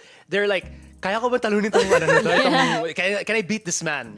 Parang innate passive tong si Kangkang, no? Parang you'll parang second guess yourself, do I play safe or do I want to take this fight and try to one-up him instead? Kasi alam naman natin na ito yung specialty ni Kangkang, yung mga 1v1s. Ang hirap talaga if you're forcing yourself to place yourself in that position and try to challenge him at that. Exactly. Again, you know, parang may aura siya, like intimidate, right? Oh. And it's just, again, for the members of T1, it must be so scary again because once one of you dies, it's over. But again, we're going to be seeing how they adjust in the second half. Hopefully, T1 can turn this around. Muli tayong nagbabalik dito nga sa second half na meron tayo. And hopefully, this time, mahanap ng T1 yung pacing nila. Kasi kung tutuusin itong first half, 8-6, not too bad. Pero yun nga, initial pick-ups ginagawa ni Kangkang ngayon. Will catch one already, but Munchkin is on it. Andiyan naman siya, parang makapag-trade off lang siya kahit pa paano. 4v3. Saya player, meron pa naman silang flash. Dito pwede ba ito nga sa Zeta, dalawa pa naman. Pero wala nang smoke si Carp kahit isa. But Smoggy inside the side will get a 4K! 4-9 already! And EDG started his second half strong. Isa-isa silang lumabas dun sa smoke sa A-main. And obviously, inaabangan na sila. Crossfire malala na pagdating sa loob ng site. And again, Smoggy, napakainit niya ngayon when it comes to the kills itself. Talagang every shot counts towards this player and it hits every single time. Uy, si ano? Sino? Si ano? Si ano yun, diba? Si ano yun? Na ano yun eh. Oo nga eh. And yun nga, dun sa round na sana dapat panalo ang T1 pero wala, yun na sana yung pambawi nga nila. So ito na talaga napunta sila sa sitwasyon na babawi sila pag double digit na ang EDG ngayon. Pero let's see if ever ba na matithrifty nila itong EDG, if ever, kasi alam naman natin na T1 they can make things happen. Totoo yan. At hindi pa nga natin nakikitang mag-init si Saya player dito eh. It's always this one position coming in from him kanina dun sa defense na parati rin siyang, nakakahanap siyang isang kill pero hanggang dun lang. Hindi yung usual na nakikita nga natin or in comparison towards Kangkang and the rest of the team here of EDG. Pero itong shot mula kay Munchkin, hindi man lang niya mapapop yung kanyang sheriff. Nakaabang na rin si Kangkang dito. Oh my God! Akala ko isa lang siyang makakapatay. Diyos ko, dalawa pa ang nakuha na doon. Pero sa totoo lang, doon nga sa may doors, actually, sobrang safe play pa rin doon kasi nga dalawa sila. So may trade-off pa rin kung baga. And at least, sobrang sobrang solid ng disiplina nila. Totoo. Parang gumising sila today, talagang pinlano nilang manalo. Oo. As in, parang kung ano yung performance nila, momentum nila from yesterday, dalang-dala talaga nila para sa araw na to. Kung iisipin mo yung ibang mga teams na ganitong sobrang nag-superstar, super show ng kahapon, medyo tagilid yung performance Yun na nga next day kasi napagod. Pero ito hindi. Hindi eh. Sobrang solid ang disiplina nila. And hindi nga sila nag-overextend eh. Nag-aantay well, defenders naman sila, di ba? Pero meron kasi ibang defending talagang dumidiretso na. Si Just got these players of card like si Ban. Pero wala eh, high risk, high reward to. Totoo. Well, in terms of, pressure, nasa T1 talaga to kasi ito yung mapang pinili nila. Fontan will connect on to the players of ADG, pero si Chicho makakaisa pa. Buy round to! Men, buy round to ng T1! Spectre, Pinaunanan. Phantom, nag-connect! Lahat nag-connect na naman para sa side ng EDG. Literal, tumapak sila sa buong patibong ng EDG dito. And lahat sila nagkukumpulan na aside from Nobody na manggagaling pa doon sa kanyang rotation. Munchkin good for one, but this gives info kung saan siya nagsistay. That's towards tunnel. At kita mo naman, rotation neto ni Nobody, maaabutan niya na din. Diyos ko, walang kaalaman Linis. si Nova, walang kaalaman si Munchkin. Nasa ba yung mga kalaban niya? Free upgrade sa mga players ng EDG ngayon. Pero T1, allows na naman silang RF dito. And kahit Spectre lang gamit nila, kahit Sheriff lang sila, on point pa rin sila. Halos nga, muntik pa nga ma-flawless eh. Oo nga, muntik pa ma-flawless. Kasi nga naman, finorce nilang pasukin. Entryhan yung loob nung site natin. Kasi nga, pumasok na si Bandon eh. Kaso time siya out yung sila. unang namatay. Ang ganda ng hold ni Chichu. Nandun yung Killjoy. Obviously, may traps pa. Nawala yung Nano Swarm. Nagkaroon ng smoke. May Brimstone Molly na sumunod. Oo. So talagang you shall not pass. You shall not pass talaga. Wala talaga. Na-hold the door talaga sila dun. Si Blaze kinilig. Kinilig siya? Oo. Mama Exo. Single ka. Oh, kita mo, walang jowa pero kinilig. Sobrang lamig kasi, bes. Sabi niya, gumanon siya kanina. Randomly. Direct, pwede ba namin ipakita si Blaze mamaya? Konting, Blaze, tawag doon. pangalos, nilalamig ka. Tawang konting exposure lang si Idol Blaze, Si di ba? Idol. Dapat, sige. Let's go, mamaya, Munchkin. mamaya. Let's go, Saya player. Lahat ng suporta pa, or supporters ng T1. Siyempre, sa viewers natin, may mga sumusuporta rin sa T1 Tama. dyan. Gusto ko nga palang i-shoutout Tsaka isa pa si... si Mr. Luz Soul. Oo, si Luzol. Idol ko yun eh. Idol ko din yun eh. Idol ko yun, Malakas daw yun gumawa, mag-edit. Ay! Oo, men, si Luz Soul. Matagal ko nakakilala yan si Luz Soul. At sobrang saya ko kasi nga katrabaho ko siya. Oo, men. Parang it's my greatest Oh, achievement. kaya tayo nag-cast para makasama si Luz Soul. Kaya tayo naging the mods para dito. Oo, tama. Tama. 11-4. Actually, inaantay nga namin magsalita si Luz Soul dito pero ayaw niya ata. Ayaw niya, nahihiya. Kasi alam mo naman si Luzol, humble. Oo, men. Low-key lang siya. Low-key lang siya. Pero balita ko, mayaman daw yan. Ay!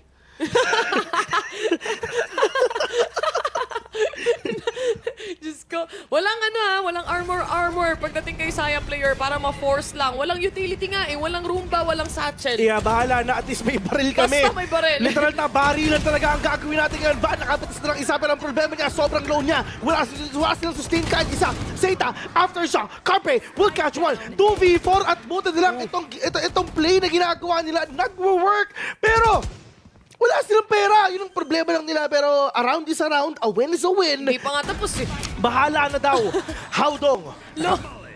Diyos ko po, Saya player, you need to reposition with that Molly. Pero at least hindi siya tinamaan. Pero yung lang, kitang-kita ka na. Munchkin mag-isa, 1v1 with a great one. Chichu versus Munchkin. Sino ang mananalo ngayon? Retake ang gagawin ni Chichu. Wala siya kahit ka-ID ko na si Munchkin. Ang kulit mo pangalan, ang cute. Alam niya na kasi naglapag ng alarm bot dito. Chichu, alam nila. It's gonna be a main na talaga nagpaparamdam siya. Pero ito na nga, angle isolate. Chichu still wins the round. 6 HP agad ng parang dinaplisan lang siya ng bala doon. Diyos ko, sobrang cute ng pangalan nila at sobrang hirap i-hype ng mga names nila. Munchkin versus Chichu. Oo, isipin mo yun. Isipin mo mga Chichu galit with a cat. 5! Oo, Munchkin! Chichu, ice cold! Ice cold! Ang hirap eh, no? Pero tingnan mo naman, pati si Kangkang, Oh, nice one. Pero wala, naman ako. hindi na finish bump eh. Grabe naman, nice one. may salon pa sa kamay. Di ba dapat dito pero sa taas kasi. Hindi, ano yun eh, athletic tape. Ang dami siguro. Meron daw kakilala lagi nagpapasalon pas. Sino? Star Wars pangalan May. Okay, tama mo, sinabihan kita kanina. No. Hindi na ano lang ako. Sige! Kang, good for the shot here on the operator itself. Mga kaisa siya, di pa naman tapos para sa side ng T1. Full buy pa rin naman sila. Full buy nga sila. So bahala na kung ano mangyari. Diyos ko po, 1! Ay, nakatakas ka ngayon ah. Buti na lang talaga. Nakabuli ni Kang, bes! Nakabuli kita! Nasaan ka? Wala akong makita kasi kami aftershock sa harapan ko. Ban mag-isa! 4v1 mga kaibigan pero Chicho! Tatapusin ka na! Oh my God. This game number 1 that we just witnessed One-sided. right here. Close fight. Close fight, man. 13-4 ang scoreline na natapos tayo dito sa 13-4. And really, at this game number 1, hindi nakahanap ng momentum at all yung T1. Pagbangon ng api ang ginawa nila. Nung first time sila nakita, nanalo ang T1. Pero ngayon, babaguhin na naman ang istorya. Alam mo, nakita na natin tong EDG dati, pero hindi sila ganito kalakas. 2021. Hindi sila ganito kalakas, guys. Oo. And nandun na si Kang no nung time na yun. Pero alam natin na kaya niyang maging superstar player, pero hindi sa ganitong klase kung paano niya pinapakita sa Masters Tokyo ngayon. Sa main broadcast, siguro siya yung pinaka-superstar doon. Pinag-uusapan ng lahat, artista. Parang sino to, diba? Well, matagal na nga siya dito sa VCT, pero ngayon, kitang-kita natin, ngayon siya nag-grow ng matindi. Totoo. And in terms of performance level nga, grabe yung improvement niya. Hindi lang 100% ang improvement niya, it's over 9,000! Talaga! Hindi lang kasi yun eh.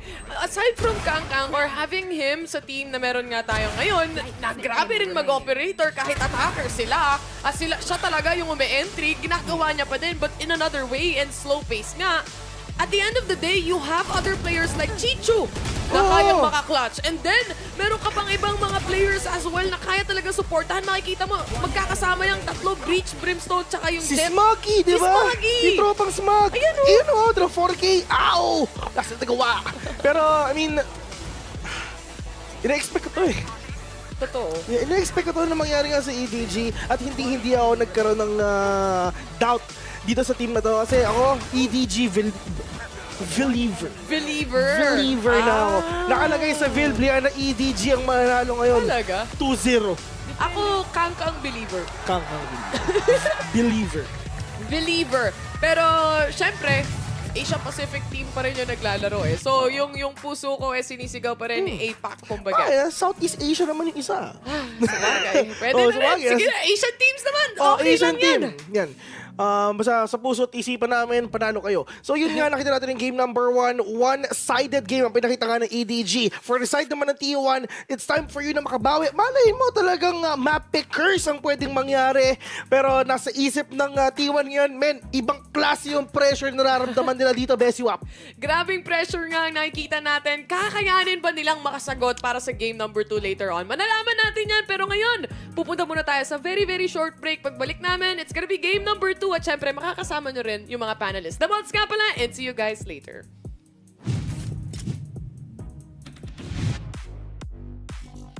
讨论的是昨天，如果今天把哪位赢下来，我们明天是200%那种信心去战胜T1的，意味着我们可以走得更远，上得更高，赢了这场比赛，而并不是看他们是哪位或者是什么其他队伍。就赢了，我们就会膨胀，而且我们会一直学习其他的队伍，去一直进步。其实加时打多了就不怕了，然后我们打起来是不会看比分的，只会专注于当局所发生的事情。然后赢了肯定是非常高兴嘛，然后但是也不会花费很多力气去用于开心赢了第一局。我们还是要努力打好下一把。 Smoggy, they bounce out from the woodwork. And Smoggy has maybe made this one winnable. 19 seconds. Spike drop down is favorable. Spam, but screens the reload. Right there for the taking. 因为我们国内其实是他们的枪都是非常准的，然后我们也没有太多的机会去一直去打线下的比赛。但是如果以后未来会出更多的线下比赛，感觉中国队会走得越来越远。我觉得 T1 肯定也会准备好的，但我们不会跟 T1 任何机会。但是我们只要做好我们自己该做的事情，就绝对能打赢他们。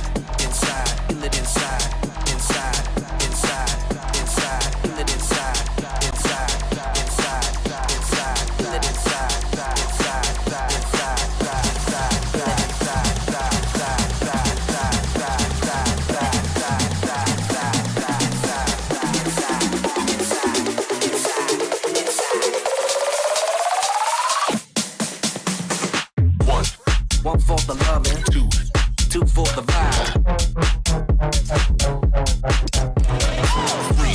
Three for the feeling, I feel it inside.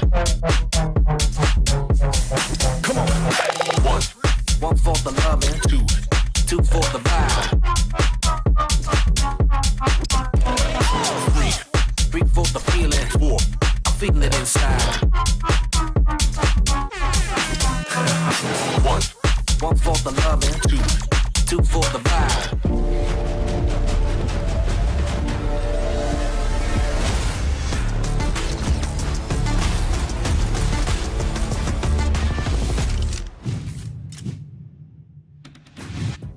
Magandang hapon ulit sa inyong lahat and welcome back dito sa Valorant Masters Tokyo. At kakatapos lang ng first game ng ating second series between T1 and EDG. And grabe, this kind of felt, undeniable na this was a one-sided game. I know. My comment there is すごくびっくりした. I'm surprised? Yeah! You got it right. Ne, kasi, grabe, 420, like, how the score is so not like T1. Pero kasi 'di ba this is exactly a rematch nung nangyari sa very first day ng Valorant Masters. Sila yung nagtuos and si T1 they won at that map. Hindi ganito yung score nila kaya sobrang surprised ako. The activation of some teams midway this tournament. Ramdam na ramdam nyo ngayon, specifically para sa EDG. Again, walang sagot dito ang T1 when Kangkang had that operator in his hands. Kita nyo naman yung statistics din. 14 first skills para sa EDG. And what's kind of interesting din dito, finally that we have a little bit more time to talk about it kasi nakulangan ako naman sa halftime is it was crazy to think how very unique yung approach ng EDG dito where they were always just paano masabihin to? They weren't again actively looking for first picks but they were just making sure that they had that map control and then dahil sa T1 can't really allow them to get all of that map control, they run in to somebody like Kangkang. And once that happens, nawawalan na sila ng players because Kangkang always gets the kill. Yeah, yun nga. Yung isa sa mga example na tulad nun, papasok si Kangkang, pero there's no eyes on Kangkang. He was already on the site. No one was at tower. Ito yung attacking side pa sila. Nakaabang pa rin yung mga mata ng T1 dun sa mga susunod kay Kangkang. Magpa-follow up sa kanya. Pero hindi. This means kung there are no eyes on him, that means he gets to free reign at the site and full control tulad ng sinabi ni Azuray. Kaya parang nakakapagtataka na ganito yung resulta coming from T1. If EDG was going to win, I didn't expect this to be this stompy. Exactly. And I think, think about it na. We ended the first half 4-8 yung scoreline and it ended up 13-4, which means T1 literally never got another round on that second half. And it's just crazy, especially, even if you take out Kangkang, you still have players like Chichu and Smoggy. It's just like, when the odds are against, especially si Chichu, when the odds are against him, he's always able to clutch out these rounds, even ending out that game. What's kind of interesting din dito is I feel like it's because nga of parang medyo sinaplakan ako dito, the gravity that Kangkang's attention really does get from the rest of T1. Kasi ang nakikita ko na lang is na puro rin nangyayari is once they know that Kangkang is there, once he throws out the cloud burst, naramdaman mo na feel it nag-tense up yung mga players on T1. And it's either dapat they're not supposed to lose that fight or Kangkang is just that good, or it's a mixture of both kung bakit they keep getting control of the site so easily para sa EDG. That's really interesting because, yesterday when we had EDG versus Navi, even the likes of CNED, usually you see him so calm and composed, always very relaxed. But yesterday you could see the frustration on his face when he would lose those 1v1s to Kangkang, and you'd even see him shaking, those whips that he have there. It's just not the same CNED that we know. Parang may isang instance lang si CNED na ipanalo yung 1v1 against Kangkang here was when he knew where Kangkang na naka-aim na using his scope. Tapos jiggle pick lang siya ng jiggle pick hanggang parang nataranta na gusto na pindutin ng left mouse button ni Kangkang at he missed his shot at saka na sila nag-peak and is able to eliminate him. But those are chances na parang I don't think Kangkang's gonna give away like all the time. These are just very minimal windows na pwedeng i-take advantage ni T1. And knowing na pupunta tayo ng Haven, operator, this is a map where a lot of operator plays and a lot of really fancy updraft blade storm plays na pwedeng gawin ni Kangkang. Here's something interesting, just something to add lang din. You know how we go into a tournament like this, Tokyo Masters, Champions, all of that good stuff. A lot of these players are very prideful, are very confident of what they can do. We know that CNED is one of those strongest players from EMEA. We know that Saya player was one of the feared players in the NA region before he moved into the Pacific League. Pero Kangkang is making it look like they are not on his level, and that is very frustrating. As if you are very much used to being, I'm one of the best players out there, diba? Exactly, and nandito na tayo sa Prime Gaming Agent Select natin. Of course, we've got Kangkang on that jet, and just like you said, I feel like Kangkang really the energy that he exudes here, he just feels like he's a cut above the rest. And here on Haven, you've got that C long that you have to worry for, that Heaven on A site. It's gonna be really interesting to see this battle of the Jets once again. Oh yeah, absolutely. Lalo na magsa-start sila sa attack. Oh my gosh, kailangan na mag-ready itong si T1. Kung akala na ready sila sa Fracture, kailangan nila maghanda lalo dito sa Haven. That's right. Well, game number 2 is underway. Again, we've got T1 versus EDG. Is this going to be the last game, or are we going to a game number 3? Let's find out sa ating mga casters natin, the mods.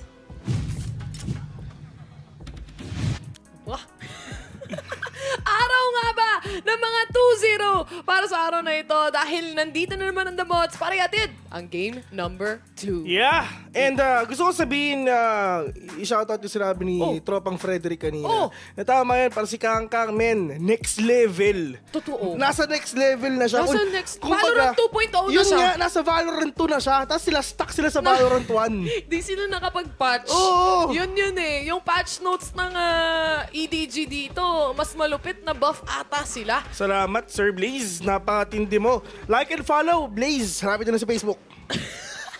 Kung ano mahanap nila, yun na yun. Swerteng Blaze page yan. Anyway, Chichu, Cypher ang pipiliin niya as the Sentinel. Munchkin stick pa rin sa Killjoy. Ito, pwede natin sabihin, pag si Kangkang talagang nag-jet na talaga siya, no?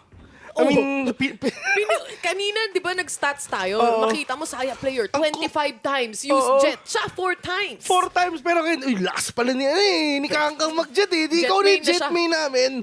So makikita natin ang jet ng Korea versus ang jet ng China. Tignan natin, ha? Kasi so far, lumalamang pa ang China dito, especially si Kangkang, or specifically si Kangkang. Entry towards site.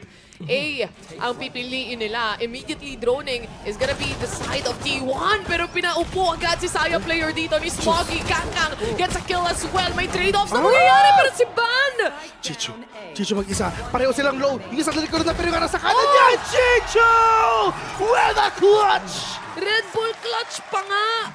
Oh my God! Ever since game number 1, si Chicho ang clutcherist nila. Lagi siyang naiiwan sa 1v2 situation at lagi niya yon so far na ipapanalo. Pero kung mapapansin natin at least si Ban, nabubuhayan na. Yeah, at least nagkakaroon sila dito ng mga ganong plays nga. Pero ang problema, hindi na close as win.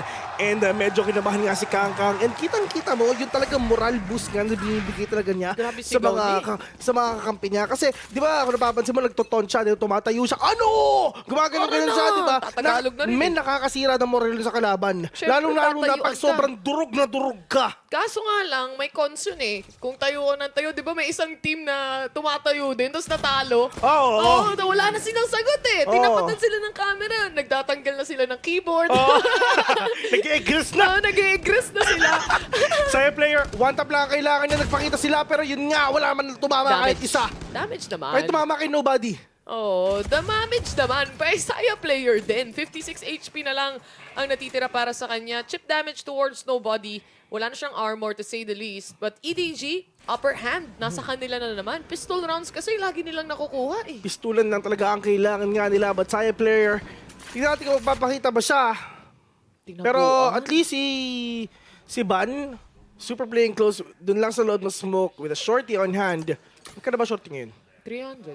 150 pa. Hindi. Ay, 300 na ba? 300 na dito as far as I know. Ay, actually, check natin. yung patch na gamit nila. Nakadepende sa Vandal and Phantom kung ilan ba yung bullets yung nun. bullets na meron sila. Tingnan natin, no? But so far, right now, pasok na naman ng A itong EDG. Makapag-planta rin sila ng spike and yung retake potential sana dito ng T1.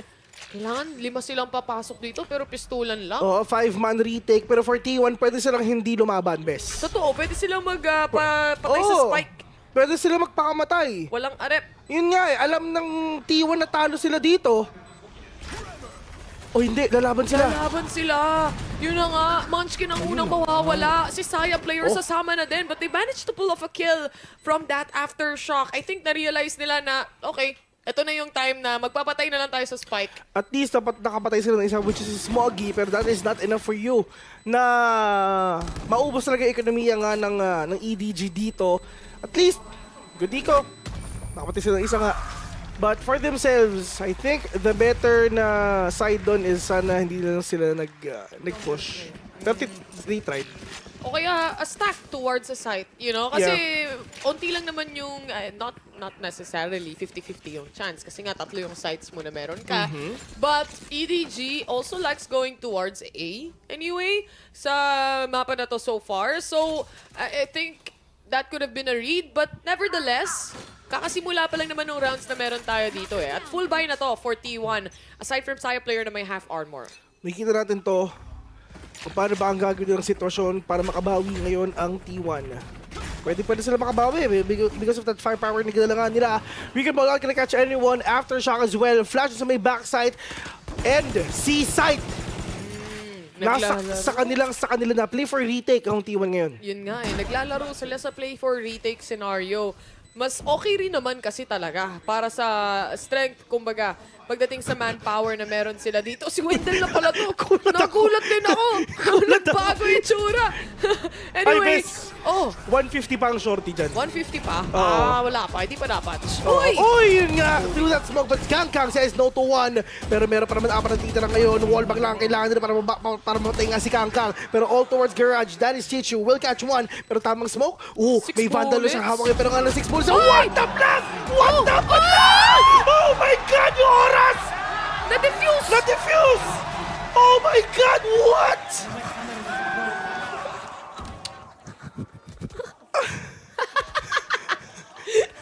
Pati yung caster na kongkas! What a play! Coming 6 bullets and that's all he needs. 6 bullets na yun, no? Hindi niya na-secure. Bam! Na-defuse, man. Akala ko hindi aabot yung defuse. Sabi ni Dice! Oh, hindi pala. Ili. Pero, ayun o, sobrang split second lang literal. Sayang! Pero good round mula sa ADG. Nonetheless, hindi nasira yung moral nila. Mas na-boost pa nga. Oo, at walang pera yung kalaban nila. Ay, nakuha nila yung round pero yun, wala silang pera. Diyos ko, munti ka na. Oh my God. Pero si Chicho ha, dami niyang pera doon. Vandal niya gamit pa kanina. Oh well, ngayon, reset na naman. Lakas sa EDG. Ang lakas nga talaga ng EDG, nakakatakot. Next level to. Uy, Hindi nila alam. maganda pa rin ng diversion. Pwede pakita mo kalamatan nila. Ba't mo pinapakita yung classic mo, Seth, ha? Si Kangkang, mahilig talaga mag-check ng corners, nakakainis. Ito pa si Kangkang. Dalawa ang makikita dyan pero haharapan ata niya. Isa yung patay pero meron pang pangalawa. Right click lang. Kailangan ko para mapatay ka. Kangkang! Oh my God! Saan ka magaling? Ewan ko kung saan siya sinilang, men. Basta pag nagkanak ako, Kangkang Jr. na lang talaga ang pangalan. Munchkin na lang ang naiiwan dito for the side of T1. And he can't really do anything much anymore. Wala. Diyos ko, 1v5. Pag to na-clutch ni Kangkang, bibilang ko si Asoray ng bagong cellphone. Na-clutch ni Kangkang o ni Ay, Munchkin? ni Munchkin. Ay, nakasayang, Asoray. May sure cellphone ka na Munchkin, sana. intaga mo sa bato, Asoray, ha? Bibilang ng bagong Bibilang kita ng cellphone. Kahit ano pa yan. Oo. Kahit iPhone 16 pa. Oo. Kahit ano pa. Oo. Kompleto yan. May kasamang Kompleto. earphones. Lahat. May kasamang GPU pa kung gusto mo. Oo. Kabit mo doon sa iPhone mo. Kabit mo doon. Wala eh. Wala, sayang. Sayang, Asoray. Sayang, isa-swipe ko na eh. Niready na nga ni Phil. Nilabas na yung card niya pero wala talaga, Asoray. Sayang. Pasensya na. 3-1 ang scoreline natin ngayon. And again, hindi kasi nagpapalason din itong EDG. Kahit dun sa mga pistol rounds, hindi mo sila malalason sa mga cheeky angle Yun nga parang basang-basa kita. Alam ko kung nasan ka. Sinilang ako dito sa Haven, man. Sa silong. Hindi. Kay Jeremy na yun, tsaka kay Borkum eh. Sa si Kabi eh. Sa Heaven, sa sinilang. Dun siya. Doon siya sa Heaven, sinilang. Oo, ganun siya katinderon. Kasi magkalapit lang naman ang Pilipinas sa China din, di ba? So, ayan, magkakalapit lang din yung site A to C. Pero anyway, panibagong round na naman tayo, Sa'yo, operator. player, makakapatay ba siya o hindi? Kangkang to, pustahan tayo. One Piece Chicken? One Piece Chicken, pero yun nga lang talaga sa... Uy, Longga to. Hunter's Fury, nasa makukuha. Pero ito na. Kangkang ka? Kangkang ako. Saya player ako, best. Ay! One Piece. Okay lang yan. Anong One Piece? One Piece. One Piece siomay, baka. Pero yun nga, Chicho nakapitas na. Kimi a corpse. Alam niya na kung nasan sila. Pero ito, positions of the enemy have been revealed. Para nga sa side ng EDG. At least makakagather sila ng enough space as well. Pero si Chichu mukhang aatras muna sila from B site ha. Nagpaparamdam lang sila kasi A site is really open at nandun na si Smoggy. Wala na to aftershock, yun ang sabi ng EDG ngayon. So pwede sila makapasok if ever. At kung napapansin mo yung A nga sa kanila na. Pero all the way from heavens above, that is Saya player. Pag may nakitang ulo to, patay to. Pero meanwhile, Howdong, galawang sneaky siya. Grabe, ginawang luneta ang buong mapa ng Haven. Nakita na rin si Saya! Hindi man lang niya na-pop yung operator. Yun nga, iikot na siya kasi nga wala na si Munchkin. At yun na nga, tinan mo, yung isa, lumabas na. Trigger discipline. Ay, nako, pero alam ko na sa Heaven lang yung isa. Carpe, wala kang pupuntahan dyan, kapatid. Wala kang makita. 4 pa ang kalaban mo. Alam nila ata na operator to, kaya mag-ingat na lang sila. And again, si Zeta umiikot na din. Laban na ng ikutan. Nahuli pa nga yung dalawang players ng EDG. It's still a 2v2 and I think na magsisave na lang sila dito. Kasi nga, may OP. Save na lang sila pero nobody. At least nagkaubusan na nga sila ng lahi dito. 1v1, yes, pero importante yung round na punta nga sa side ngayon ng EDG. Ito yung mapang pinili nila. Oo, map pick nila to. So, ibig sabihin nun, guys, yung first map pick natin na Fracture kanina, kalaban yun. Oo, na one side sila. Sa T1 pick yun. And again, isang utility plane lang, isang recon lang. Wala na agad yung op. Kasi nga rin, yung rotation ng operator na yun towards Heaven, hindi rin naman nakita completely na nakapasok or naabangan nila. Kasi too late na, kumbaga. Yeah, and at least, maganda yung mga utility play nila. Sinasave nila yung utility dun sa perfect timing nga na pwede talaga nilang gamitin yon. Hindi sila parang trigger happy. Tara, di ka na ako dito, trip lang. Trip lang. Tsaka at the same time, kahit hindi nila in-smoke yun, ang ingat kasi nila sa angle eh. Yeah. Like talagang didikitan nila yung default para hindi talaga sila makita through heaven unless, yun na nga, may recon and someone can shoot up kung sino man yung nagtatago Yeah. towards that area. T1, kung napapansin mo, si Tropa, hindi talaga nagsasalita. Si Coach, hindi nagsasalita eh, no? Parang okay, bigyan natin ng oras itong mga... Reset lang. Bigyan nyo yung time, saya player, sabihin mo yung thoughts mo together with the other players as well para mas pasolid pa ang depensa nyo. But for EDG, itong timeout na to, malaki nga sa kanila kasi gusto pa nila mapalaki yung lamang nila dun sa kalaban nila. Tong defense na meron nga tayo will heavily gauge also on this operator na nasa kamay ni Saya player. And kung makakahanap siya ng pick-offs dito na magaganda, there's still a possibility they can take a round away from EDG quite easily. Ang kaso nga lang, EDG is not a team. Nahahayaan lang mangyari yon ng basta-basta. Parati silang may sagot so far sa mga games na nakikita natin. There's always someone who's ready to trade off. And to think about it, hindi naman sila parating magkakasama pero panalo yung solo eh. Matindi yung duels talaga nila, men. Sobrang crack talaga ng aim na pinapakita nila. Pero in terms of retake, they have that Rolling Thunder. Yes, matitinga kay Carpe dito. And for Smoggy at isagutang balagbagan talaga. But for Kangkang, oh no, nobody magpapakita. Pero Kangkang will fall down. Pero, Diyos ko, diversion lang pala yun kasi marami pala silang katapat doon. Saya player mag-isa. 3v1 ngayon. Wala, iniwasan yung Opus. Alam nilang may natirang naka-operator kasi yun nga yung tinatry nilang i-punish. Kaya sila naghahabol kanina doon sa exit frags. Chicho! Mahuhuli pa nga ata! Ay! Okay, 1v2, winnable. Lalaban si Saya player ngayon. Meron siya Blazer, if ever. Ayun nga, gagamitan na niya. Wala na siyang updraft daw, pero itong dash talaga ang kailangan niya. Nobody. Oh, sa likod mo, wala kang idea! Ang hirap eh, no? Pag walang updraft eh. Wala kang verticality para makita kung sino talaga yung nasa loob ng site. It was a 2v1 and not checking one corner will lead you to that. At alam na, kahit bulag na bulag, paranoia pa yan sa mukha, nakaabang agad yung trade-off. Yung sinasabi nating trade-off from EDG. Yeah, mabilis yung trade lang nila. Talagang parang alam nila na talagang magpupush nga sa A, di ba? Handa sila. Mahilig kasing aggressive positioning din tong T1 eh. And parate, always getting punished by EDG here. Di pa rin sila nakakahanap ng solusyon. Kasi best, parang ito na yung parang, what do you call this? Yung mga desperate measures nila.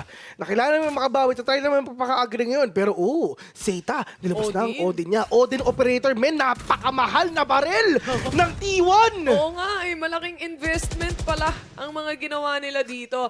But so far, the Odin and the operator combination, ito yung isa sa mga combi na nakikita nating nagwo-work sa mga teams na lalo na kagaya ng EDG. Kumbaga, rat place ang kaya nilang gawin dito. But let's see if that will happen right now. Kangkang, ready na rin silang makapasok sa loob ng site. Si Ban, matatag pa nga. Location has been revealed. He wants to go for a reposition. Tries to TP out. But si Nobody, hinahanap na nga siya. Ban to secure another kill here. Good on the reposition. Pero yung 3v5, sobrang naging worth it investment na napakamahal nga na baril. Pero si Kangkang muna. Kangkang show mga kaibigan. Marami pa silang pera. Pwede silang makabawi. Pero napakahirap na kasi punong-puno pa sila ng buhay ngayon. Pero one is down already. Pero problema nila si Zeta, super low as well. Munchkin will catch one. It's all up to how kung makakabawi ba siya. Hindi siya natamaan ngayon ng shows ng shock dart gather. But Zeta, nung nakita siya, nilabas niya ang Odin niya, niratrat siya, tinago. Last on play, sabi na eh.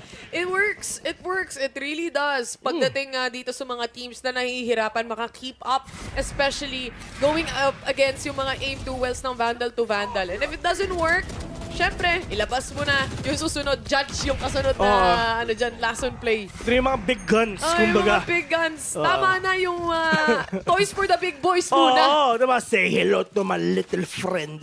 Yan na yung sinabi ni Zeta ngayon na Arnold Schwarzenegger. Ay, nako. Operator, siya ba yung at nagsabi least, nun? hindi ko alam. Siya yun. Hindi ko rin alam eh. Basta siya na yun. Saya player, operator pa rin. Wala siya nakahanap pa. Sino? Sa totoo lang. Shy player. Naiwan siya sa C kanina, walang pumapasok.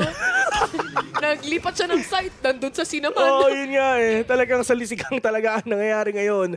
But Kangkang. Oo, natiktikan siya. Pero at least, di ba, maganda yung battle pass na Vandal ni Kangkang. Isa yan sa pinaka-solid men. Totoo. Oo, legit yan. May informant, guys, ang mga players dito ng EDG. Pero anyway, meron nga silang Hunter's Fury. May knives pa mula kay Kang. And Oh no. Eh, Diyos ko, bridge na nandito. Yun na nga yung let's go na pinapakita sila. Buti na lang talaga meron silang exit plan ngayon. Hindi sila natamaan at all kahit piso. And magandang pangitain yun sa EDG. na-force out lang sila. Pero wala ngang follow-up with the kill. So, na-burn out na nila yung utility na yan. Not other than that, you still have 45 seconds to burn as well. Let it burn. Shouts nga pala kay Ash. So, that is Hunter's Fury na lalabas na nga dito ni Nobody. Makakapitas pa siya ng isa pero Fatal will collect onto these players. Eta! Spray and pray! Pero, oh no. Tinatimingan niya, Bes, eh. Kasi hindi pwedeng rat-rat lang siya ng rat-rat. Saya player nakahanap na nga ng isa pero trade-off na naman mula kay Howdom. Grabe. This is Saya player changing the gun. Kaso nga lang, dinisrespect yung smoke. Ngayon, nakasalalay kinabanan Zeta. 2v3, winnable pa to. Pero let's say kung makukuha ba nila, if ever napatay na si Kangkang, pwede sana. Pero kailangan na makuha, uy, grabe naman yung wallbang na yung muntik na. Umiiwas tong mga to, ha? Grabe, kung may kembot-kembot sila pakaliwa kanan pa rin yung isa ng Shardcep na paloob. Howdom, delikado ka pa rin, nag-whiff pa yung isa! Kasi pagbabaan niya, kailangan mag-reset nung aim. Pero hindi nangyari yun agad-agad. And siya na lang din na yung na-surpresa, kumbaga, after niya mag-drop down doon.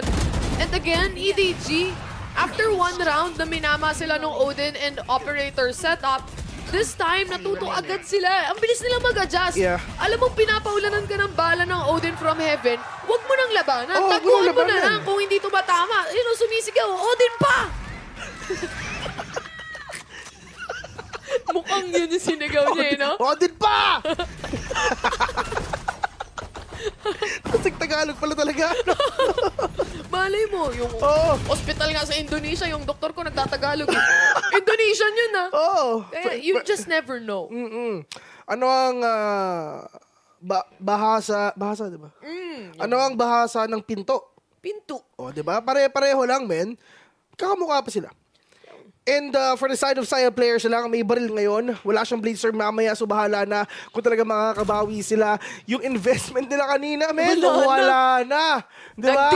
Nag-dip talaga. Paano kayo makakabawi niya? Kailangan nila magbayad. Mag-aantay na naman sila dito ng up ng stones natin. Mga manonood ng mga candlelight. Tingnan natin. Yun na. Munchkin, nakaisa. At doon nakasungkit siya ng isang konting araw kahit paano. Pero ang daming narikot ngayon sa likod. May paranoia pa. Spray and play with the reset. Kangkang with a 2K. Saya player. However, siya lang ang may baril kanina. And let's see if ever makakapatay pa siya ng isa. Pero nobody.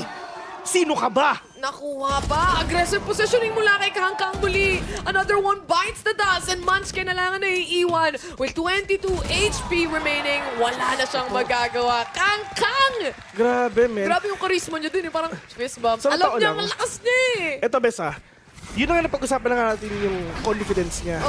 Pero, props dun sa cameraman. Kasi pag pinapakita siya, parang may camera works talaga. Di ba? Parang akala mo nanonood ako ng esports movie. Yun nga eh. Ni Kangkang. Yung sa kanila, yung sa kanila parang ganun lang, static lang. Pero yung Kangkang hindi, gumagalaw. Super Kangkang. Si Super SK. SK pala siya. SK pala to, di ba? Sang ko ng kabataan, mga kaibigan. Sa lahat ng SK, siya yung chairman. Same, ang lakas niya eh. Ay nako, pero T1, hirap pa rin talaga sila mag-adjust here on the defense. May lockdown naman sila if ever na kailangan nila mag-retake. Saita also has a Hunter's Fury available. Shoutout nga pala kay Toyo na nasa labas. Aso yun, guys. Aw. Ayun. Trailblazer dito sa office. Pero yun nga, gusto ko makakuha ng ganong klaseng aso, Bes. Pero okay na ako kay Pico. Gusto mo magkatoyo eh. Mahirap yun. Pass na ako dun, Bes. Di naman ako adobo. Pero Munchkin! Nakita sila. Pero Chicho, ang bilis lang noon. Pagkasilip, patay! Kangkang one tap factor ahead! Isipin mo, ang dami mong binili, may utility ka, may armor ka, may baril ka, Wala. winantap ka lang, wala kang nagawa. Nagamit pa yung Hunter's Fury, no? So wala ring tinamaan para sa side ng EDG. Not other than that, wala ring lockdown dahil si Munchkin nawala. So retake potential just gets slimmer para sa side ng T1. Saya player, so far, na nahihirapan on the jet itself. 3-8. Ngayon ko lang nakita si Saya player down bad. Kangkang, ano naman? Ang laki problema. Ay! Grabe. Men, give me the ace. Kahit 4 lang ang mapapatay niya. Sobrang lakas niya. Ace yung lalabas doon. kahit 4 4 kills lang. Kahit 4 lang napatay niya, ace. Yan ang sasabihin nila. Chicho, sige pare, hahanapin ko para sa'yo para makuha ko ang Hunting. ace mo. Pero wala silang pakialam eh. Ipupush nila, di ba? Kasi nga, marami naman silang pera. Men, Diyos ko, napaka-heartbreaking ito sa side ng T1. Kasi nung last time sila nagkita, syempre nanalo ang T1. Pero yung pangalawa lang sila nagkita, Diyos ko po, One-sided? Men, mas durog pa sa crushed. Oo nga eh, sobrang one-sided pa. So far ha, kasi you just never know. Mamaya, pag swap tayo ng side, si Kangkang, hindi. 17 kills, 5 deaths. Diyos ko. Pinagsama mo na yung kills ni Munchkin, Zeta at Carp, yun. Oo, kasi 7 plus 5, 12. Plus 5, 17. Pero ito, Bes, ha? Ito, ha? Edward Gaming, hindi dapat ganito eh. Dapat Edward Galing. Kasi Edward sobrang galing nilang lahat. Kangkang Gaming na ang next na pangalan Oo, nito. man, Kiki G. Kahit si Edward mapapatanggal. Yun nga eh. Kung sino ba yung Edward niya? Kangkang na lang, men. Show niya naman to. Oo, gabi naman talaga ang KKBS. Kangkang Boosting Services. Dati kasi, kanya-kanyang bayad yun. Oo, Pero diba? wala, nagbago na guys, napatch na. Kangkang boosting services Oo, na tawag yun talaga. May ito may si Munchkin hindi pa nagamit yung hindi pa nagamit yung ult niya kanina. Yun So nga may eh. lockdown pa sila for a retake kung gagamitin nila this Pero si time. Kangkang, alam niya na merong mga utility sa harapan niya, hindi pa siya pumapasok, may dash naman siya. If ever makakapasok siya, delikado siya kasi nga si Munchkin nasa likod na. Pero that is the push already. Yung lane hindi siya natamaan kahit isa, pero at least nasira yung alarm bot, wala silang nagawa. Munchkin, ito na. Initiated na lang talaga inaantay natin yung right click onto your face, Seira! Pero nobody, mag-YouTube siya kasi may line up siya para mapatay yung lockdown doon at wala na! Wala na Diyos yung ko! lockdown, natanggal pa! It's a big problem for T1 right now. Lalo na yun lang yung gauge nila pagdating sa retake na to.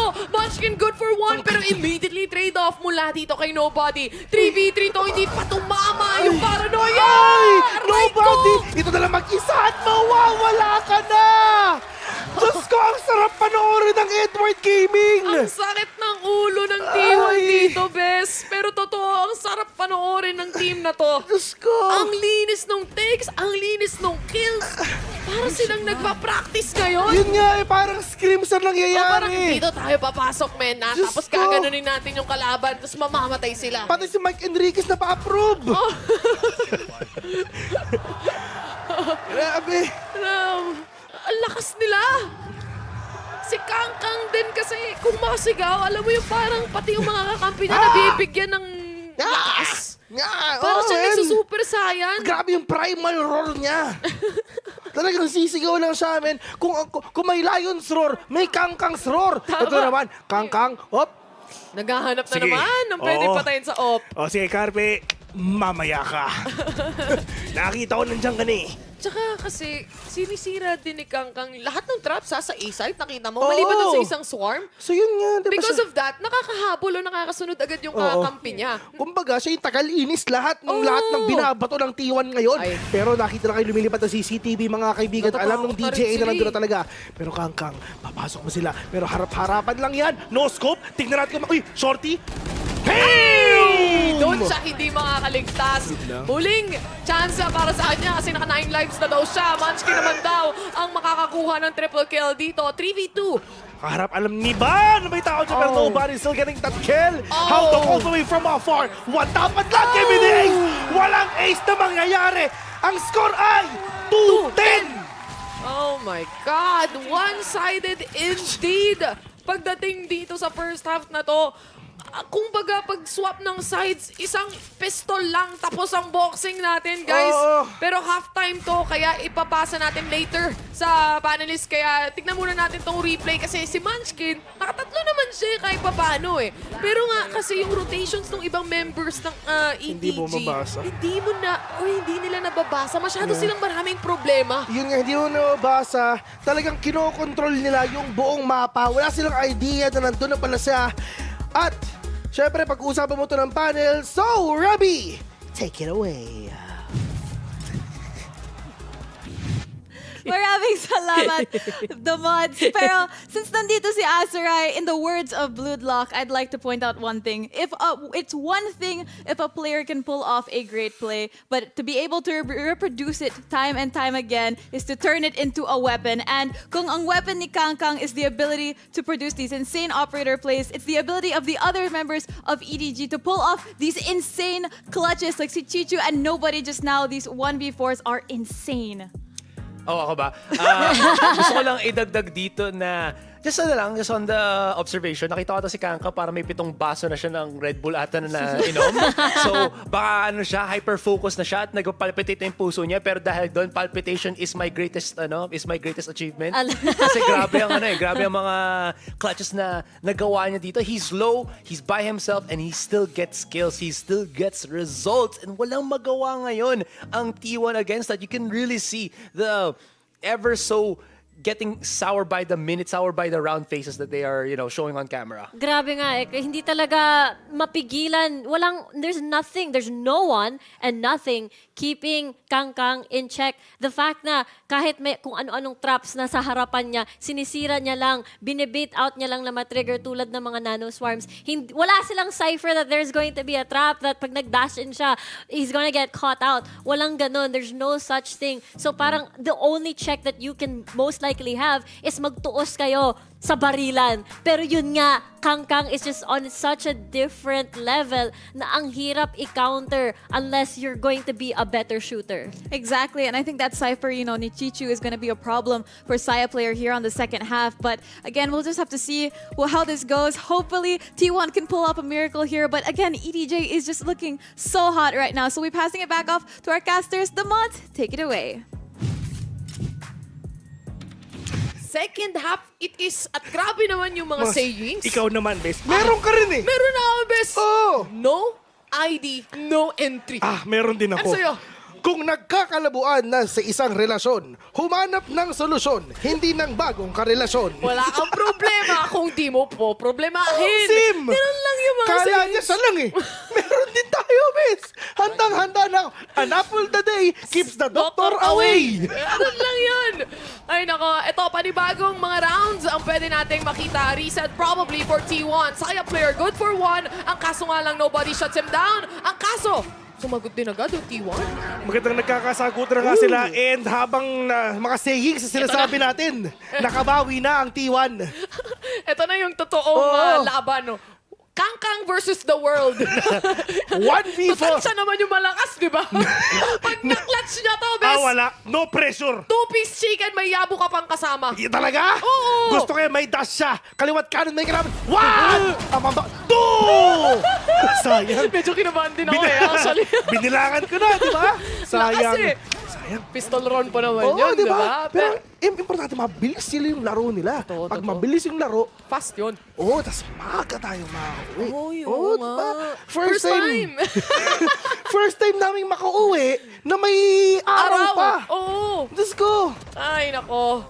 Pero ang araw na nakikita natin dito para sa side ng EDG, trajectory is definitely up so far. Pero T1, ito yung exactly kailangan nila eh. Makuha yung pistol round na meron tayo. And that's the first step towards that direction na makukuha nila yung ibang mga rounds. Kasi may advantage sila. Insta-upgrade lahat, to. Yun nga, pero si Kangkang, maganda na mga position niya nga dito. Pero ang Cypher will catch one already. And puro kayo Kangkang, di ba? Saya player naman. Tama na daw. Ang sakit-sakit na. Ama ka na. Sabi nila dito kay Kangkang. Seta, nabangan talaga ng T1, no? Kasi nga, baka mag-aggressive dahil nga din, pistol lang din to. Yeah. And yun ang pwedeng gawin nito ng mga players nga ng ng EDG if ever, which is nakikita na nga natin si Kangkang na medyo, hindi naman sobrang deep, pero medyo aggressive yung mga datingan nila in yung mga players. At least, medyo alam nila, disiplina sila, na hindi sila nagpaka-overconfident, hindi sila nag-overextend na papunta nga sa A. Well, dito nga sila safer side, might as well go here in C instead. Pero yung fault line na pwede iba nga ni Smoggy dito lang sa A, dito lang sa C is medyo masakit na talaga. And Kangkang, waiting patiently, alam niya na meron ng tao doon. Chichu will catch on with a classic on hand. Shot on, Kangkang! One up to rin, meron pa isa! Pero Ban will catch one instead! Puro ito ang 3v3! Ban is low! Yung classic hindi nag-connect! Pero Howdong na lang mag-isa! Ang daming damage towards the side of T1. But they definitely still stood strong after that round. Buti nga hindi marami yung napitas sa kanila, Bes, kasi lahat sila nag-upgrade ng Vandal halos. Oo, delikado. Apat sa kanila kanina naka-Vandal na, if I'm not mistaken. But majority of them definitely. And nawala yun eh. Makikita mo, 3 na lang hawak nila dito. They will be forced to buy some as well. But it comes with a cons. Obviously, half armor, utility-wise, syempre, ayun din yung mababawasan. But nonetheless, makakabili pa rin naman sila. Yeah, sobrang delikado din talaga yung nangyari doon. Pero yung mga papakita nga ng mga players ng T1 ngayon, at least ito na talaga yung pagbangon ng api. Pero EDG, napakadami nilang pera ngayon. Si Kangkang, 1 tap lang ang kailangan niya with a Guardian. And hindi naman niya kailangan talaga tipong magpaka-hero play or aggressive kasi yung team play na pinapakita ng EDG, one of the best na nakikita natin so far. Kasi kanina nga si Smoggy, yung majority ng kills eh. Tsaka si Chichu. Si Kangkang, naaabutan na lang niya yung maaabutan niya. So, nonetheless, kahit na superstar to si Kangkang, andun pa rin yung talagang disiplina na meron siya na hindi nga nag-overextend. Nag-aantay lang dito. Smoggy prepared kung kailangan niya mag-fault line as well. Mahirapan silang umentry kung sakasakali man. Ito na nga, nag-connect nga doon sa isa pero katapat na ni Kangkang yung kalaban niya. Side player will catch one and said, nobody being Rico at alam ni Smoggy kung nasan siya. Carpe nakabawi, pero Smoggy with a swing. Pero Ban pa rin talaga makakuha ng mga trade-off ngayon. 2v3 into this game. Paranoy will connect on to Seira. Pero Carpe, nagbabantay din talaga sa kanan nila pero walang idea yung EDG na meron na palang tao doon. Chichu, yun yung opener nila. Ay, may crossfire pero sasagutin nila. Ito ng crossfire. That's gonna be the crossfire from T1 side. Ban, siya ang makakasecure ng double kill na yon para ma-close off yung round na to. At least,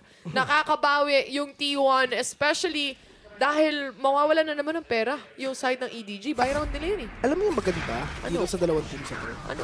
Parehong A siya eh. Press W. Press W nga. Kaya ang bilis ng rounds kung pansin nyo. Tapos kahit sa DRX kanina. Diba? Bumibilis na rin maglaro yung DRX eh. Dati sila yung isa sa pinakamabagal Korean teams actually. Pero ngayon, nung nakalaban Hindi niya na kaya PS. ni Blaze. Mabos na siya. Malamig ba? Uminit nga eh. Blaze uminit. Legit legit. Naiinitan daw si Bill.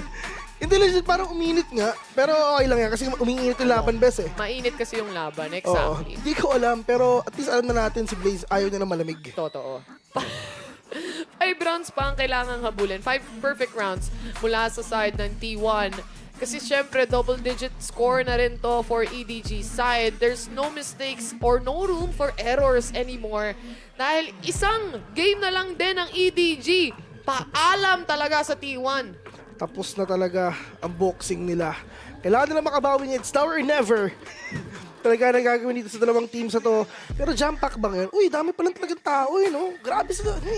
Grabe yung support ng Valorant Japan. May tanong ako, Bessie. Ano yun? Isa lang ba ang stage ng Grand Finals? Ayan ang hindi ko alam. Kasi last time na Dalawa, diba? nakita natin, nag-iba sila ng stage ng VPL eh. Parang nag-upgrade nung biglang playoffs Grand Finals na. Baka yung Grand Finals sa MOA. Hindi pala sa Tokyo na. Oo. Sorry, Masa. Ano kayong branch? MOA. MOA. Ganun pag meron ko ikikis eh. MOA. Pero, Chicho, si Direk may nakitang isa. Stinger lang to Stinger lang to. Playing close. They need to play close kung baga. Chicho, let's see if ever papaka-aggressive pa siya. Pero yung nga ng galawang sneaky, hindi ata siya nakita nung drone. Nung drone if ever. But Kangkang on its way. Kahit wala pang retake, uunahan nila kasi ngayon na kailangan nilang dikitan itong mga players ito kasi talo sila sa malayuan. Kailangan nilang mag-stack talagang malala. And I think lalabas yung mga yan once na makarinig ng tap ng spike at mukhang Kangkang Andito na nga siya sa may looban. Again, marami na detect ng recon, but Carp was good for 2 kills here. Si Smoggy naman bumawi on that sheriff shot, pero 3v1 to at mawawala na rin siya. 6-10 already and T1 mo, bawi na rin talaga kahit paano. And at least ang EDG, nakakuha sila ng distansya doon sa pwedeng gawin nga ng EDG. Ang gusto lang ng EDG lang dito, syempre harapan, pero napakadami pa lang reserbang mga utilities pwedeng ibitaw. At yun yung iniiwasan nga ng mga players ng EDG ngayon. Just to give them space, just to give them those enough room for them to pull up all their utilities para mas mahirapan pa sila for them to get that retake. Pero dito naman ngayon sa buy round nga ng EDG, harap-harapan na naman kasi si Kangkang naka-off na. Ay, nako, may operator na nga. Tapos pag Diyos nakaisa ko, ang pa, ganda ng position niya. may blade storm pa. And positioning-wise, it seems like puro smoke din naman, no? Hindi pa lalabanan, kumbaga. And in any case, kaya niya rin makapag-reposition dito kung sakasakali man. B, site ata ang iti-take dito ng T1. Besi, ang dami nilang utility. May kalampag din sila ng papag. Mid it is. Ready na rin talaga yung flash. Ibabato ngayon ni dito pang Carpe. But Saya player, wala naman tayo sa may baba. Howdong, sabay yung swing niya. Dinadali na ng konti. Nakapatay din ng isa pero meron pa pangalawa. And Zero will get that kill instead. Smokey, bawi siya. Yun na nga. Oh no. Nag-push sila. Oh no. Hinabol nila ng hinabol yung mga players ng EDG. Eh, yung EDG, atras lang sila ng atras. Kalma lang, men. Yun lang nasa kalma lang, men. Hindi mo naman talaga kailangan sumilip at habulin eh. Yun nga, yung bilis din makakapag-rotate ni Kangkang dito. Kasi galing lang naman din siya ng Seawers. No. Diba? So, hindi rin ganun kalayo. After that kill from Howdong, Ripo lang at tapos may Hunter's Fury. Talagang matatanggal, Yun, no?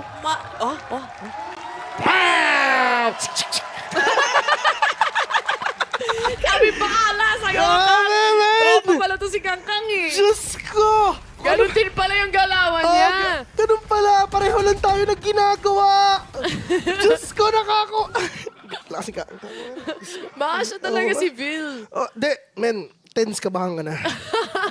Promise. Gusto kong manood May mag-stream to si charisma Kangkang, din men. maglaro eh. Oo nga eh. Ay nako, Ito bagay na, itong mag-artista. Diyos ko, Inaabangan siya ng agree tatlo mo. eh, Tatlo no? ang katapat mo. Pero mapakita ka ba? Pwede ka mag-dash. Isa tapos Blade Isa Storm. lang to. Bam! Blade Storm? Hop! Bam! Pero paano makakapatid? Pero okay lang si Nova. Di naman Ala, nasama pa! Ay, Diyos ko po! Ala, Munchkin, naipit! mag-isa! Boss, yung lockdown na yan, saan punta? Wala, to the moon na lang talaga. 3v1 situation, mukhang nabaliktad. Yung defense nandun sa attacker spawn. Na-drop pa yung spike sa harap. Napaka-natural depth pa. Ay, Diyos ko pa. Napakahirap nga nito. Wala ka bang turret, wala ka bang alarm. Ano ang gagawin mo? Na-fault line ka pa. Munchkin, kung ako sino, mag-Facebook ka na lang. Facebook ata muna, altab muna tayo dito. Ay, hindi pala kasi Korean. Kakautok. Tapos yung QQ. Ano QQ? Hindi ko alam kung yun eh. Ito, pero kasi na Ay, Facebook makakaisa si Munchkin ha. Hindi pa hoy. tapos. 1v. Timing! Ako po na timing! Diyos ko! Tuwang-tuwa si Chicho at kitang-kita mo si Munchkin. Hay! Na-stress siya, man. Sabi niya na lang, WASD. Well, gano'n na lang. Patapataas na lang ng APM.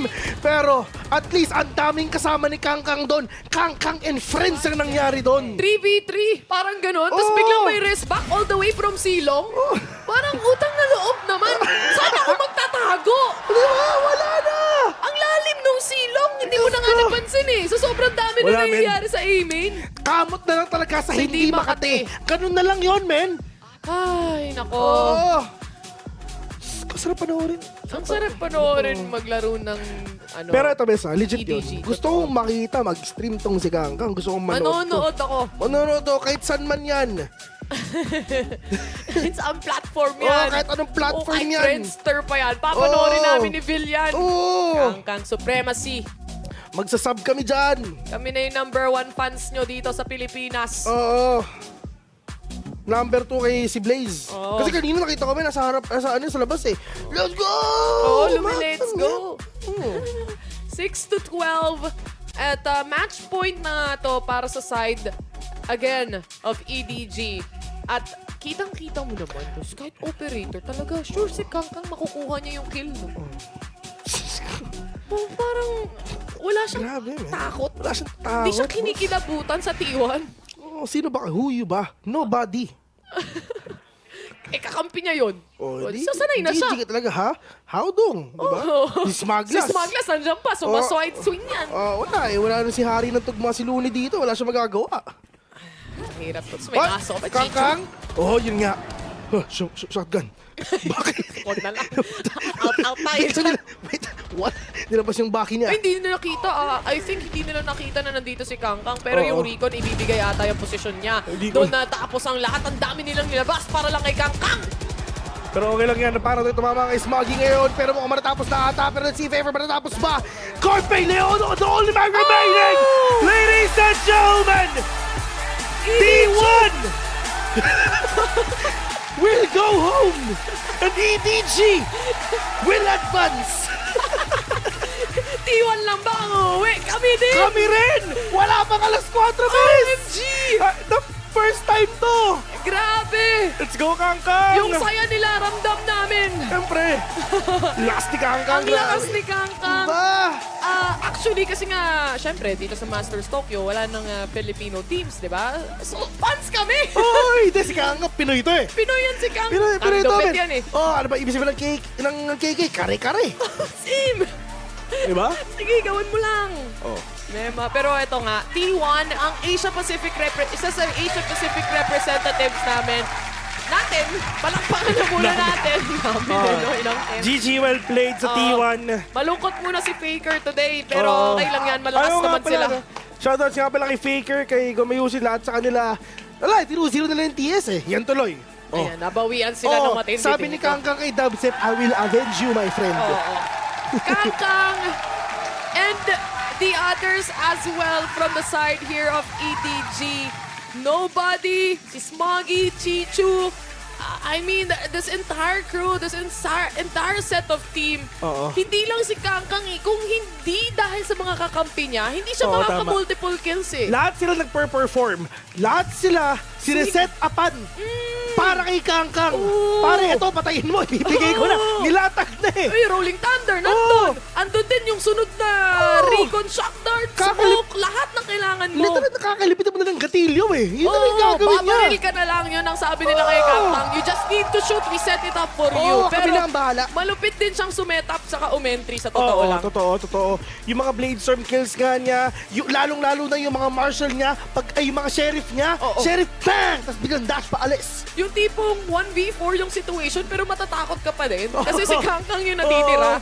Diba? And again, dun sa final round, nakita mo naman ano yung gaano kadami yung in-exhaust nila para lang ma-secure yung kill towards Kangkang. Towards A main, hindi pa rin nila napatay. I mean, hindi tumama. Swerte pa nga sila, hindi pa tumama yung knives na malala doon na makakapatay eh. Hindi na nag-reset. Nakabaki nga siya doon, diba? Nakabaki na lang siya. Nahuli siya agad, pero at what cost? Yeah. And Kangkang checking, ito yung mga sayang na moments eh. Kasi nga sobrang ganda talaga na posisyon ng EDG dito sa corner. And nakita yung classic eh. Mga haba daw ng kamay niya. Pero as you can see, ito yung highlight reel nga nilalabas ngayon ni Kangkang. One of the best players so far dito sa buong tournament na to. Tournament na to. And dun sa nakita ko si Kangkang kanina na parang papasok nga ng stage. Tapos parang hawak-hawak niya yung mga ka-teammate. Uy, daming sumisigaw sa atin, dami nating fans. Natutuwa sila. Kumbaga, I mean, I'm also a fan now. After this, etong Masters Tokyo na to, dati nakikita na namin sila. Pero ngayon lang talaga napa-wow, napabilib. Pati mga casters, pati lahat ng mga audience sa capability ng nag-iisang player pa lang and you put them on a team like this. Ay nako, masakit sa ulo talaga. Sakit sa ulo ni Kangkang. Ayoko makalaban to. Ako din. Sana hindi ko siya maka-Q mamaya. Akala mo naman. Bakit? So, Radiant tayo eh. Spike Rush. Pwede rin naman. Radiant of Spike Rush, ikaw ba? Ako din eh. Nice. Radiant din ako doon. Just go.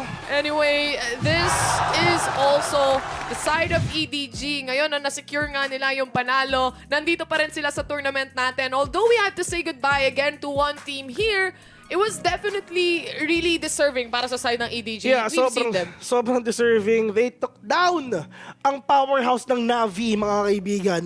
Sino Champions yung Sined, Angel, FPX, ano doon, di ba? Fitness? Ay, hindi. Sa kabila, sa FPX, kabila pala sila basta yun, sa Navi. And Diyos ko, ang lakas ng team na yun. 2-0 pa, 2-1, diba? 2-1. 2-1. Navi? Tama ba? 2-0. Basta yun, tinalo na nila yung Navi. Sobrang tindi nun. 2-0 best, pero madami kasing overtime. Kaya feeling mo 3 games. 17-15. Ang haba, 17-15. Tapos OT lahat. magtatagal na naman tayo sa pangalawa. Pero yun nga strong, really strong wins coming in here mula sa side ng EDG. Yeah. Going forward, hoping na makita at makasulit natin sila kasi nakaka-enjoy silang panoorin Oo nga natin sa totoo lang. Pero basta ito, like what you've said, na sana makakas natin sila kung papasok sila sa Grand Finals. Ay, oo. Kasi yun yung next natin. Medyo matagal-tagal pa magpapakita sa inyo ang The Mods. Literal na ano bang date ngayon? 14. Kita-kits after 11 days. Pero yun nga, no, yun na muna para sa amin dito sa casters area. Pero syempre, papasa muna natin to sa ating mga panelists para i-close off yung show and pag-usapan kung ano nga ba nangyari sa ating Series 2. Reby, Riku, and Asaray, take it away. Maraming salamat, The Mods. Ayun, 2-0 sweep from EDG. And unfortunately, T1 is now out of Valorant Masters. But again, deserve talaga ang EDG to because, you know, this was, again, an undisputed 6-13. Yeah, grabe talaga. Nagsimula siya dun sa Fracture and EDG managed to get the revenge kasi nung una sila nagkakilala dito sa Masters Valorant, it was T1 being able to win that series against EDG. They climbed back from this point and they got their rematch and oh my gosh, parang it's so crazy na on their way to the playoffs, Kang and I mean EDG, they took down Navi and now they took down T1. May may slight palagpasana dito sa Fracture ang actually no, kahit wala pala. This entire series pala bugbog sarado ang T1. And what's kind of interesting in here is when we started the series, sinabi ko na nga na Saya player has to be a crucial component para sa T1 to actually get that advantage. Lo and behold, if you look at the stats, he is just gobsmacked at the bottom. 7 kills on Fracture, 7 kills on Haven. So talaga siya, ang laki ng struggles niya in this entire series to uplift T1. And that's the thing, dalawa yung kalaban niyang duelista on the side of T1. Si Kang was able to, si Ban, yung unang nag-jet, hindi pa rin siya nakamatch. Tapos ngayon si Saya player, hindi pa rin yun sapat. Kang one-upping every single duelist on his way to playoffs. Honestly, this guy, I'm pretty sure kung kahapon marami siyang fans, even now, mas nag-garner pa siya ng maraming fans. Exactly, and seeing him as the MVP, and it's no question here that this guy deserves it. 19 years old, by the way, and still so much to see from him. He's just such a lovable character here, and I'm really hoping that we see him, ayan, you know, Savin and Taylor, that we hope to see them in the grand finals, because it's really fun to watch Kang and the rest of EDG as well. Again, you know, we have Chichu, Smoggy, and the gang. It's just, they are just such a great team, and again, they got that rematch, that revenge match against T1, sending them out of the tournament and getting themselves into the playoffs, taking down the giants such as Navi and putting CNED, you know, in his place here. And it's just, you know, a young boy like Kang finally getting that title for himself. This is just huge. Super huge to talaga for EDG kasi considering the fact na hindi sila diba, they were able to participate in lock-in pero they didn't really get far into the tournament. So ito pala yung potential na inaantay, na hinahype from then. Ito na yung growth na nakikita natin, and it's so exciting to see them more. Happy for Kang for sure as they go into the playoffs kasi diba yung video na nakita natin? Yeah, about his brother. His brother is his like biggest inspiration, and you know, syempre yung goal is to take his brother's name rin alongside with him sa grand finals. Yeah. And now that the group stage is over, ano pa ang kayang ipakita dito ng Edward Game? Because they have proven that they can overwhelm teams from multiple regions. Again, up-and-coming stars of Pacific, which is yung sa T1, the renowned supposed stars ng EMEA, which is Navi. So, Edward Gaming, definite upward trajectory para sa team na ito. Exactly. But, you know, on the other side of the half, you know, we had T1 here just now. They did perform. They did take down EDG, although just barely on day number 1. And it's like, we didn't see the Saya player that we saw yesterday against NRG because although they didn't win, Saya player was able to step toe-to-toe toe, kind of keeping that series alive. But again, in our last game here, we just didn't see him come online. And again, he was that crucial thing that T1 needed to keep the series alive. Yeah, and this was kind of another stat then actually that was just looking at this entire series. Then if you look closely dun sa mga matchups ni Saya player, any opponent ng EDG, especially not even Kangkang, si Haodong and si Kangkang was outright beating Saya player. So you can really see the struggles that Saya was put under, the pressure that he was on, pero kinulang talaga siya in this, do or die situation. Yeah, yun nga, the way that T1 operates as a squad talaga is one entire cohesive unit, parang saluhan. Parang no one really one-ups the other. It's like almost equal na parang highlight and moments. Kaya every time we see a T1 clip, it's always very different players. So parang it makes me question na parang, wow, like EDG's playstyle here is to uplift Kangkang, let him, is set up for him, and then get a lot of these kills, get a lot of these op shots. So parang, I'm so excited for this concept and see how far EDG can go with this sort of playstyle. What's gonna be something to definitely watch out for dito para sa EDG is, syempre, because of how good their performance is, napunta na sila in the radars of the playoffs teams that are waiting in that particular stage of Tokyo Masters. So ang daming VODs na pwede nilang i-hyper-focus into si Kangkang and try to find something before the playoffs begins as a means to counter him. That's right. And speaking of the playoffs, I think it's about time we go and head into our playoff schedule here, because our group stages are now done, and it looks like we've got NRG and EDG making it out of Group A. They've been tried and tested here. It has not been the easiest run, especially for EDG. Pero it's just so satisfying na we watch them come so far. And I think na over the past 3 games that they've had, the past 4 days, it's just it's great seeing how far they've grown and just activated themselves and kind of adjusted here dito sa Valorant Masters. It's very heartbreaking na kasi both T1 and EDG had to go through 3 series in this entire group stage run. Tapos T1 was like, kaya natin to pa, guys. Pero, again, right? Dapat talo natin tong EDG, pero hindi. Tayo natalo sa kanila. Exactly. Very heartbreaking. Exactly. And nandito tayo, sa Group B naman, we've got EG and DRX barely making it out, I might say. This was a bit a shaky run, para kay DRX here, but on the side of EG, again, 2 2-0s for them here. Things are looking great for them in the playoffs. Of course, they are going to be going against teams like Loud. Of course, we've got PaperX, Team Liquid, and yung last one, Fnatic as well. So again, these teams will have to prove themselves in the playoffs, which will be back on June 16th. So stay updated. Oh, yeah. Honestly, if there's a match that I'm looking forward to, coming off from yung parang EDG match natin, there's a world, sana we can get to see PaperX and EDG fight. Ooh.